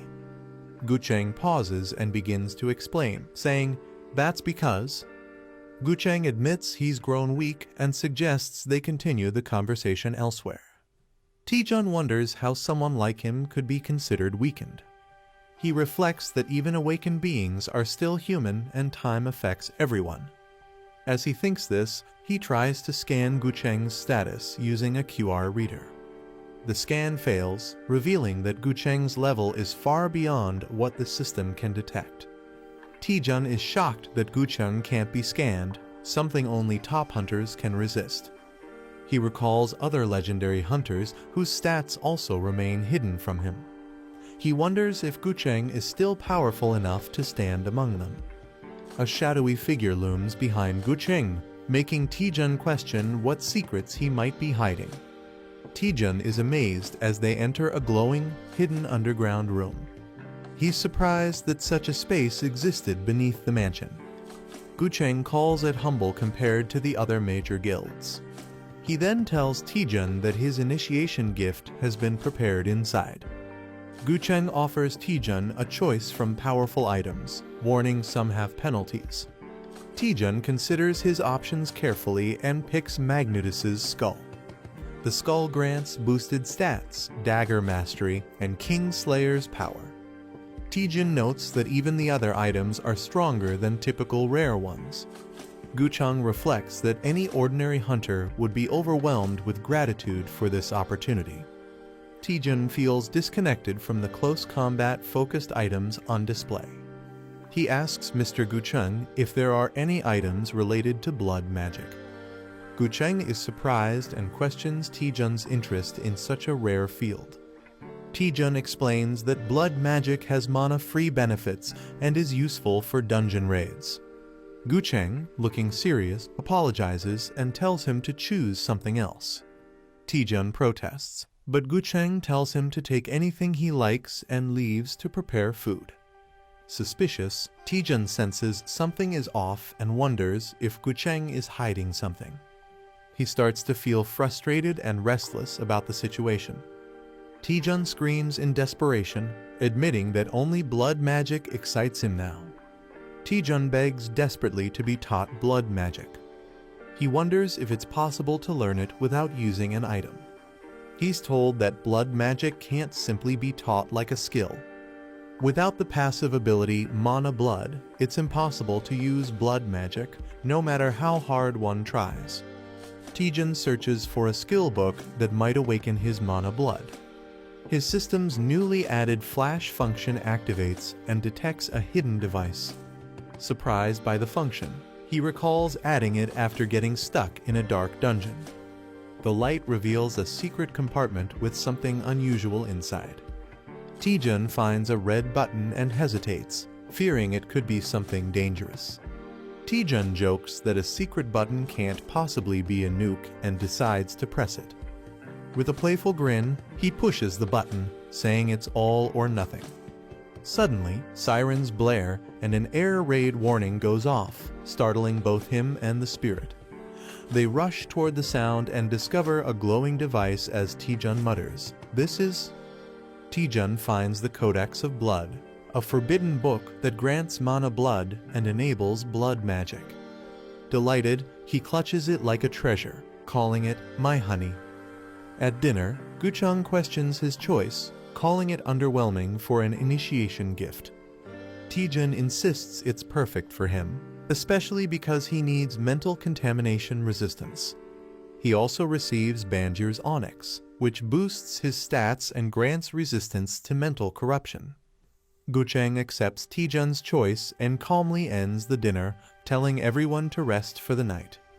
The group thanks Gucheng for the delicious meal and leaves the dining hall. As night falls over the island, something ominous begins to stir. A mysterious hand drenched in blood appears, and a voice reflects on past memories involving Gucheng's Skeleton King. A dark entity confronts Gucheng, claiming Lee Taejun seeks to learn blood magic. It reminds Gucheng of his own past desire for power and accuses Taejun of having the same hunger. Gucheng resists, shouting that Taejun has nothing to do with the entity. The entity reveals that Taejun has already found the Codex of Blood, the key to forming a blood magic contract. Shocked, Gucheng realizes Taejun might already be on a dangerous path he tried to avoid. Gucheng is restrained by the dark entity as it declares it's no longer content with his offerings. The entity senses a new, more suitable host has emerged, one stronger than Gucheng's aging body. With a sinister tone, it says it will temporarily take control of Gucheng's body. Gucheng, now under possession, walks quietly into a room where a girl sleeps unaware. The entity expresses hunger for a greater feast, hinting at dark intentions as it approaches her. The possessed Gucheng looms over the sleeping girl, driven by the entity's growing hunger. The entity mocks Gucheng for only feeding it weak souls, calling them trash. With a sinister grin, it prepares to consume the girl's soul slowly and completely. Just as the situation turns critical, someone enters the room and calls out to Gucheng. The sudden interruption snaps Gucheng's attention, putting the entity's plan at risk. Taejun walks in, catching Gucheng off guard while he's dangerously close to the unconscious girl. Bowing in guilt, Taejun confesses that he couldn't sleep due to the dishonesty about his initiation gift. He admits he lied about his true desire and wasn't entirely honest with Gucheng. Finally, Taejun reveals the real object he wanted all along, the Forbidden Codex of Blood. Taejun apologizes for taking the codex without permission, explaining he has a powerful reason to learn blood magic. He declares that his motivation is so strong, he's willing to give up everything to achieve it. Gucheng, concerned, warns him that blood magic is far more dangerous than he can imagine. He questions whether Taejun is truly prepared to bear the enormous cost that comes with such forbidden power. With unwavering resolve, Taejun grips the codex and affirms that he's always been ready to face whatever price it demands. Gucheng smirks ominously and agrees to begin the ritual, signaling the start of something dangerous. Taejun is confused and questions what exactly is about to begin. A monstrous voice suddenly speaks to him, asking if he can hear it. Taejun recoils in shock as a massive dark entity introduces itself as a legendary blood sorcerer. The entity declares it once ruled over countless deaths, and now it's the one who will grant Taejun a new and terrifying power. The dark entity announces that it will now reside within Taejun's body and demands a small amount of energy to stay alive. Taejun is alarmed as tendrils shoot out from the codex and begin wrapping around him. He panics, realizing this possession wasn't mentioned in the agreement. The demon dismisses his concerns, laughing and saying it's too late to turn back now. As the cursed book glows with runes, the contract begins, binding Taejun's body to the ancient sorcerer. The entity forcefully begins fusing with Taejun's body, claiming his flesh as its own. Taejun struggles and cries out, but the synchronization starts regardless of his resistance. The entity mocks Taejun, pleased with the superior vessel compared to its old one. As the possession takes hold, Taejun briefly smirks, revealing he hasn't fully lost control. Laughing maniacally, Taejun surprises the entity, leaving it confused by his unexpected reaction. Taejun bursts into uncontrollable laughter, moving chaotically as the entity inside him panics. The sorcerer, now trapped, screams in confusion, realizing he can't control Taejun's body at all. A man screams in panic as his body moves against his will. He discovers a magic book hidden deep within a secret location. The girl's spirit feels uneasy and warns him not to touch it. He realizes the Skeleton King never meant for anyone to read this dangerous book. Blood magic backfires on a man, causing him intense pain and risking his life. The boy is shocked as his eye glows, sensing danger from the book. The book reveals it's a unique forbidden text that unlocks blood magic at a deadly cost. He finds it unusual for a magical item to clearly warn about its risks. He nervously wonders just how dangerous the book's price truly is. The boy asks if powerful items like the book exist in other dimensions. The manager explains that ancient tomes are usually collected by experts. She suggests getting the book appraised at Parsley Market. The boy remembers and agrees to check Parsley Market. They begin connecting to the Parsley Market system for appraisal. The boy posts a question online asking for information about the mysterious item. He learns that sharing more details could lead to better rewards. A user named Knowledgeable Wanderer quickly requests a chat. When asked if he's selling it, the boy replies he wants to check its details first. The boy chats online and learns the book is a soulbound codex. He's told the book grants skills, but at the cost of the user's life. Shocked, he realizes his life might be the price. He anxiously asks what that actually means. When a contract is signed, the mage's consciousness merges with the user's body. This allows the user to access the mage's magic without limits. The boy realizes the book lets someone overwrite another's mind. But he's told the book is outdated and considered trash. Modern systems would block it instantly due to security risks. The boy smirks and says thanks after learning about Magic System 2.0.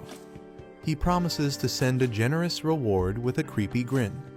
Suddenly, he hacks into the system, triggering an alert.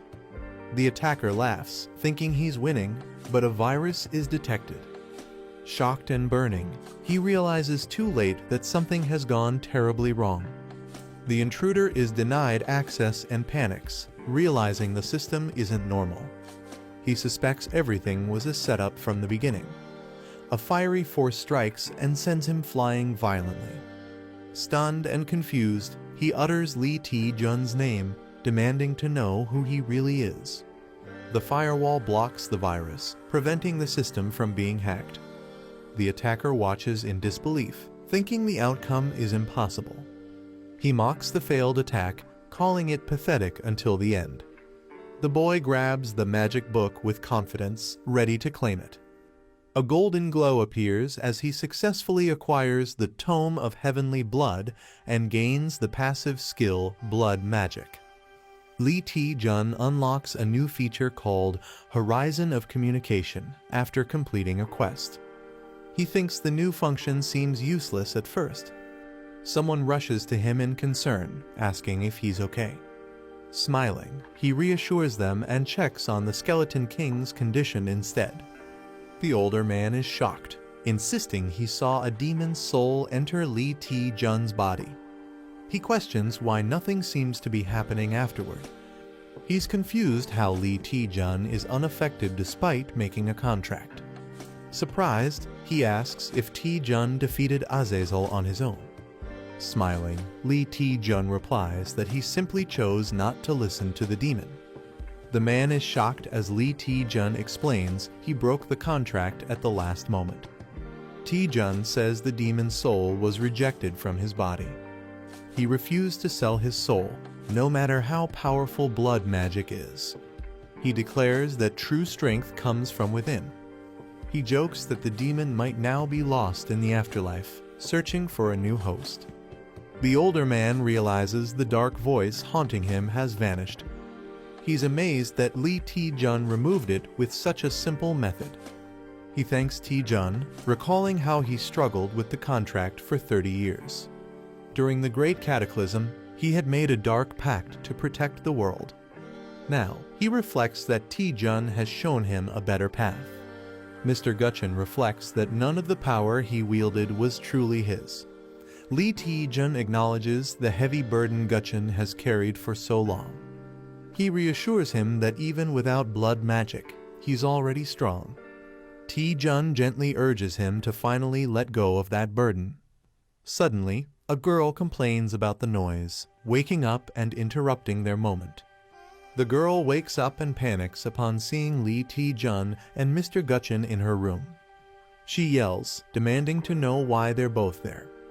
Taejun awkwardly laughs, trying to explain the misunderstanding.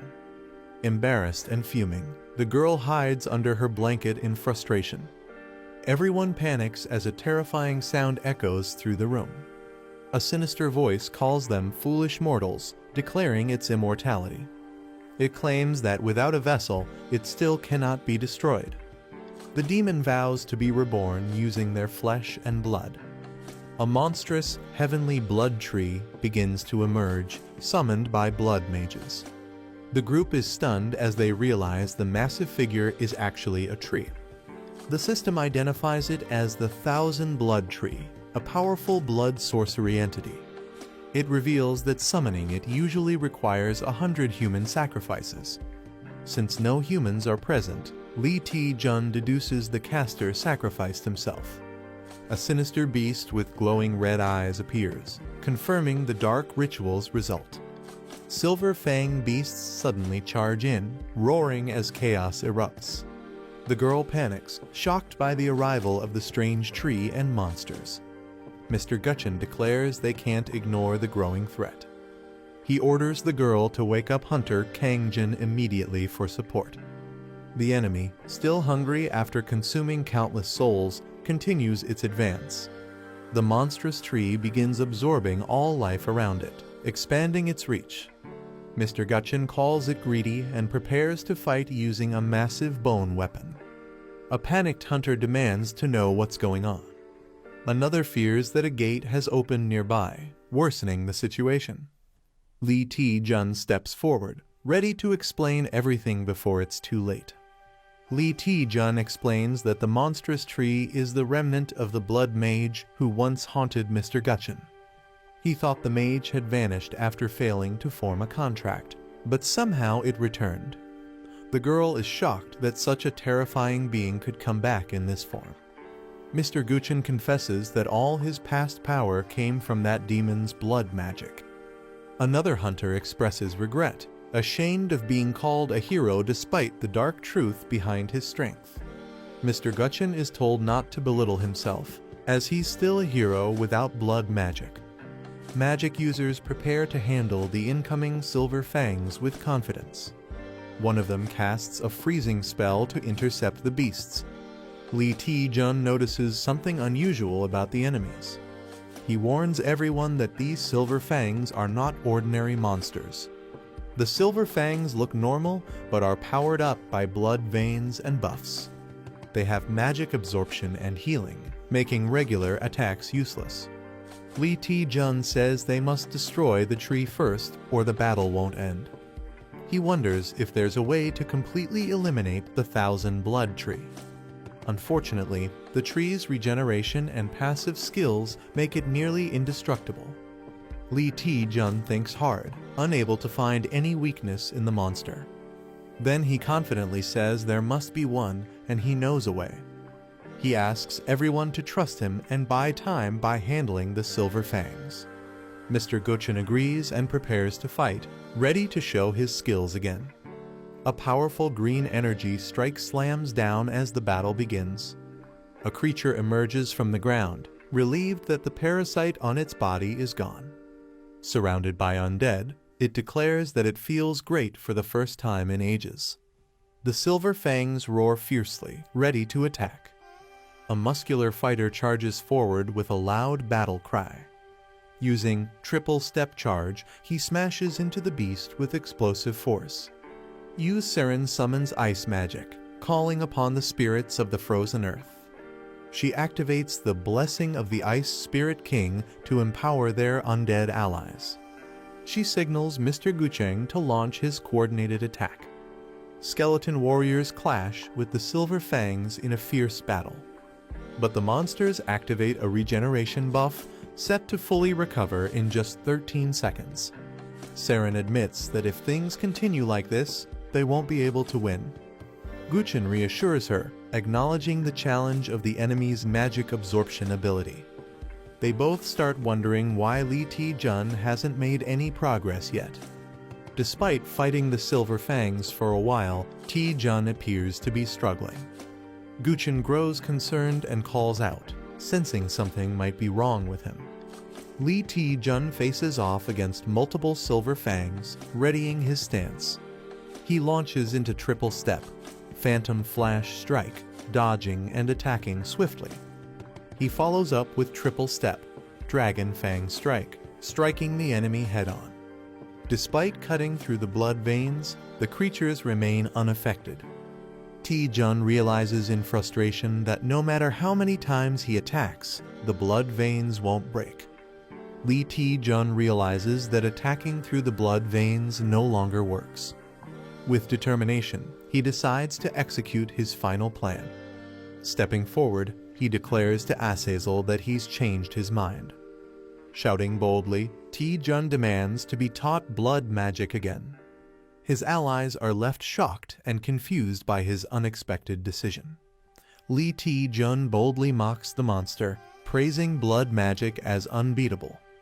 He offers his entire soul, begging to be granted blood magic one last time. The demon attacks, furious that Ti-jun would try such a trick again. Ti-jun is pierced violently, shocking his allies as they cry out.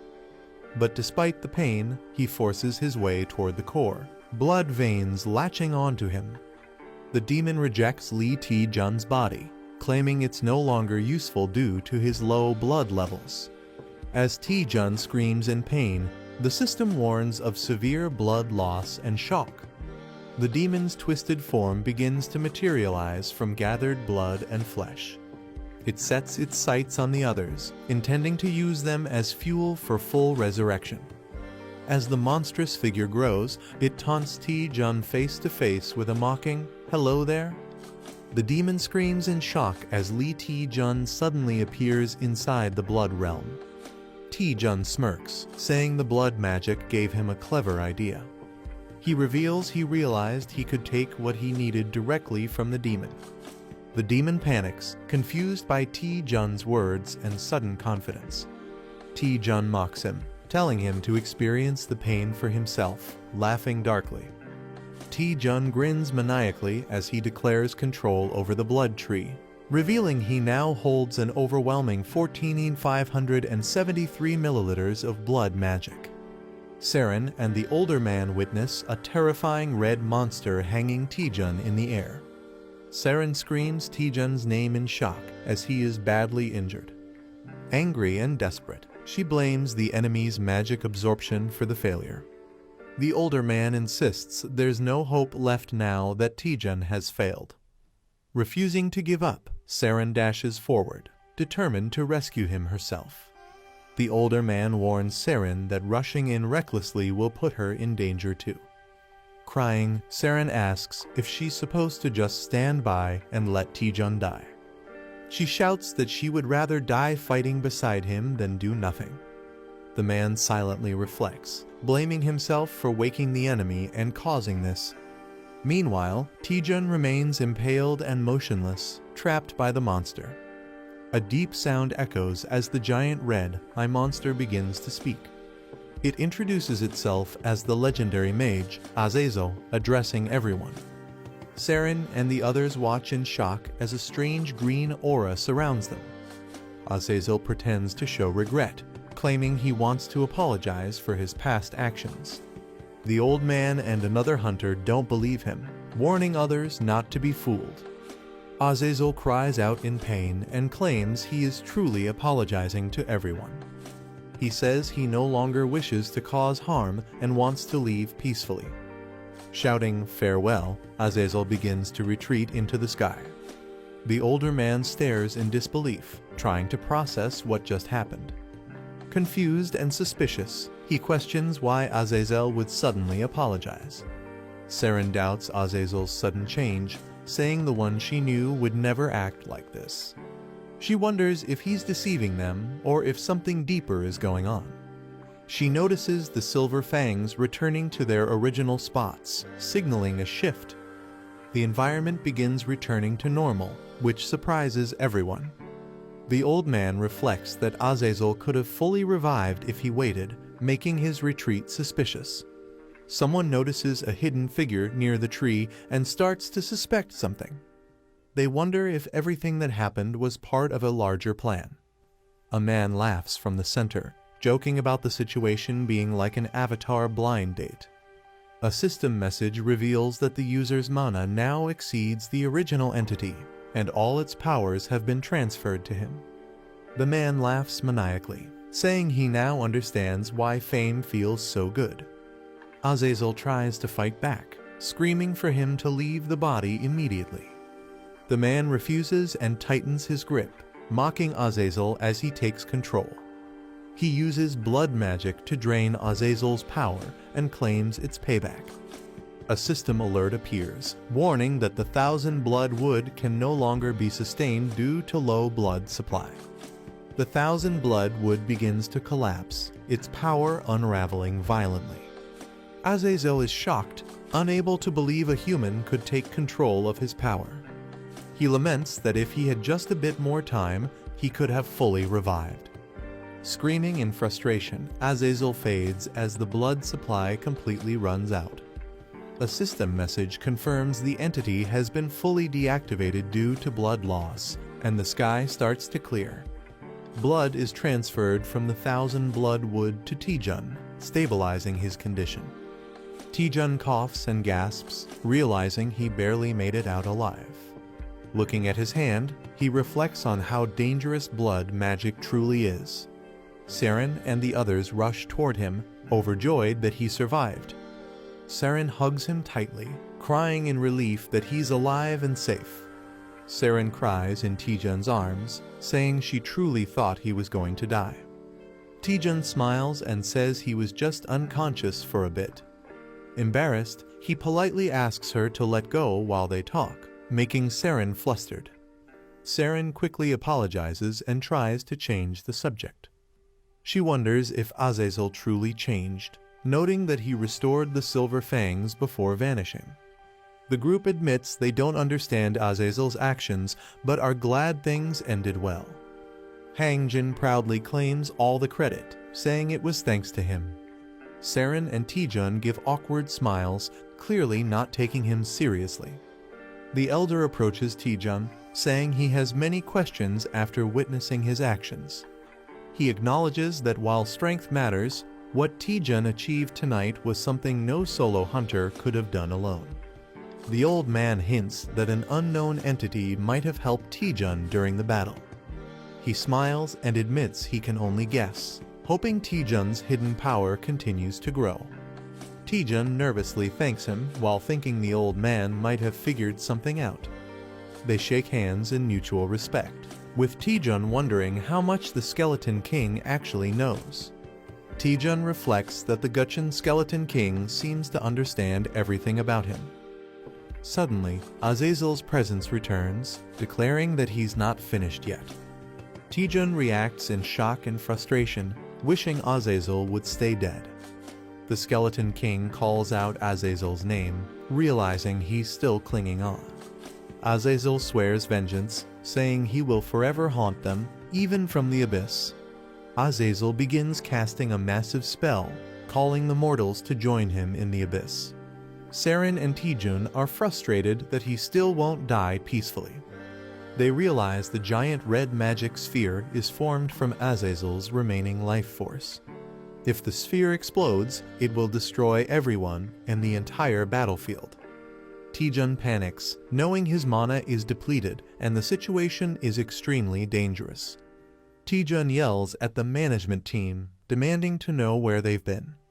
They respond that they were conducting investigations and assure him there's no need to worry now.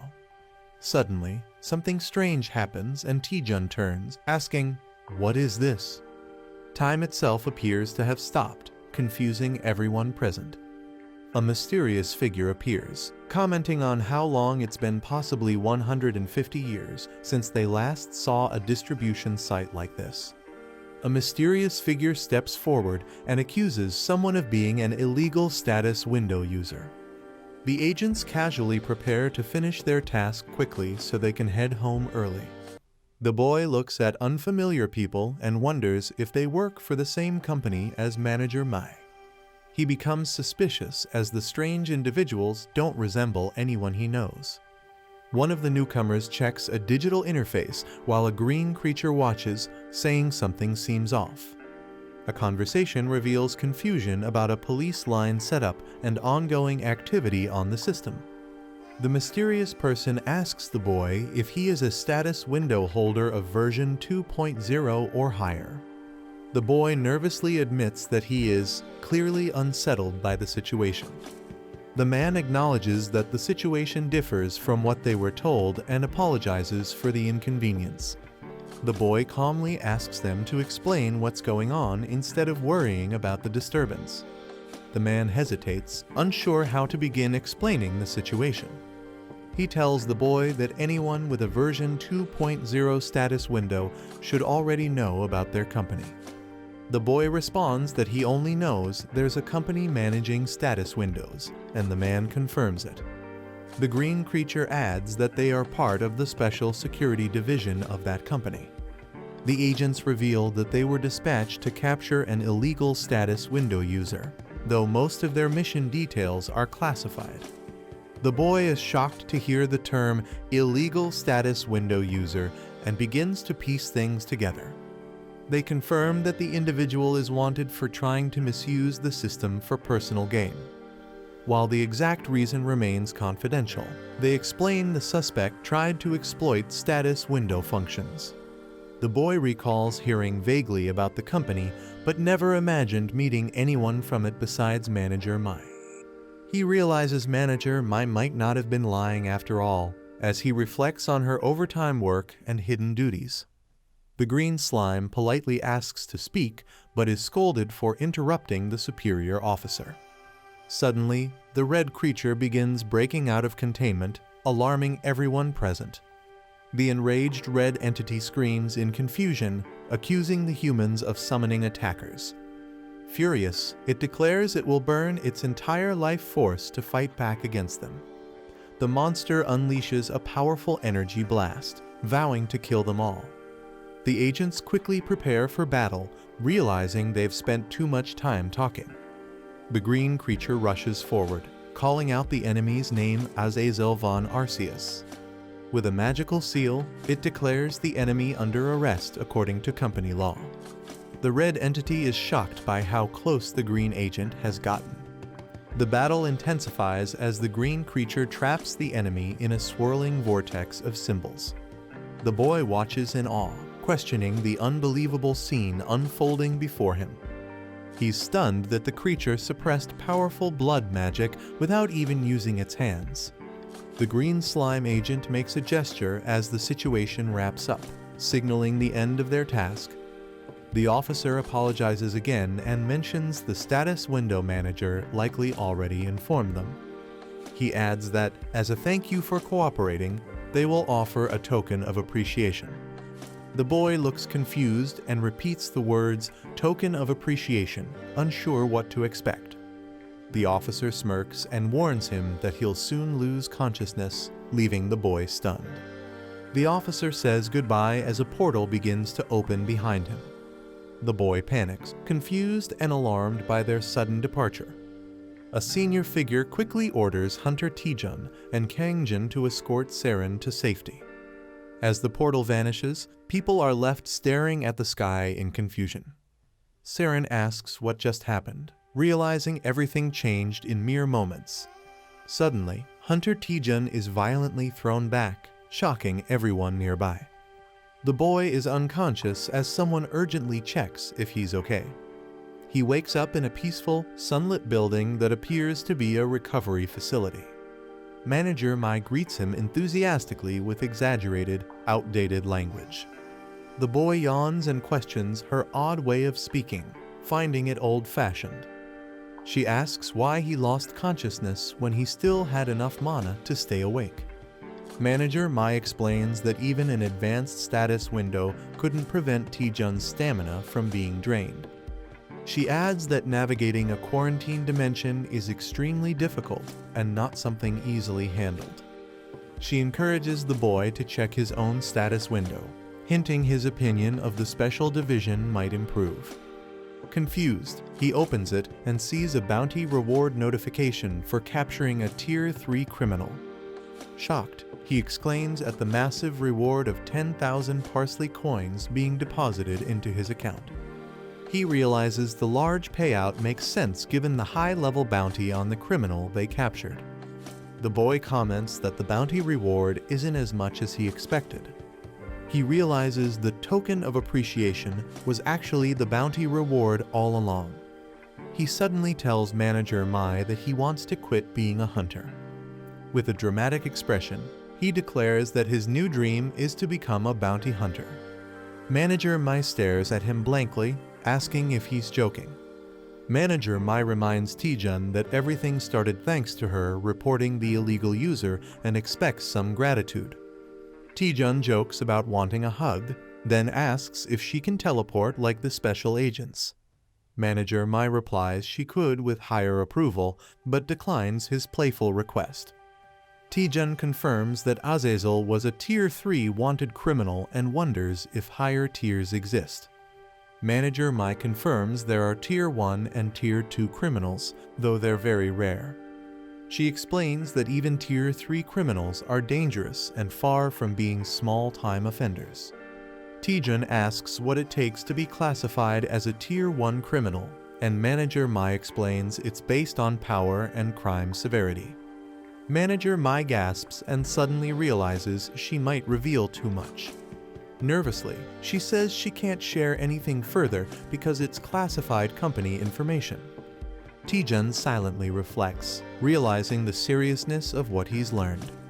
He concludes that if someone as powerful as Azazel was only Tier 3, the higher tiers must be unimaginably dangerous. Taejun wonders how powerful the employees must be to capture such dangerous criminals. Manager Mai smiles and tells him not to overthink it. The boat arrives at a chaotic and damaged shoreline. The captain, confused by the destruction, wonders if a volcano erupted. Yu Si-rin happily greets the captain while approaching with her group. The captain recognizes Si-rin and invites them aboard warmly. As everyone gets ready to set sail, the captain suddenly tells them to wait. The captain is shocked by something unexpected right before departure. A man in a suit unexpectedly climbs onto the boat, surprising everyone. The crew questions why he's boarding, jokingly asking if it's for fishing. The captain refuses to go fishing today because it's his wife's birthday. The suited man says he's just hitching a ride for business inland. A confident woman with blue hair and stylish clothes appears at the dock. Yu Si-rin excitedly runs toward her, shouting "Yeonhwa Ioni" with joy. Si-rin runs into Yeonhwa's arms, crying that she missed her deeply. Si-rin says no one would believe what happened on the island, and Yeonhwa comforts her. Si-rin wishes she could share more, but she's bound by a confidentiality clause. Yeonhwa gently notes that Si-rin has traces of undead magic and drained mana. Shocked, Si-rin asks how Yeonhwa knew, but Yeonhwa chooses not to press her. A man acknowledges Yeonhwa's efforts and respectfully calls her Guildmaster Asio Yeonhwa. The old man asks if anyone else came, and she replies it was just her and a knight guarding the Skeleton King. He's relieved the media isn't present and appreciates the privacy. Yeonhwa says she expected that and handled everything discreetly. The man thanks her, acknowledging the difficulty of setting everything up alone. He assures her he's still working on a solution to her request, and she humbly says it was her honor. Yeonhwa quietly thanks the man with a grateful expression. She waves goodbye and says they're heading back to the guild, while Si-rin replies politely. Si-rin shyly calls out to Taejun, who looks surprised and curious. She admits she's been calling him Appa without permission and wants to grow closer to him. Taejun smiles and says this experience helped strengthen their bond, including with Kangjin and the Skeleton King. Si-rin shyly asks if she can keep calling him Appa, and he happily agrees. Taejun tells her to call him whatever she likes, making her feel relieved. Si-rin smiles warmly and says goodbye while waving from the car. As the car drives off, Hangjin runs after it, begging to hitch a ride too. He respectfully addresses Taejun as Master T and compliments his martial skills. Hangjin passionately declares that he will surpass Taejun the next time they meet.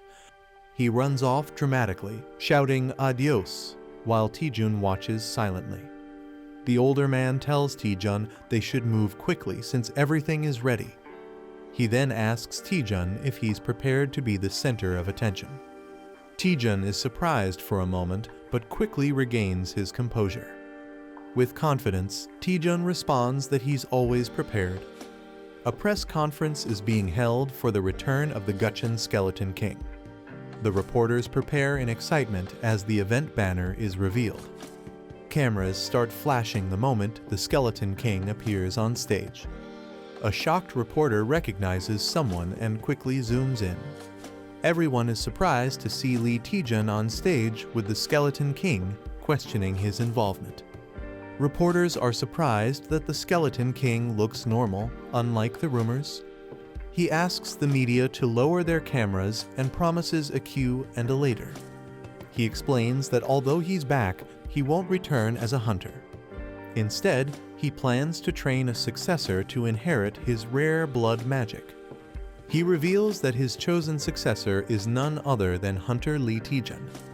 The audience is shocked, whispering that Taejun is learning blood magic and must have had a deeper reason for joining Whirling. Reporters agree that someone like Lee Taejun is worthy of the Skeleton King's trust due to his high standards. One reporter calmly notes that everything happening was within expectations. A panel explains that blood magic requires international certification, and only the Skeleton King can use it in Korea. For Taejun to legally wield it, having the Skeleton King's support is crucial. The Skeleton King begins an official announcement during the press conference.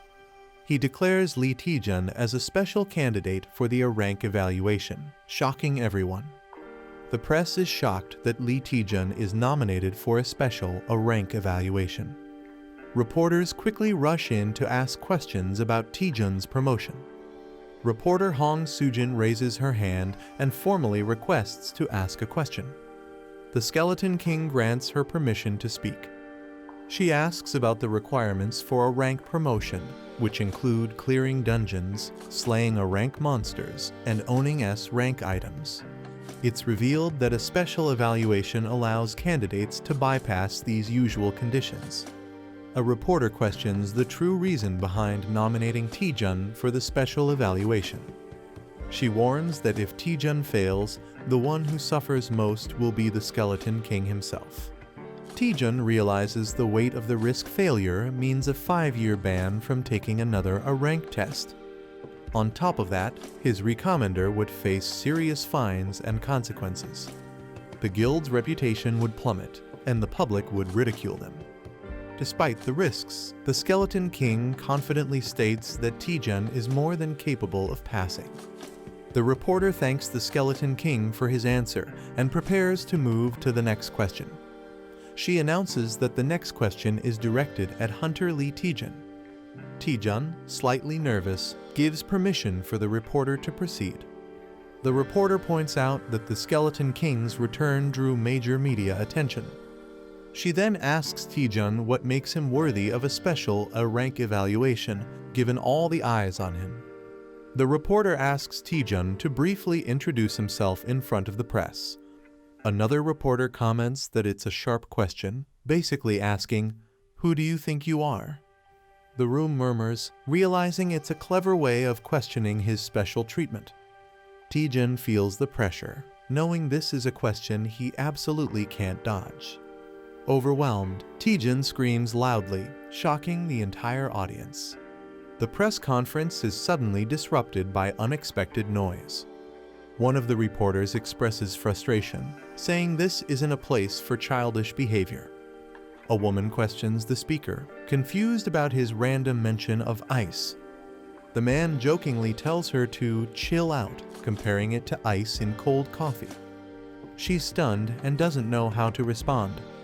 The man mocks her further, saying she's not chill and just uses fancy words to persuade others. He grabs a drink and says hunters should prove themselves with their skills, not their words. The man confidently raises his drink, saying he'll stay chill and let his skills do the talking. Reporters swarm him with cameras as one steps forward to ask a question. The woman at the table watches him, surprised by his attitude. Despite his ordinary appearance, he handles the pressure with confidence. A reporter acknowledges it's been a long time since a rookie stood out like this. The scene shifts to Moscow, Russia, hinting at a global scale. A mysterious person holds a drink, saying they haven't lost a single night of sleep in 3 years. Sergei Mavrodi says he unexpectedly woke up at dawn today. He wonders if his awakening is related to the Bone King. He feels pain in the shoulder that was wounded by blood magic. His subordinate asks if they should take care of the situation. Jin Woo-young, a team leader, confirms the name of the disciple, Lee Taejun. Sergei asks if they have any information on Lee Taejun. Jin reports that Lee Taejun broke records during a rigged B-rank test and got a double promotion, even clearing an S-rank dungeon within 2 months. Jin adds that Lee also defeated a dangerous villain team and even overpowered a powerful vampire noble. The man explains that Lee Taejun earned his Vice Guild Master title through pure skill. He acknowledges Taejun as someone truly worthy of the Skeleton King's recognition. Another man asks if there's a plan moving forward. A woman suggests proposing a collaboration with the Hwaryeong Guild for an upcoming 72-gate expedition. She adds that if they refuse, they can use it to stir up a scandal and damage the Skeleton King's reputation. The man smirks and says he likes the idea. With flames in his hand, he vows to see how the Skeleton King's disciple survives from now on. Taejun lives in a luxurious apartment gifted by Manhwa. He enjoys a big bite of fried chicken, savoring it. Relaxing at home, he watches himself on TV while eating. A spirit questions if he's really okay just lazing around. The spirit warns that enemies are likely scheming against him right now. Despite upcoming challenges, Taejun is carefree and says he'll deal with it later. He knows people are targeting him after the press conference, but shrugs off the pressure, saying he can't fight everyone. Taejun believes taking a break now will help him grow stronger later. He decides to relax, eat chicken, and binge-watch some dramas. Suddenly, a notification pops up, catching his attention. The system says Horizon of Communication has been downgraded to version 1.1. Taejun is surprised and confirms that it's really a downgrade. The spirit wonders if the previous version wasn't already 1.1. Shocked, the spirit points out this is the first time they've seen a system downgrade instead of an upgrade. The spirit explains that the first version of Horizon of Communication is quite old. Taejun suspects his abnormal growth is interfering with system functions. He wonders why the system downgraded instead of upgrading and suspects a hidden reason. Taejun asks manager Mimi to explain what Horizon of Communication really is. Mimi compares it to a superior or possibly inferior version of the parsley market. She clarifies it's basically a community board for users from different dimensions. Curious, she taps to activate it and launches Horizon of Communication version 1.1. Taejun sees the Horizon of Communication and realizes it's just a basic forum. He notices that all the posts are extremely old and nothing new is there. Mimi explains the forum was already shut down before she even started working. Taejun wonders why he was given a dead forum as a feature. Suddenly, they receive a notification that a new post has been uploaded. Surprised, Taejun and Mimi rush to check it, realizing someone is still active on the forum. Mimi is shocked someone actually posted, while Taejun jokes she's panicking more than he is. Mimi is shocked that a regular user could access the closed system, suspecting Taejun's abnormal growth might be the cause. Taejun wonders if the other user might also possess abnormal growth. Mimi states that officially, Taejun is the only remaining holder of explosive growth. Taejun realizes he might be the only one, which confuses and intrigues him. In the forum comments, a user named Sky Thief notices someone is reading and asks for a reply. Taejun responds. Sky Thief wants to start a face-to-face chat with Taejun, asking if he wants to accept. Taejun is shocked by the sudden face-to-face chat request, while Mimi warns it's dangerous. Unlike regular item markets, this feature allows users to physically enter a shared space. Some used it for deadly duels, while others misused it for money laundering. Because of the risks, this function was removed from newer versions.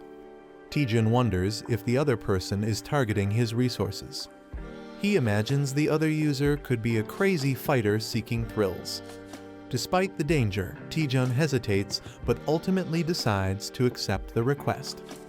Taejun confidently accepts the face-to-face chat, claiming he always wins anyway. Despite Mimi's warnings, he's excited and pumped with adrenaline. He teleports into the communication dimension, eager to meet his mysterious opponent. The fog clears to reveal a shadowy silhouette with an ominous presence. Taejun's opponent appears with glowing red eyes, looking dark and dangerous. He gets shocked as he's suddenly transferred to Sky Thief's communication dimension. As he arrives, he looks around and sees floating islands. He's surprised and thinks the place looks better than expected.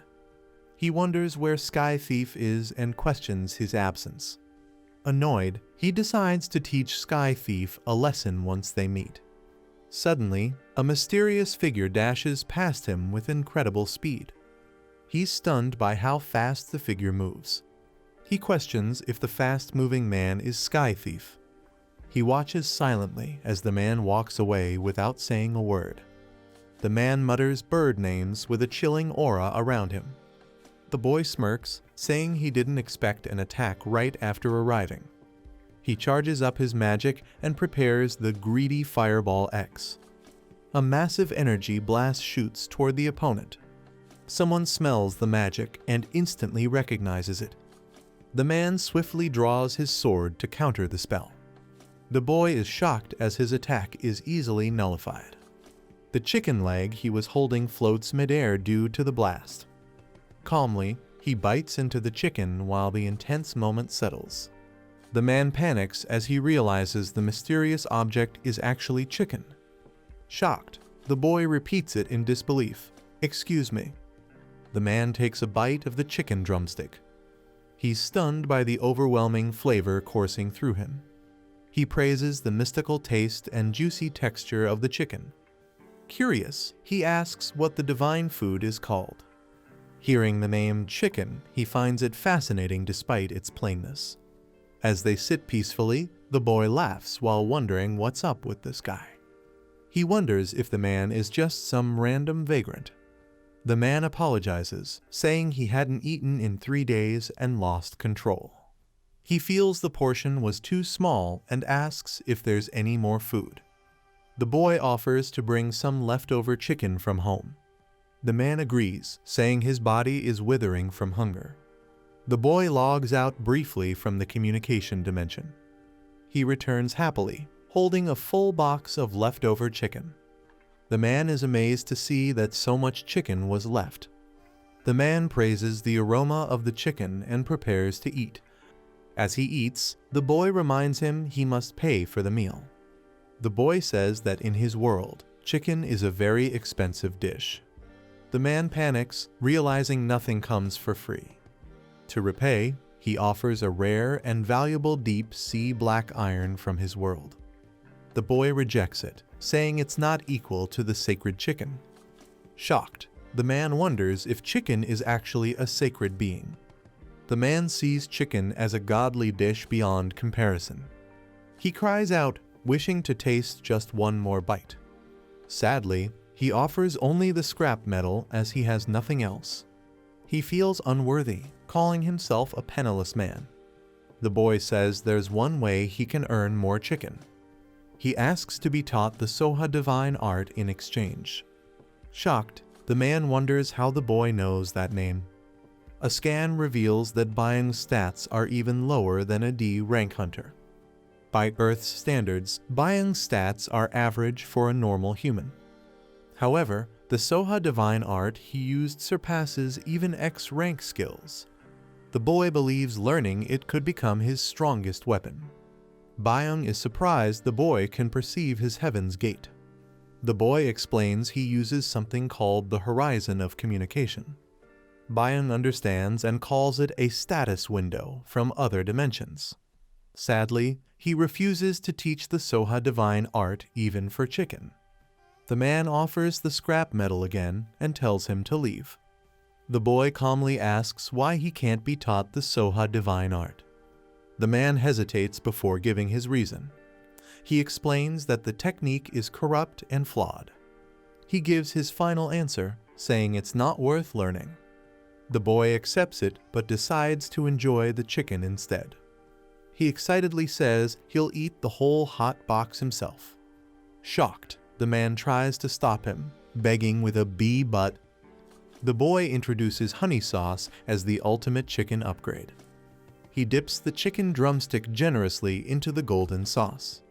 He eagerly prepares to take a big bite. Byung panics and yells in shock, trying to stop him. The boy devours the chicken with intense satisfaction. He celebrates loudly, saying eating with honey sauce is the best. Byung is stunned, repeating, "Honey sauce?" in disbelief. Byung is overwhelmed and begs to at least taste the mysterious seasoning. The boy pops open a can of beer with excitement. He pairs the chicken with beer, calling it the perfect combo. He starts feeling a little guilty about eating it all alone.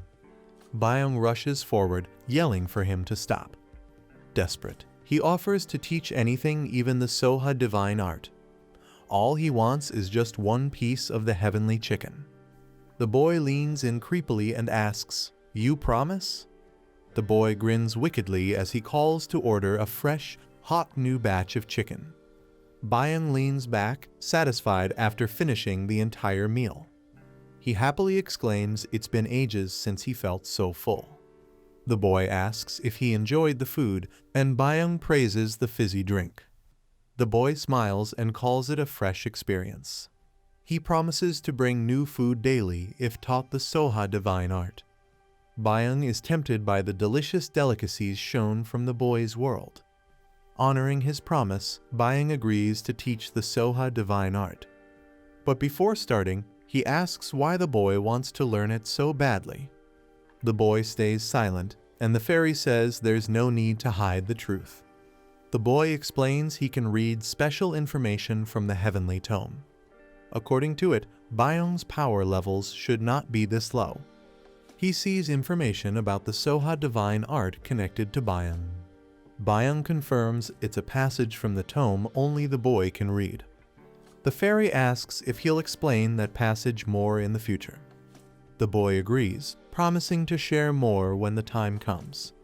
Byung begins teaching, saying materials are needed to start the art. He points out the boy lacks internal energy and even a danshan to learn martial arts. Byung explains that an elixir is needed to open the acupoints and build internal energy.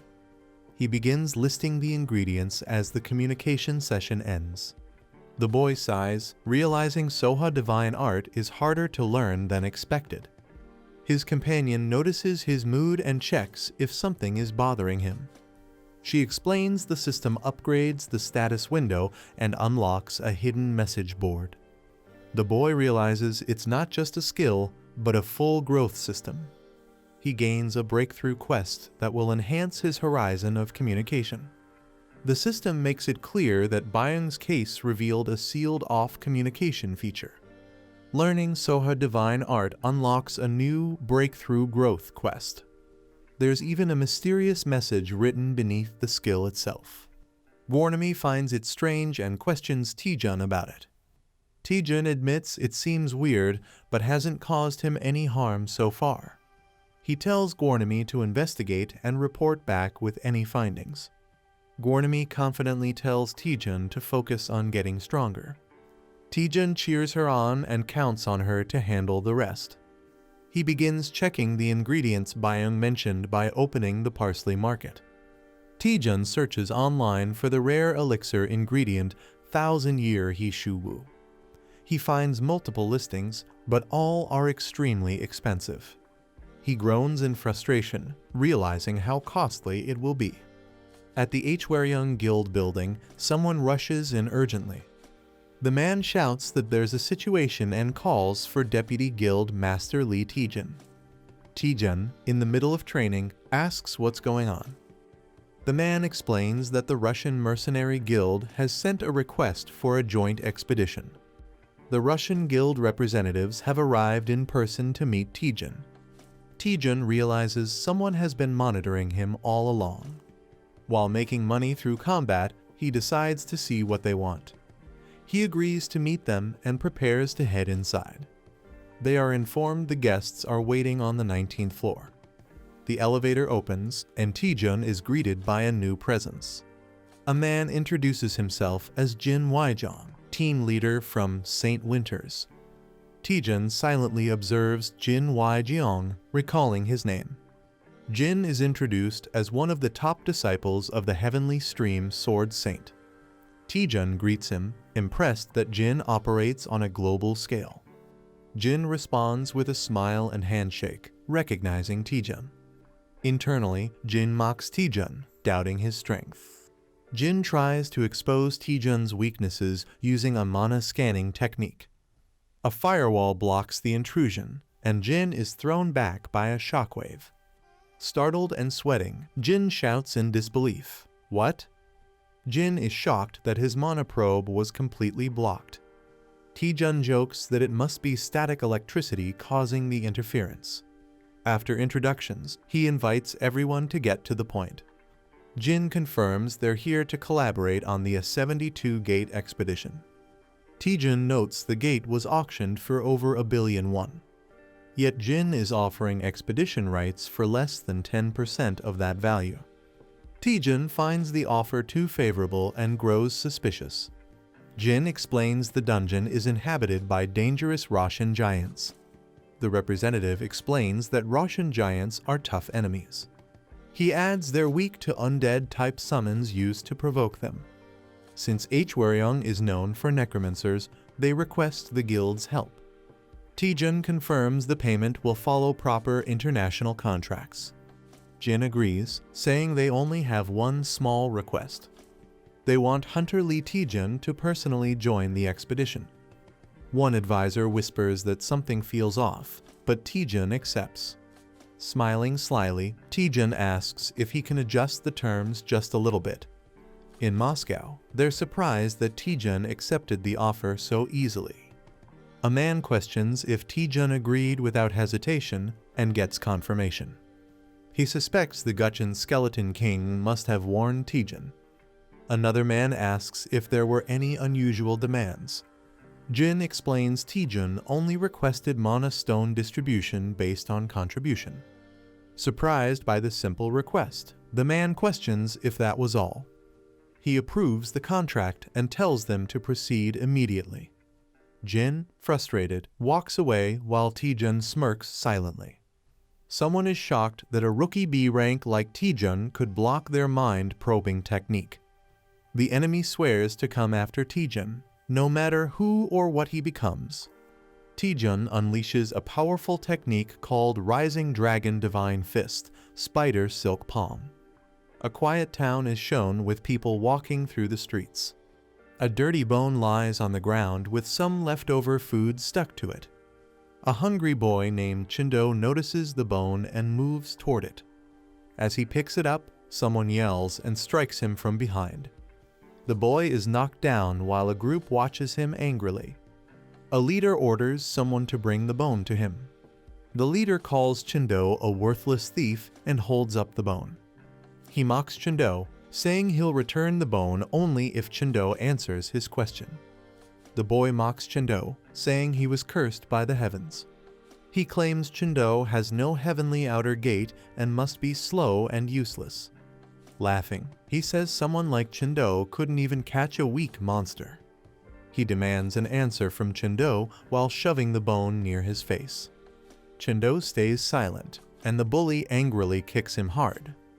While Chindo lies in pain, the boy says he heard an interesting rumor.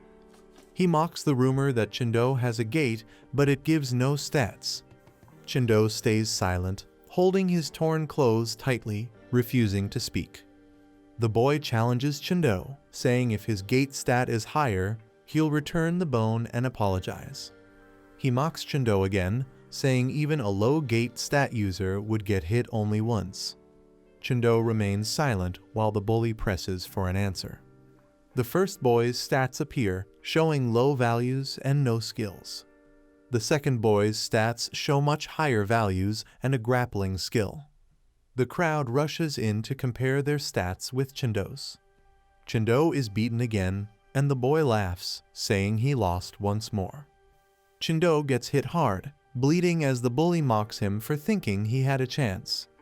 A boy smirks while introducing a dish with excitement. He dramatically announces the name, Royal Pigs Trotters and Bossum.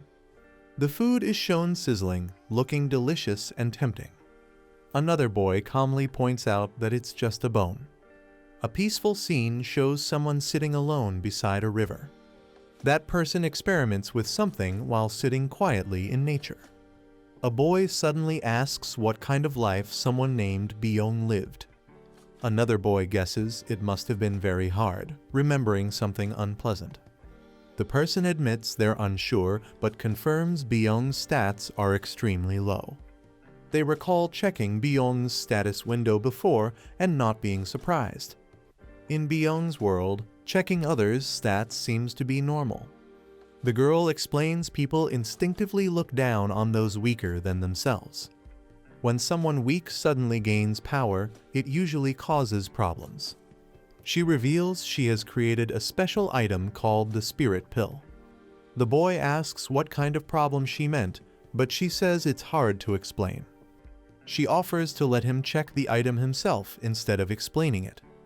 The boy is shocked by the green glow, but she says the color is normal and not to worry. The boy groans as the strange green pills are being analyzed. The system identifies them as linked cycle pills used to restore inner energy. Though effective, the pill appears rough and is now contaminated. The system warns that eating it without caution could be deadly. The boy notices it's poisoned and asks if there was a mistake. The creator is confused, saying the pill wasn't poisoned before and decides to try again. Confidently, the boy says he's good at detoxifying and prepares to purify it. He uses a skill called Spell Dispel C to remove the curse. As magic activates, everyone is shocked by the strong energy the spell releases. The boy proudly says he's still using the skill given by CEO Seo Yon HWA. The curse removal process on the pill progresses with glowing energy. The curse on the linked cycle pill is fully removed by Spell Dispel. The boy admires the pill's pretty green color now that it's purified. As someone suggests trying it, another person shouts to wait. The boy bites the pill and immediately feels a strange, intense reaction. He is shocked by the horrible taste and questions what it is. Even without chewing, a sewer-like smell makes him gag. A warning appears, saying the elixir must be chewed 20 times for effects to work. The boy thinks he might die if he chews the pill and considers spitting it out.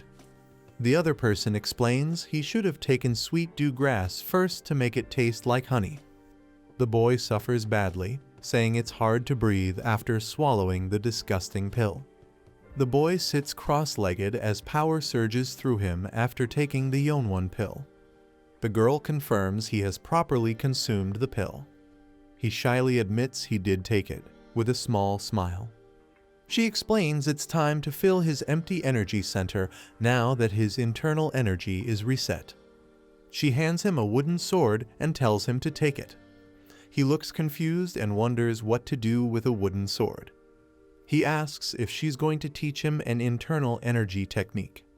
He recalls that in martial arts comics, people gather energy by sitting and breathing.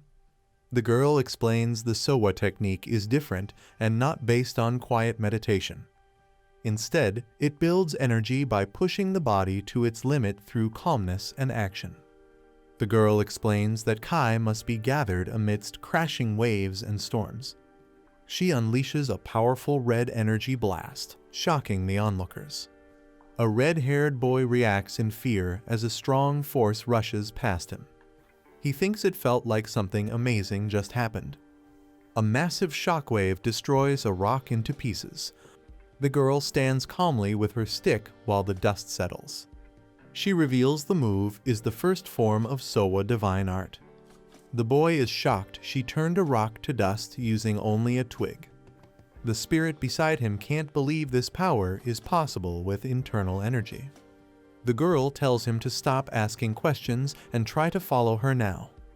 The boy looks shocked and wonders if the training is progressing too fast. He swings his wooden sword with full force toward the large rock. His strike hits the rock with a strong burst of energy. He tightly grips the sword, feeling like danger is always nearby. He yells loudly while giving his all in the strike. The sword hits the rock, but it doesn't even crack. Breathing heavily, he realizes the rock didn't move at all. He complains that smashing a rock head on feels like an outdated training method. He questions how he can learn the Sowa divine art through such brute force training. The master explains that the rock is called immutable deep rock, known for its unbreakable hardness. The girl says that even top martial artists and swordsmen couldn't leave a scratch on the rock. The boy casually responds with a bored so, showing no surprise. She tells him to keep repeating her move until the rock changes. She explains that once he succeeds, he'll be able to fully master the Sowa divine art. The boy screams in frustration, calling her a brat for making him copy it. He complains that just showing and telling him to mimic her is a bad teaching method. The girl smugly says even she could teach it that way. He believes it would take a year to learn this skill, even if it's powerful. He notices that he's been in the chat room for a long time. Confused, he asks the admin if the time system is broken. He realizes he's been there over 6 hours, yet the time hasn't moved at all. The boy is shocked, thinking something's wrong with the system. The spirit girl checks and confirms the system is working fine. She realizes in disbelief that this might be a time distortion. She explains that early versions of the chat room had time-related anomalies. The boy listens as she says 10 minutes on Earth equals 2 hours here. He's stunned to learn that 10 minutes could stretch into a whole 24 hours in this realm. She explains 1 Earth day equals months here, but activating this time distortion requires massive internal energy. She can't even imagine how powerful the one who created this must be. The boy admits he always knew that man wasn't ordinary. He thinks back to the Sowa divine art and realizes it defies common logic. Now determined, he decides not to waste any more time and activates the parsing market feature. The girl is surprised and asks why Taejun is suddenly using the parsley market. He says time is money and he can't afford to log out even to eat. The system shows all his meals will now be handled inside the chat room. The girl panics, realizing he doesn't plan to log out at all. Taejun calmly asks if that's a problem, since the time feels the same to him. He decides to train day and night without worrying about logging out. He declares that he's survived at the bottom for 7 years and isn't afraid. Holding his sword, he says no matter how long it takes, he'll break the rock. He slams his sword into the rock, determined not to give up. As the fire crackles at night, the master silently watches. The girl nervously calls out "You user," while the master remains unimpressed. The spirit girl is surprised because the user contacted her first, which is rare. She blushes and explains it's because he usually never contacts her at all. She apologizes, saying she didn't mean to cause him suffering as the administrator. The user admits he doesn't really believe her apology, but doesn't hold a grudge. He says he knows she didn't act with bad intentions, so it's okay. She asks what he's curious about now. He questions why she activated the time distortion feature, knowing how risky it is. She stays quiet, remembering that a mistake could have ruined his entire energy center permanently. She reflects on her empty life and how gaining a disciple made her act on impulse. She explains she just wanted to see how far he could grow. She promises not to give him any more advantages from now on. The master says it's time and prepares to leave. She decides to visit her first disciple after a long time. She teleports down to the land, quietly approaching. She sighs, calling her disciple foolish. Seeing the chaotic scene, she says he turned the place into a complete mess. The boy stands quietly, recognizing her presence. He turns around and says, "It's been a while, master," with full internal energy restored. Lee Taejun continues intense training on his 247th day. The girl notices a scratch and gets worried. She pauses, realizing she might be imagining things too. Taejun says it's understandable since he's repeated the same routine for nearly 2 years. She asks if he's really okay staying there for so long. Taejun responds that she can disconnect from him and return to her original timeline. The girl insists she will keep watching over him as his manager. She says it's her duty to record all his actions as Master Taejun. Taejun quietly thanks her. He thinks he might have lost his mind and become a sword-swinging machine without her presence. He leaps off a cliff, explaining the second reason he survived there. Lee Taejun releases a powerful strike during his training. His internal energy keeps growing steadily over time. He unlocks a new passive skill called Weak Spot Inside Eye. The skill lets him detect hidden weak points in opponents or objects. On his 6,507th day of training, he asks his manager if she sees a glowing part on the rock. She looks but says she doesn't see anything glowing. Taejun confirms it's a weakness only visible to him. He decides to focus on this weakness as a clue for progress. He needs to narrow the entire surface down to a point to break it. He attacks the exact weak spot with precision. His internal energy rises again after the successful strike. Taejun strikes perfectly as the circle focuses into a single point. His internal energy increases as a result of his precision. He channels his energy and unleashes a powerful blow. He finally masters the first technique of the Soma divine art. His internal energy reaches its maximum level of 800. A skeleton with glowing eyes praises Taejun in awe. On his 7,253rd day of training, others cheer for his success. The skeleton claims Taejun's effort surpasses even other Lichdom warriors. He says no human has worked this hard to learn just one move. Taejun smiles as his manager excitedly calls him Aratus. The manager praises Taejun's tenacity as top tier among all users. Taejun smiles and says thank you. He reflects on training alone for 2 full years. He senses that his isolated training is finally reaching its end.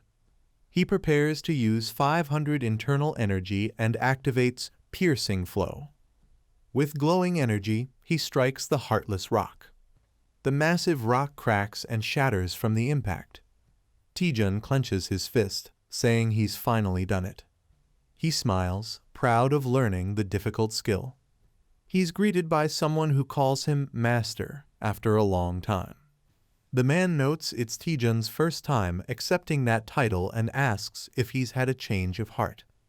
Taejun acknowledges his master's guidance and addresses him respectfully. The master questions what Taejun thought of him before. Taejun jokes that he saw him as a mukbang YouTuber. The master calls him an ungrateful disciple. He says Taejun's piercing flow still needs improvement.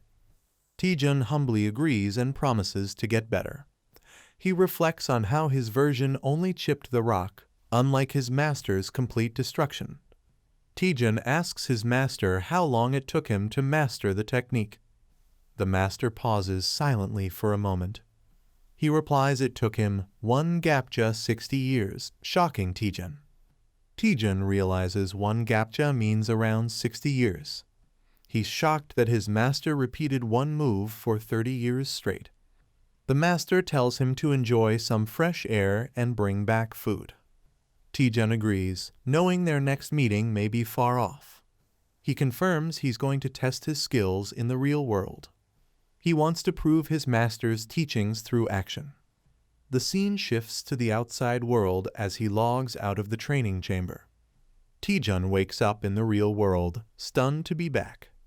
He's relieved to breathe freely again after being in the chamber. He jumps onto the bed, amazed at how soft it feels. Taejun jokes with his manager to lie down too because of the lighting contrast. He tosses away his fasting pills, ready to eat freely. Suddenly, he notices a lot of missed calls on his phone. All the missed calls are from Guild Master Go Youngman. Taejun picks up the phone and calmly introduces himself. The deputy guild master is shocked and says they thought he was dead. Taejun explains he was fully focused on training and asks what's going on. He's informed about an upcoming joint operation and the guild's concern. The deputy warns about enemy schemes and scolds Taejun for not preparing. Taejun smirks and replies that he's already prepared everything. Taejun tells the guild master to relax while he handles everything. With a crazed grin, he declares he'll wipe the floor with all of their enemies. A car arrives at an old, abandoned location near a ruined entrance. A man steps out of the car. The girl, shocked by the surroundings, asks Taejun what this horrible place is. Taejun says it feels like a place straight out of a nightmare. He explains it used to be a popular theme park, but was destroyed when a gate appeared 10 years ago. Since then, the place has been left in ruins. Taejun adds that this ruined theme park is the site for their joint expedition with St. Winters. The girl realizes this is the infamous T-274 gate. Taejun confirms that gate activity was recently detected here. At a glance, Taejun observes it's a fairly ordinary precursor-type gate. Unlike random gates, precursor-type gates show signs before opening. These signs allow researchers to gather data in advance. However, exact gate details remain unknown until activation. The Dungeon Observer System, created by the International HQ, helps detect these signs. It can even predict what kind of monsters might appear. The timer shows how long remains before the gate opens. Taejun looks ahead as something unusual catches his attention. The girl is shocked and confused by what she sees. Someone yells at the broadcast crew to set up cameras quickly. Taejun is annoyed to see the media already there and mutters about the broadcast crew being creepy. Taejun activates the ring of the Howling Hound as the girl urges him to leave quickly. The scene shifts to the Hwarang Guild's base camp area. Inside the camp, someone stares at a screen, overwhelmed by the situation. A shadowy figure calls out to the boss. The stressed-out boss is frustrated and muttering about losing his mind. Taejun appears and surprises the boss with a greeting, causing the ring to deactivate. The boss recognizes him with shock and stutters, "TT." The girl shouts Taejun's name dramatically and rushes toward him using a spinning hug attack. A monster suddenly charges in and gets slammed to the ground by Taejun. The boss complains that Taejun didn't react to his hug, saying he was just excited to see him. Taejun awkwardly replies that he's not really into hugging. The boss notices that Taejun seems different and stronger. Taejun admits he's been doing some secluded training. The boss asks about the expedition plan and if Taejun has any details on the T-274 gate. The boss explains the gate will activate in 17 hours and the target monsters are biodescent giants. He reveals the real goal of the expedition is to damage the H-Warring Guild's reputation. He warns Taejun that the whole thing is actually a trap. Taejun thinks for a moment and responds, "In that case." Taejun jokingly says he'll back out and join the support team because he's scared. A man reacts with confusion, saying, "Excuse me." At the St. Winter's mercenary base camp, someone asks if the plan is going smoothly. A subordinate confirms they'll enter the T2 gate with Lee Taejun as scheduled. The boss is pleased and says success is only a matter of time. But the subordinate mentions something strange. According to the H-Warring Guild, Taejun won't be joining the main raid team. Instead, Taejun is assigned to the support team, surprising the listeners. The boss questions whether Taejun is a coward or has another plan. He orders them to stick to the original plan, kill Taejun after entering the gate. Meanwhile, the scene shows the base camp just 15 minutes before the gate opens. People are shocked to hear that Taejun has left the main party to join the support team. Lee Taejun walks silently through the crowd, drawing attention. A reporter reflects on Taejun's unexpected move, saying he stepped down like it was nothing. The reporter thinks Taejun must have a reason and notes his confidence even in risky decisions. A director tells the crew to pack the camera because they're moving. A staff member asks where they're going, and another complains about not having the main character. They decide to follow Taejun's support team instead. The team heads toward the gate area as time ticks down. One of the support members admits they're nervous despite not being essential. Taejun smiles and notes that usually the support team wouldn't matter in a raid like this. The girl notes there are no civilians to evacuate and jokes the raid team is strong enough without them. Taejun tells everyone to do their best just in case something unexpected happens. The support team enthusiastically responds, promising to give it their all. Taejun admires their spirit and finds their total experience amusing. A chart shows their years of experience, with most having only 1 to 5 years. The girl wonders why someone like Hunter Yoon, and a rank, is doing support duty. Yoon explains he lacks summoning skills, so he was placed on support this time. He adds that he's worked hard to improve his dark element support abilities. Taejun tells him that his skills will actually be quite useful. Yoon is surprised and curious, asking what Taejun means. Suddenly, something shocks Yoon before Taejun can explain further. One of the team members says the gate is about to open, and Taejun agrees. Taejun tells everyone to stay calm and focus in case something unexpected happens. The countdown to gate activation begins from 5. The team is shocked as a secondary dimensional portal suddenly opens. Someone screams that it's a top-level emergency. Taejun immediately commands the support team to follow him and attack the Birazan giants. He charges forward with a crazed smile, shouting about collecting all the magic stones. People look up in shock, wondering what is happening. Someone realizes it's not a transfer-type deployment. Another explains it's a pre-deployment. They conclude the main gate has limited defenses. Ferocious Burosan hounds appear, attacking. Chaos erupts as the monsters charge forward. A giant Burosan creature roars loudly. Someone panics, saying they'll all be wiped out at this rate. A powerful monk of the ascending dragon fist strikes the giant. A man checks if everyone is all right. He warns them not to fight the giant directly and to focus on rear support. He tells them he'll be counting on them. Some doubt what they can do against the monsters from the backline. Others agree they might just get in the way. A girl tells them not to be afraid and to listen closely.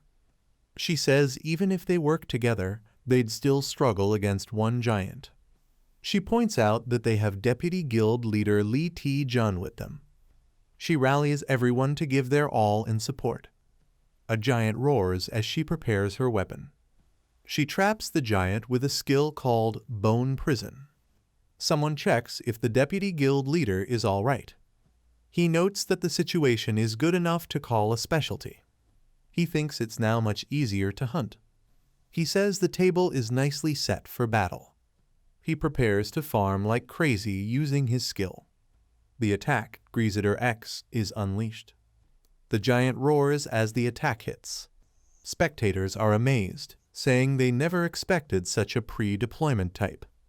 They praise his instincts, saying their stream will blow up. One notices something odd and asks why the strange look. Another explains the giant isn't part of a swarm but a lone unit. They realize it almost certainly appeared through a direct transfer. Hunter Lee Taejun acted as if he knew everything from the start. He even patrolled the site without any clear reason. Observers watch him in surprise, saying his name. They wonder how far ahead he can see. His battle map analyzes the closest gate and its details. The display shows a pre-deployment gate with time remaining and monster details. He notes they won't have to worry about such gates anymore. He adds that's not all and checks further information. They can now investigate other dungeons before entering. He launches a powerful attack with his skill. His strike lands on the giant, causing a heavy impact. He laughs, saying that was some satisfying action. He notes that the giants drop big mana stones too.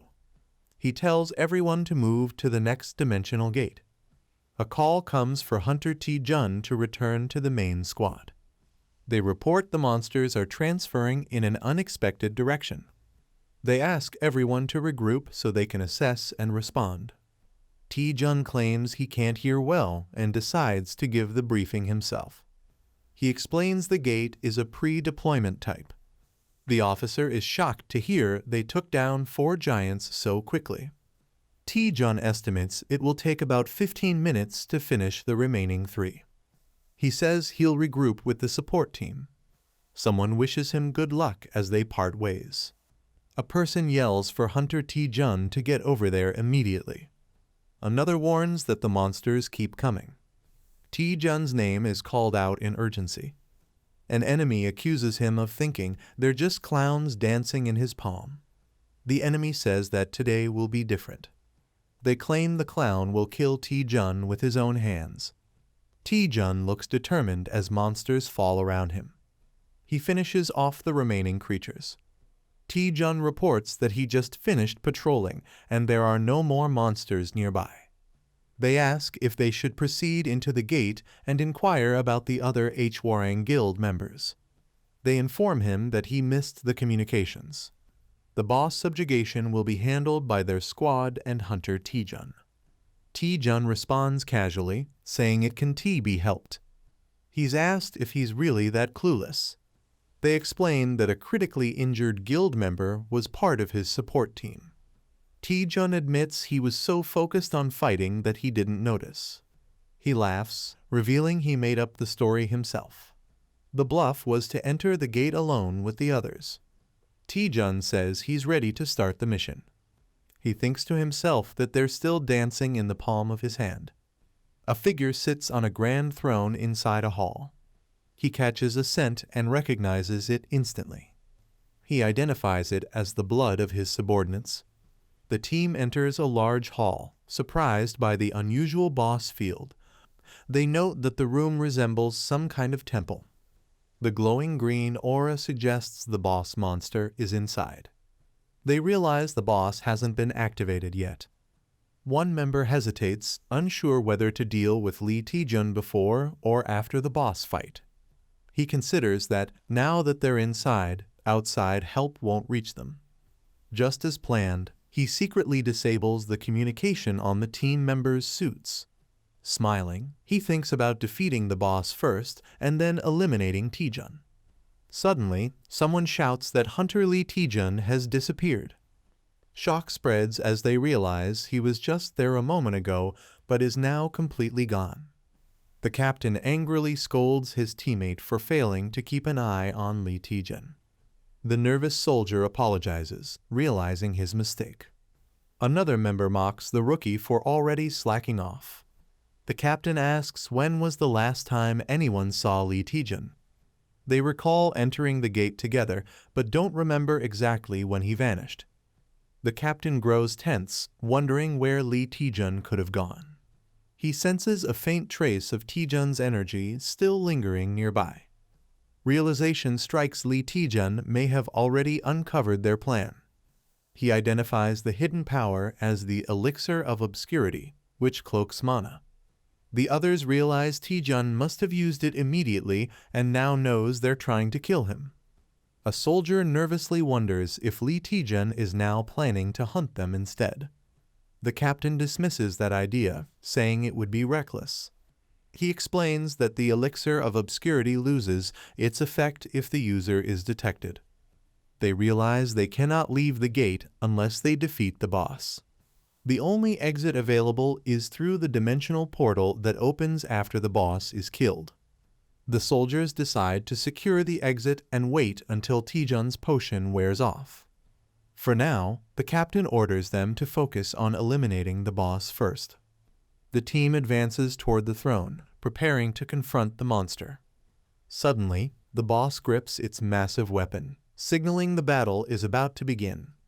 The giant boss suddenly swings its weapon, smashing a soldier brutally to the ground. The team is horrified by the overwhelming power of the monster.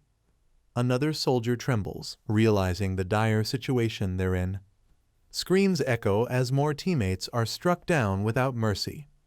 From above, they notice the giant isn't just strong, it's wielding a spear like a warrior. Shocked, one exclaims that the broken giant is actually using a weapon. Fueled by rage, a soldier powers up, determined to strike back. He launches forward, shouting that he'll kill the monster right now. But the giant effortlessly counters, gripping him tightly. The soldier struggles desperately, shouting for the beast to let him go. Meanwhile, the rest of the team watches in alarm, realizing how hopeless the fight has become. The giant slams its weapon down, crushing soldiers mercilessly. A terrified teammate stammers, calling out to the captain. They question if the creature is truly a broken giant. Another soldier screams for help as his body is torn apart. The horror spreads as blood and chaos fill the room. Shocked, someone wonders what kind of monster they are facing. Observing closely, the captain realizes its strength, speed, and intelligence far surpass normal. He concludes it is several times more advanced than the original giant. With determination, he prepares himself, knowing this is the only chance to use a secret technique. Clutching his weapon, he steels his resolve for a desperate counterattack. Blood splashes violently as the forbidden technique activates. The captain unleashes a dark, overwhelming power that engulfs his body. It's revealed to be a forbidden skill, banned even among advanced hunters. The destructive aura around him grows stronger and more unstable. He declares that this power will crush the enemy completely. With explosive speed, he leaps high into the air. His eyes burn with fury as he vows to kill the monstrous variant. Slashing downward, he pours all his strength into a devastating strike. The ground erupts under the force of his attack, blood and energy scattering everywhere. As he steadies himself, he declares that Lee Taejun will be next. But suddenly, his expression shifts to shock as something unexpected happens. The monster withstands the powerful attack, leaving everyone in disbelief. A soldier gasps, realizing there's no way it should have survived that technique. The massive creature steps forward, showing no signs of defeat. Its strength is compared to a mere B rank, yet it defies all logic. Raising its weapon, the giant prepares to strike back with deadly force. Bloodied and exhausted, the captain trembles, muttering in denial. The giant lunges is needed, ready to finish him off. Just as the blow is about to land, a new surge of blue energy intervenes. A mysterious voice taunts the monster, calling it baldy muscles and demanding it back off. The newcomer coldly declares that he has already claimed the captain as his target. He warns the giant to back off with a cold smile, as his words are magically translated into the monster's language. A man laughs as he says he already blew someone's head off. Another man warns his ally to finish quickly before more enemies arrive. A confused fighter demands to know how his opponent survived. The boy mocks him, saying if he had a head, he could think for himself. A large warrior calls him an interesting prey. The warrior recalls how all his subordinates died the moment they stepped out. Shocked, he realizes every one of them was wiped out.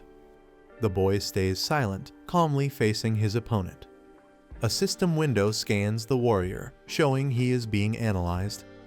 Outside, a strange dome-like structure stands tall in the snowy landscape. The boy attacks fiercely, sending the giant reeling backward. The giant roars in pain as flames burn across its body. The boy calmly observes, noting the giant is about to collapse. The dying giant struggles to speak broken words. The boy and his spirit companion are shocked by its attempt to communicate. The system translator activates to interpret the giant's final words. The giant says their king is waiting. It warns that all humans will die before their king. The boy realizes this is new information he has never heard before.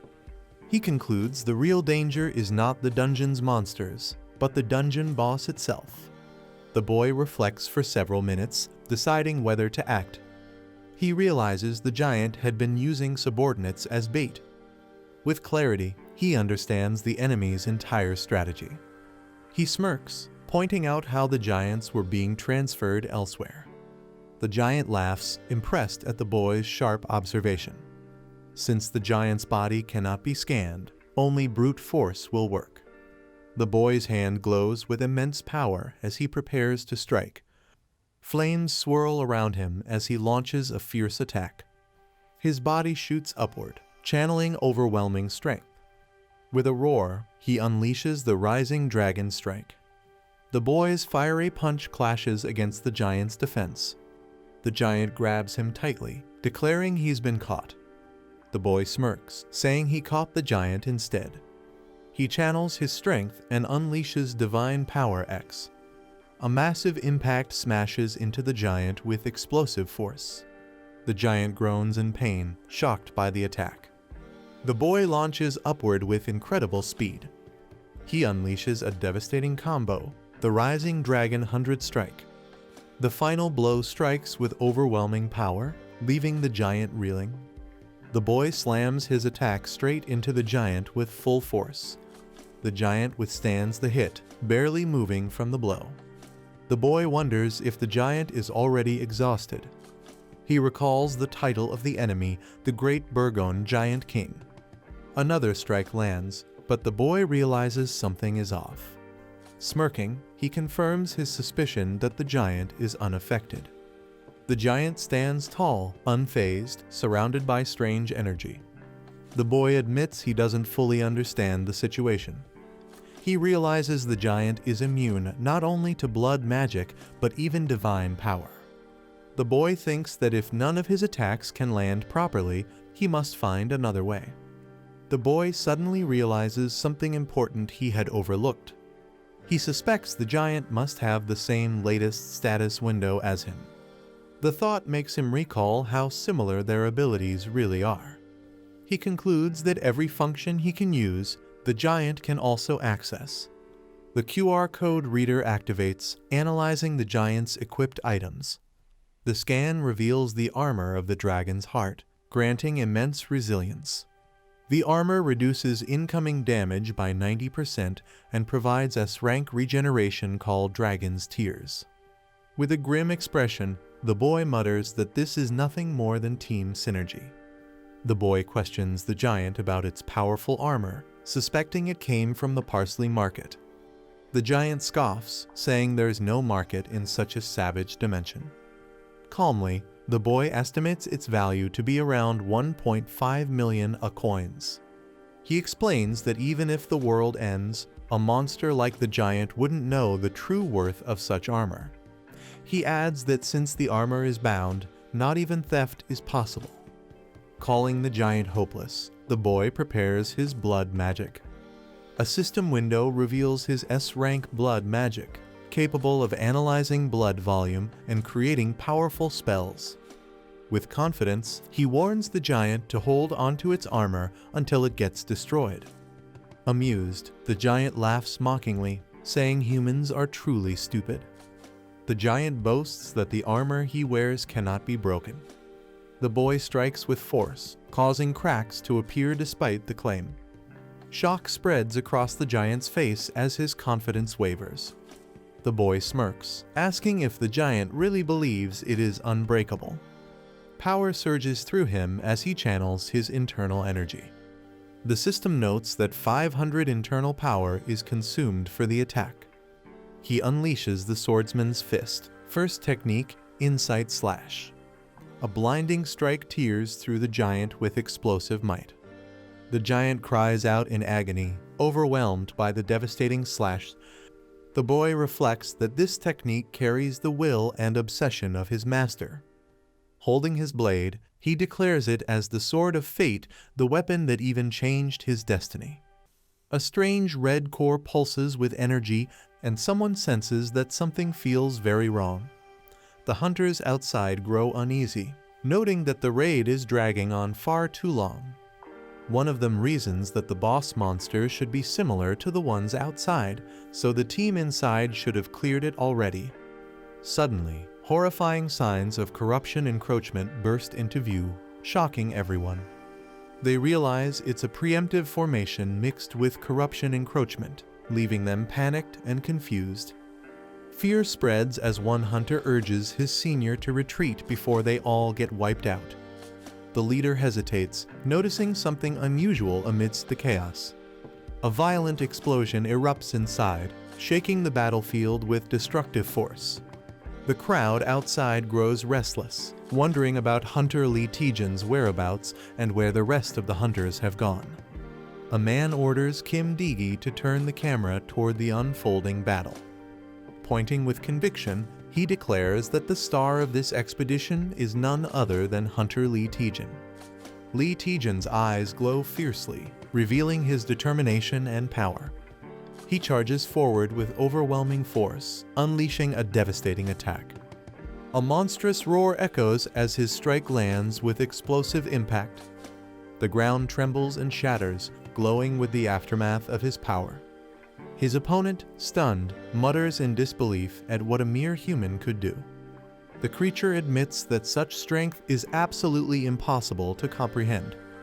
With a thunderous crash, the giant monster is violently thrown to the ground. The blonde spirit scolds him for nearly shouting about resurrection scrolls, while he nervously wonders if they killed the monster. The giant creature lies on the ground in a pool of blood, while his ally complains about him jinxing things. Its head drops heavily to the floor, confirming its death. He checks with relief, saying the monster is definitely dead.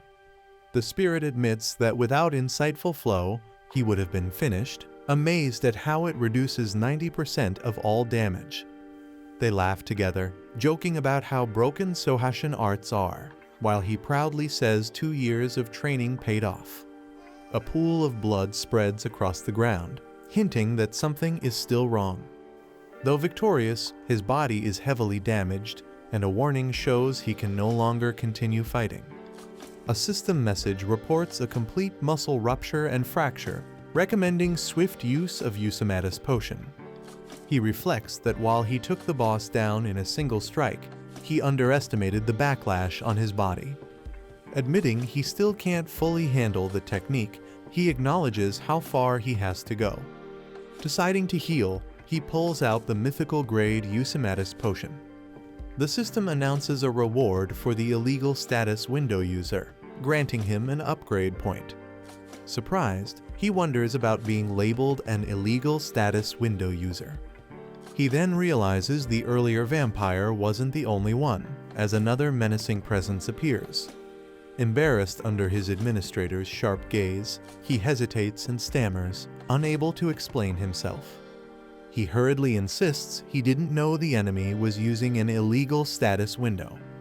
The administrator awkwardly excuses herself, disappearing as soon as things get complicated. He holds up the potion, pointing out how she always vanishes whenever things don't go her way.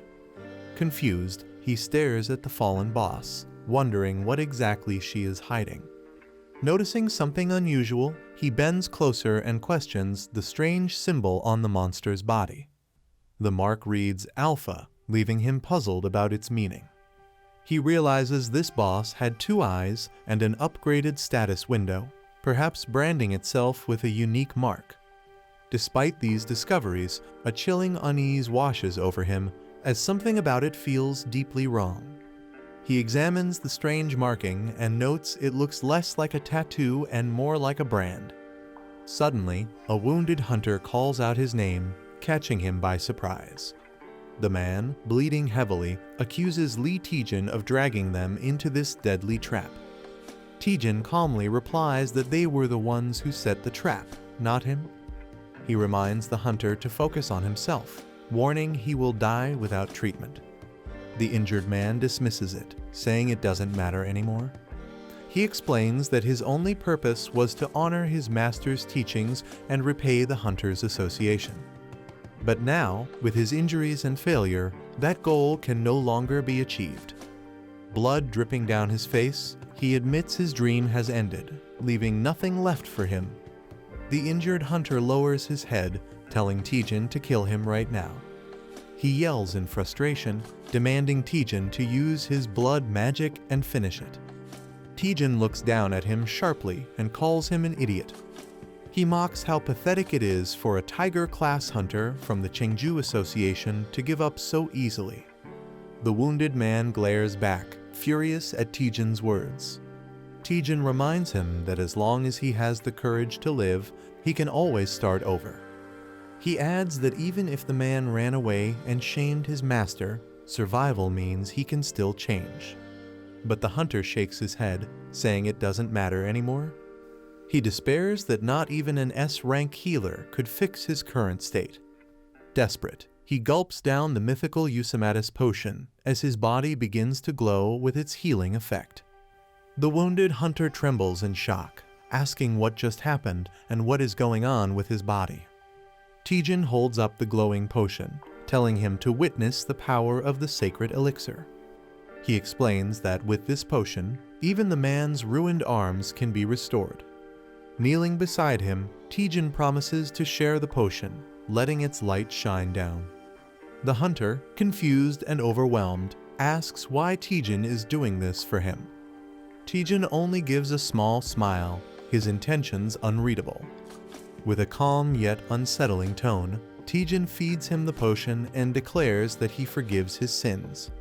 A strange green portal swirls in the sky, glowing ominously as people prepare outside. Reporters and onlookers panic as someone begins to step out of the gate. A cameraman shouts in shock, urging to capture the moment immediately. From within the portal, Hunter Jin Waijung emerges alive, covered in green energy. People are stunned, recalling he was supposed to be fatally injured inside the gate. Others wonder if he somehow used a healing skill to recover from his wounds. A guild member rushes to help, but Jin Waijung calmly insists he is fine. The guild asks him to attend a press conference right away to address the public. Jin Waijung refuses, saying he has something more important he must do first. Meanwhile, reporters gossip about another hunter, Lee Deokian, who was seen coming out earlier. Jin Waijung begins his speech by offering a heartfelt apology to everyone present. He explains that the expedition plan for Gate 72 was led by St. Winters. The team ignored warnings and carried out the raid recklessly, overconfident in their experience. Instead of defeating the boss, their mistake caused the gate's monsters to rampage further. He admits their arrogance and carelessness put countless lives in danger. Reporters question if all the blame truly lies with St. Winters. Jin Waijung reflects on being saved by Lee Taejun and acknowledges his past sins. He vows to expose the dark side of St. Winters and reveal all their wrongdoings. With determination, he declares that only through truth can salvation be found. The crowd is shocked and confused as Jin Waijung speaks of St. Winters' filthy underside.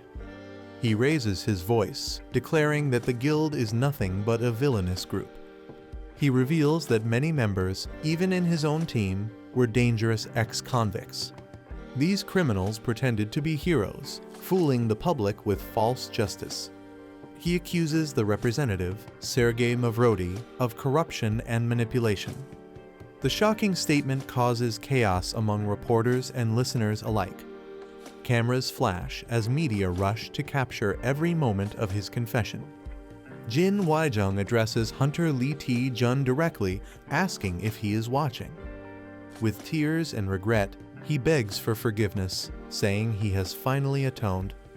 The news spreads quickly, flashing breaking news with Guild St. Winters under fire. News reports announce that Hunter Jin Waijung, once praised as the light of the Far East, has exposed corruption within St. Winters.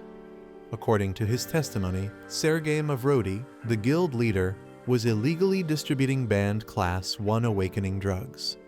The revelation shocks the public as the press uncovers even more hidden scandals. Sergei Mavrodi sits silently, enraged, as he recalls sparing Jin Waijung in the past. He explodes in anger, screaming that he once treasured Jin but was betrayed. Furious, Sergei realizes the assassination plan against Jin has failed. Meanwhile, Jin Waijung, now the only survivor, appears like a completely changed man.